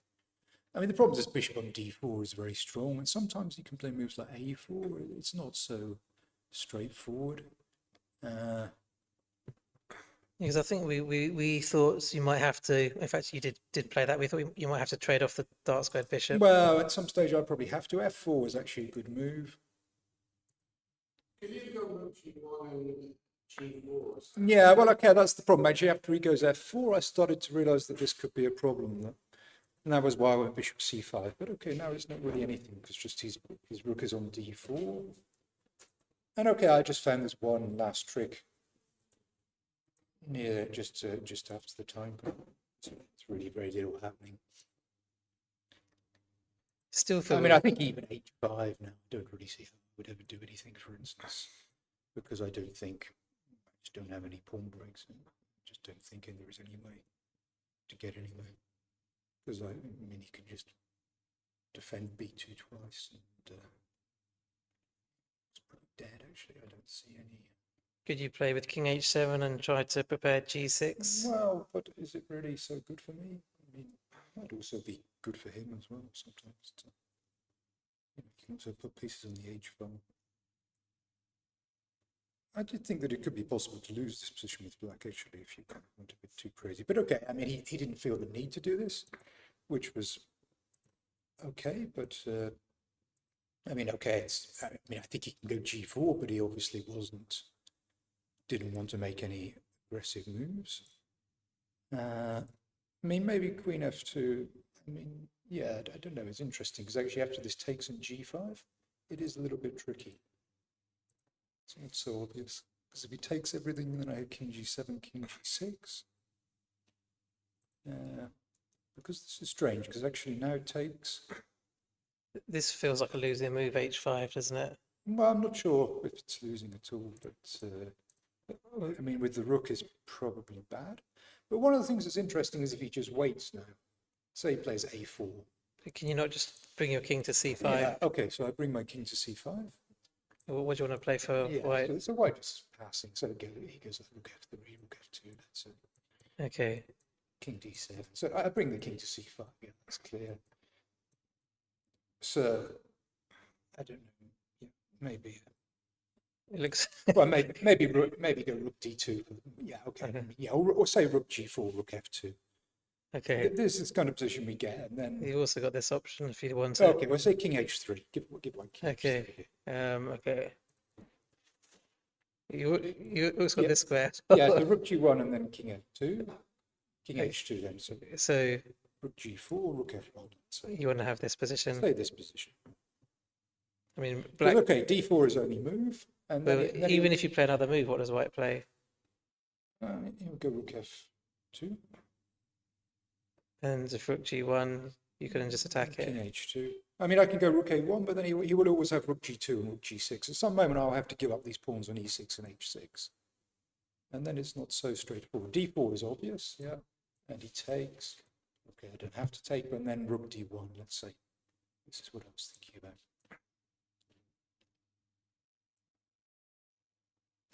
Because once he takes on e6 and h6, his hanging is not so obvious. I mean, it may be winning for black, but it's not so obvious at all how you do it, because I also don't really have any moves. I mean, it's hard to run him out of moves.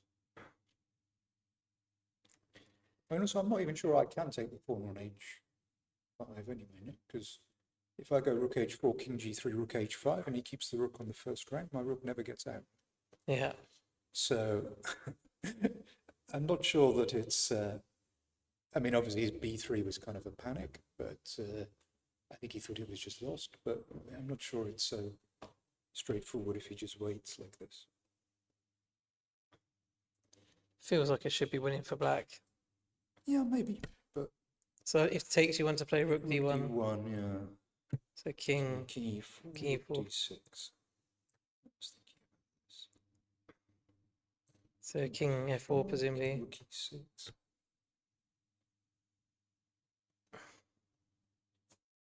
Maybe rook g3, maybe and rook b3 is possible. Still, wasn't it? So king. h2, b3, take on h6, I guess. Take king h3. I mean, white will also have some useful pawns. It's not. Check again, probably. Check, maybe.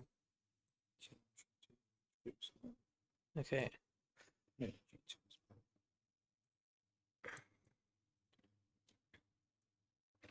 and it takes rook a6. He's taking another pawn. There's 2 rook's pawns. Going to be maybe a turn with c3, c3 h6.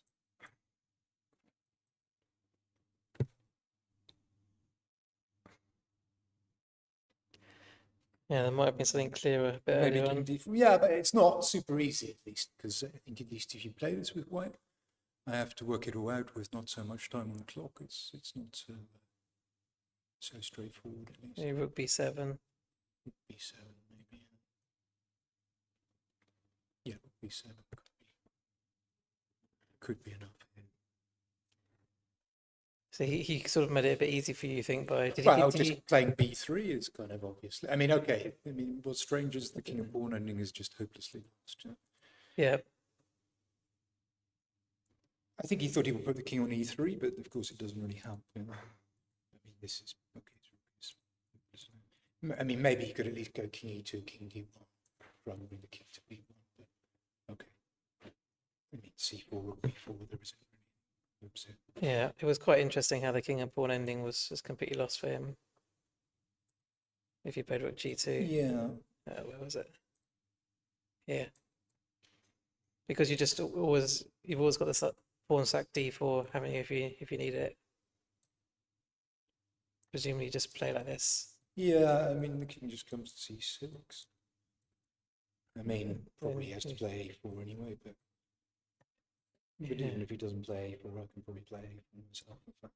Yeah, okay, and then it's just hopeless for Yeah, white. I mean, even if there's this position with black to move, I can just play d4 here. Yeah, Takes and king d5. It just doesn't. Yeah, this pawn on f4 is so weak. I can't defend this pawn in these circumstances. so that was a good win. Gets you looks like Well, it was board very- one's a draw, so It was a very lucky win, but okay. you caught up Take with caught up with the leaders. Do you have any idea he might play tomorrow, or you haven't thought that far ahead? Just happy to finish this game. Yeah, well, Okay. so thank you very much for showing the game to everybody, and yeah, well done for winning and joining the leaders. I think there's going to be quite a lot of players on 3.5 out of 4 after this round. But no, thanks for showing us the game, Yep. and well done today. Okay, thank you. Thanks.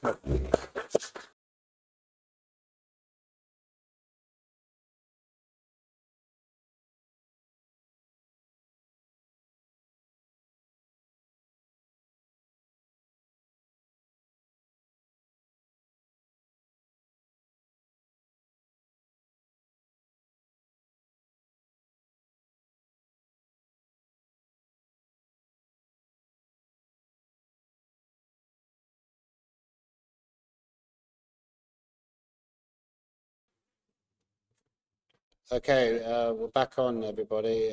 Thanks for watching, all your comments. It's great again to see the legendary Michael Adams. Great, it's the GOAT of English chess, I would say. Probably the best English chess player ever, would you say? Oh, definitely. And he's very objective, Mickey. Is that? I think that's one of his great strengths, how objective he is. Like, you know, with a certain position, we just go, that's winning, that's winning. And we get very complacent.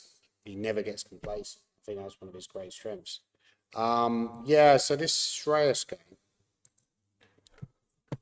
This okay, so basically you kind of called it better than I did, because I just thought that would win because it's great structure, but he doesn't really have time to take all the pawns, queenside pawns and the kingside pawns. But he basically played a very accurate game, so nothing to be ashamed of.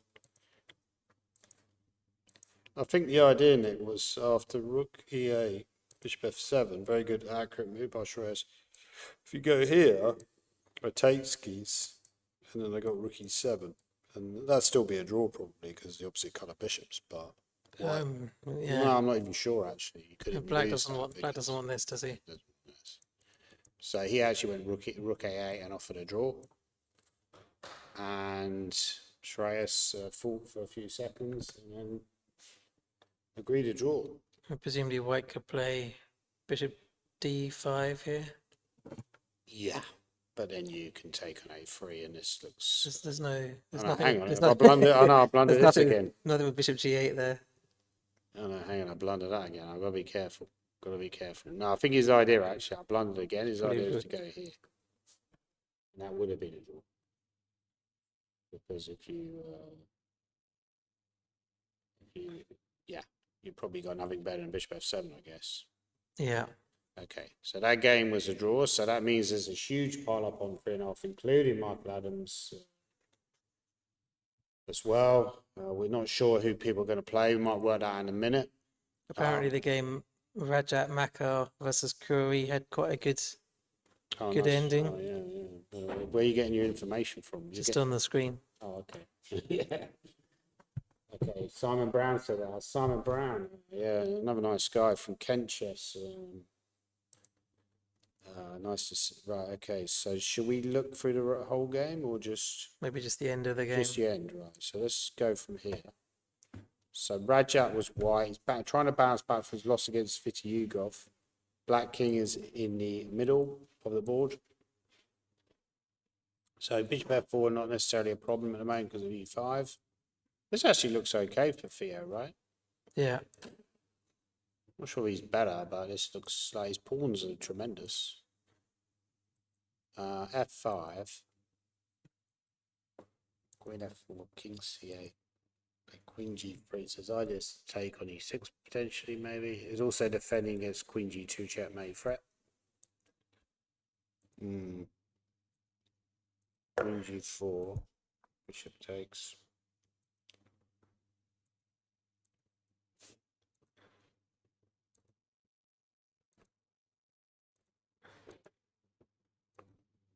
Queen d3. Quite a double-edged game, this. Wow. Wow. Rook takes b7.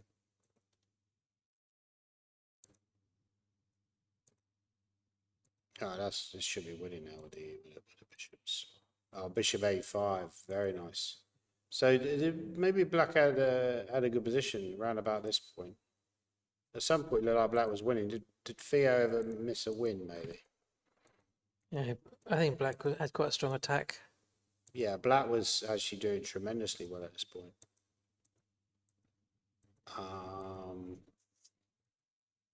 Yeah, black had a winning game. I sensed that. Maybe it just felt good for black, right? 95 actually is very strong here. The bishop f4 is running tonight, free check. Well, rook takes f4 and knight free check. So Theo actually missed a win. We've had quite a few people miss wins today, which again shows how important it is to have good technique. And I think, you know, we've had a few people botch wins. By the way, the Jonah Willow game's turned around a little bit, I think. Well, no, he had turned around. Now it's gone the other way again. Maybe, but okay, let's just think about the current position of the board. I think there was one option earlier around about here to black could have gone f5 at some point, apparently. I think Jonah is quite low on time at least, and it's still Could have gone f5 here. still quite a complicated game. Yeah. He's gone here. He's gone passive with the bishop. So knight c6. So I think the idea is to go rook d8, and when the knight moves, you go on and go to knight e7 and win the bishop. By the way, Mark Hebbing, I think, has resigned. So Sorpor also joins the leaders, I believe. Moves on to 3.5. So he's also another one in many joint leaders. A lot of people on 3 as well, only half a point behind. Marcus Harvey drew, so he's only a half point behind, as is his opponent. So how do you defend this, Nick? And maybe try and get some counterplay with your pawns. The rook is just out of the game, the black rook. This is annoying. It's a very sad piece. I think that's why the engine wanted to go f5 earlier, just kind of get some space for black on the king side. It's looking actually quite bad for black, I would say. He's playing g6 to try and play king g7, but the rook is out of the game. But if you go rook d8? Can you just move the knight? Knight c5. Oh, okay. So that's not a problem. But I guess you can maybe consider chopping pawn, right? Can black take the e pawn or not? Yeah. Got to blunder that pawn. I don't like allowing this actually. Can I go bishop d3?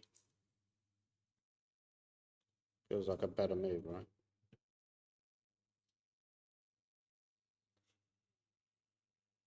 Probably king g7 anyway. So your idea, Nick, I'm assuming, is to go rook h8 and eventually you're going to move that bishop. And in fact, Yeah. that might be doing well now.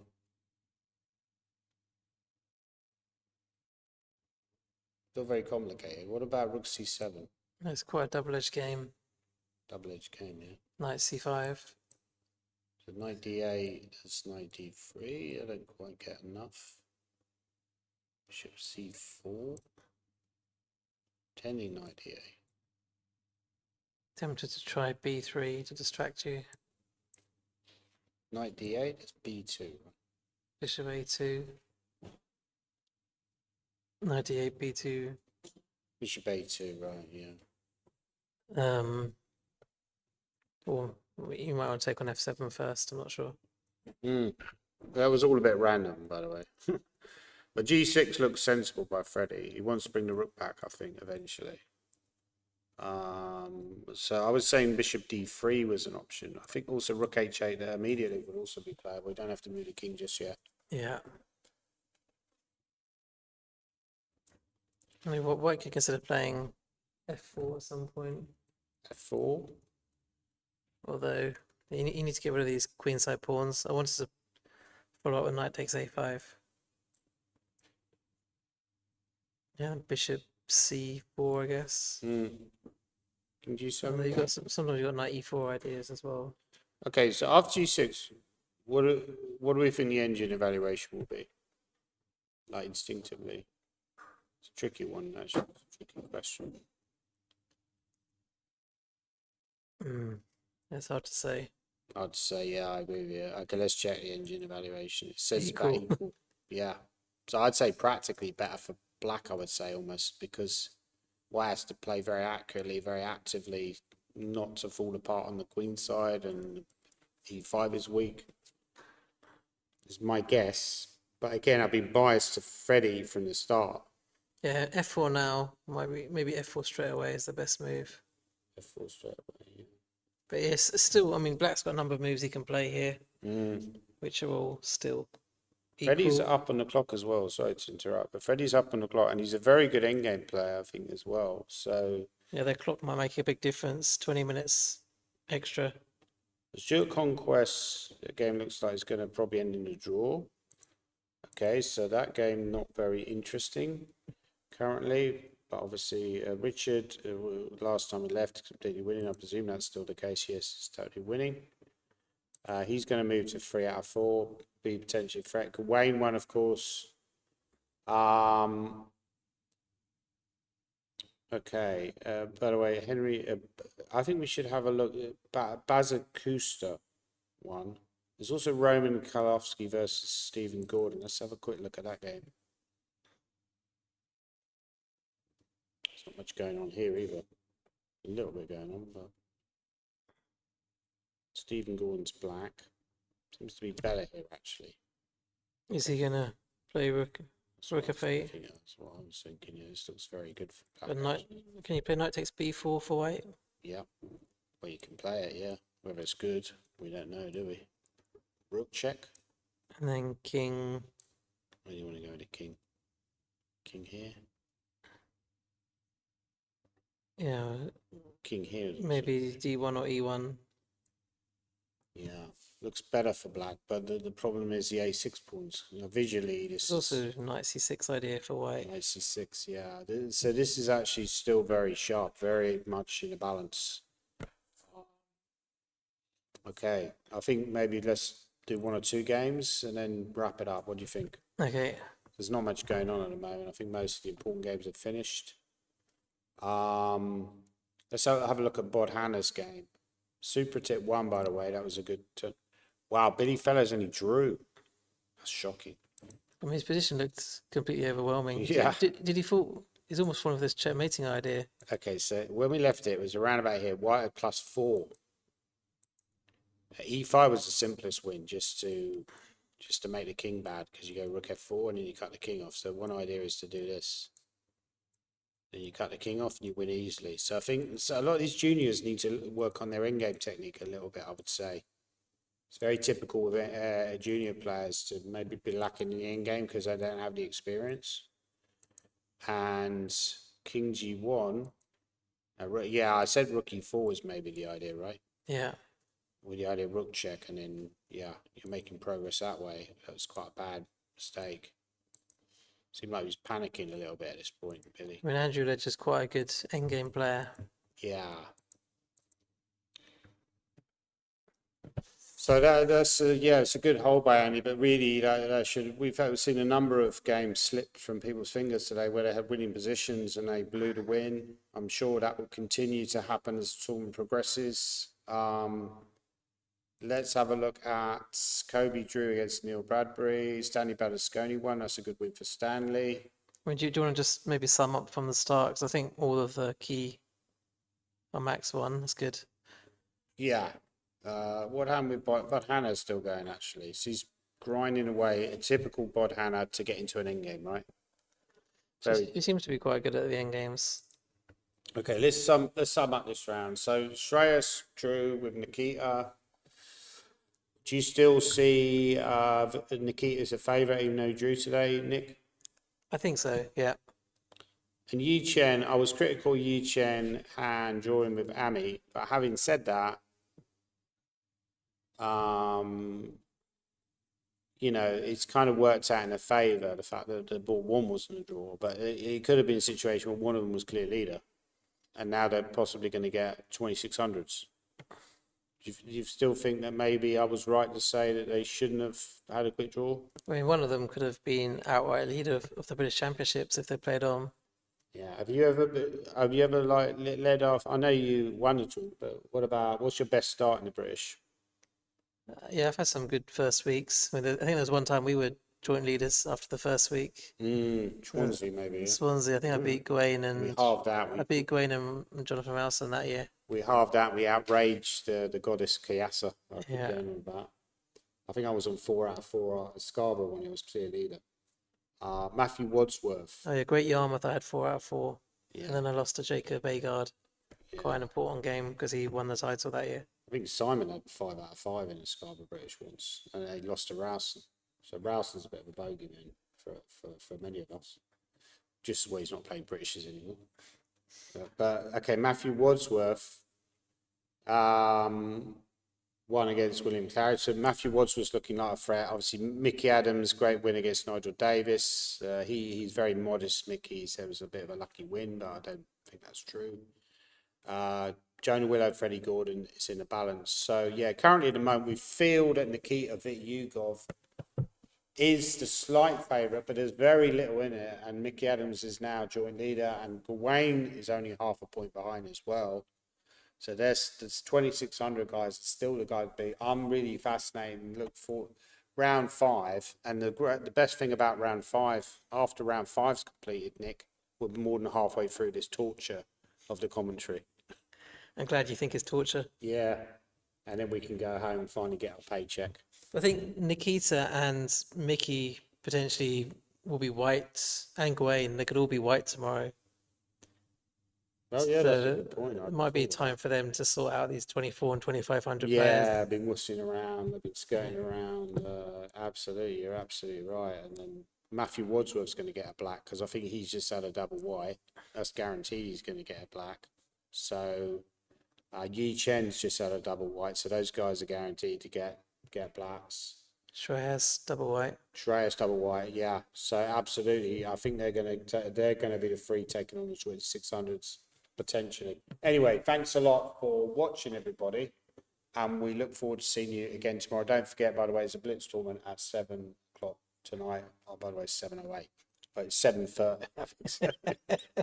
So You just advertise a tournament that's already started. yeah. So okay, but it might start a little bit late. Apparently, that's what Paul Bloom reckons. Anyway, thank you.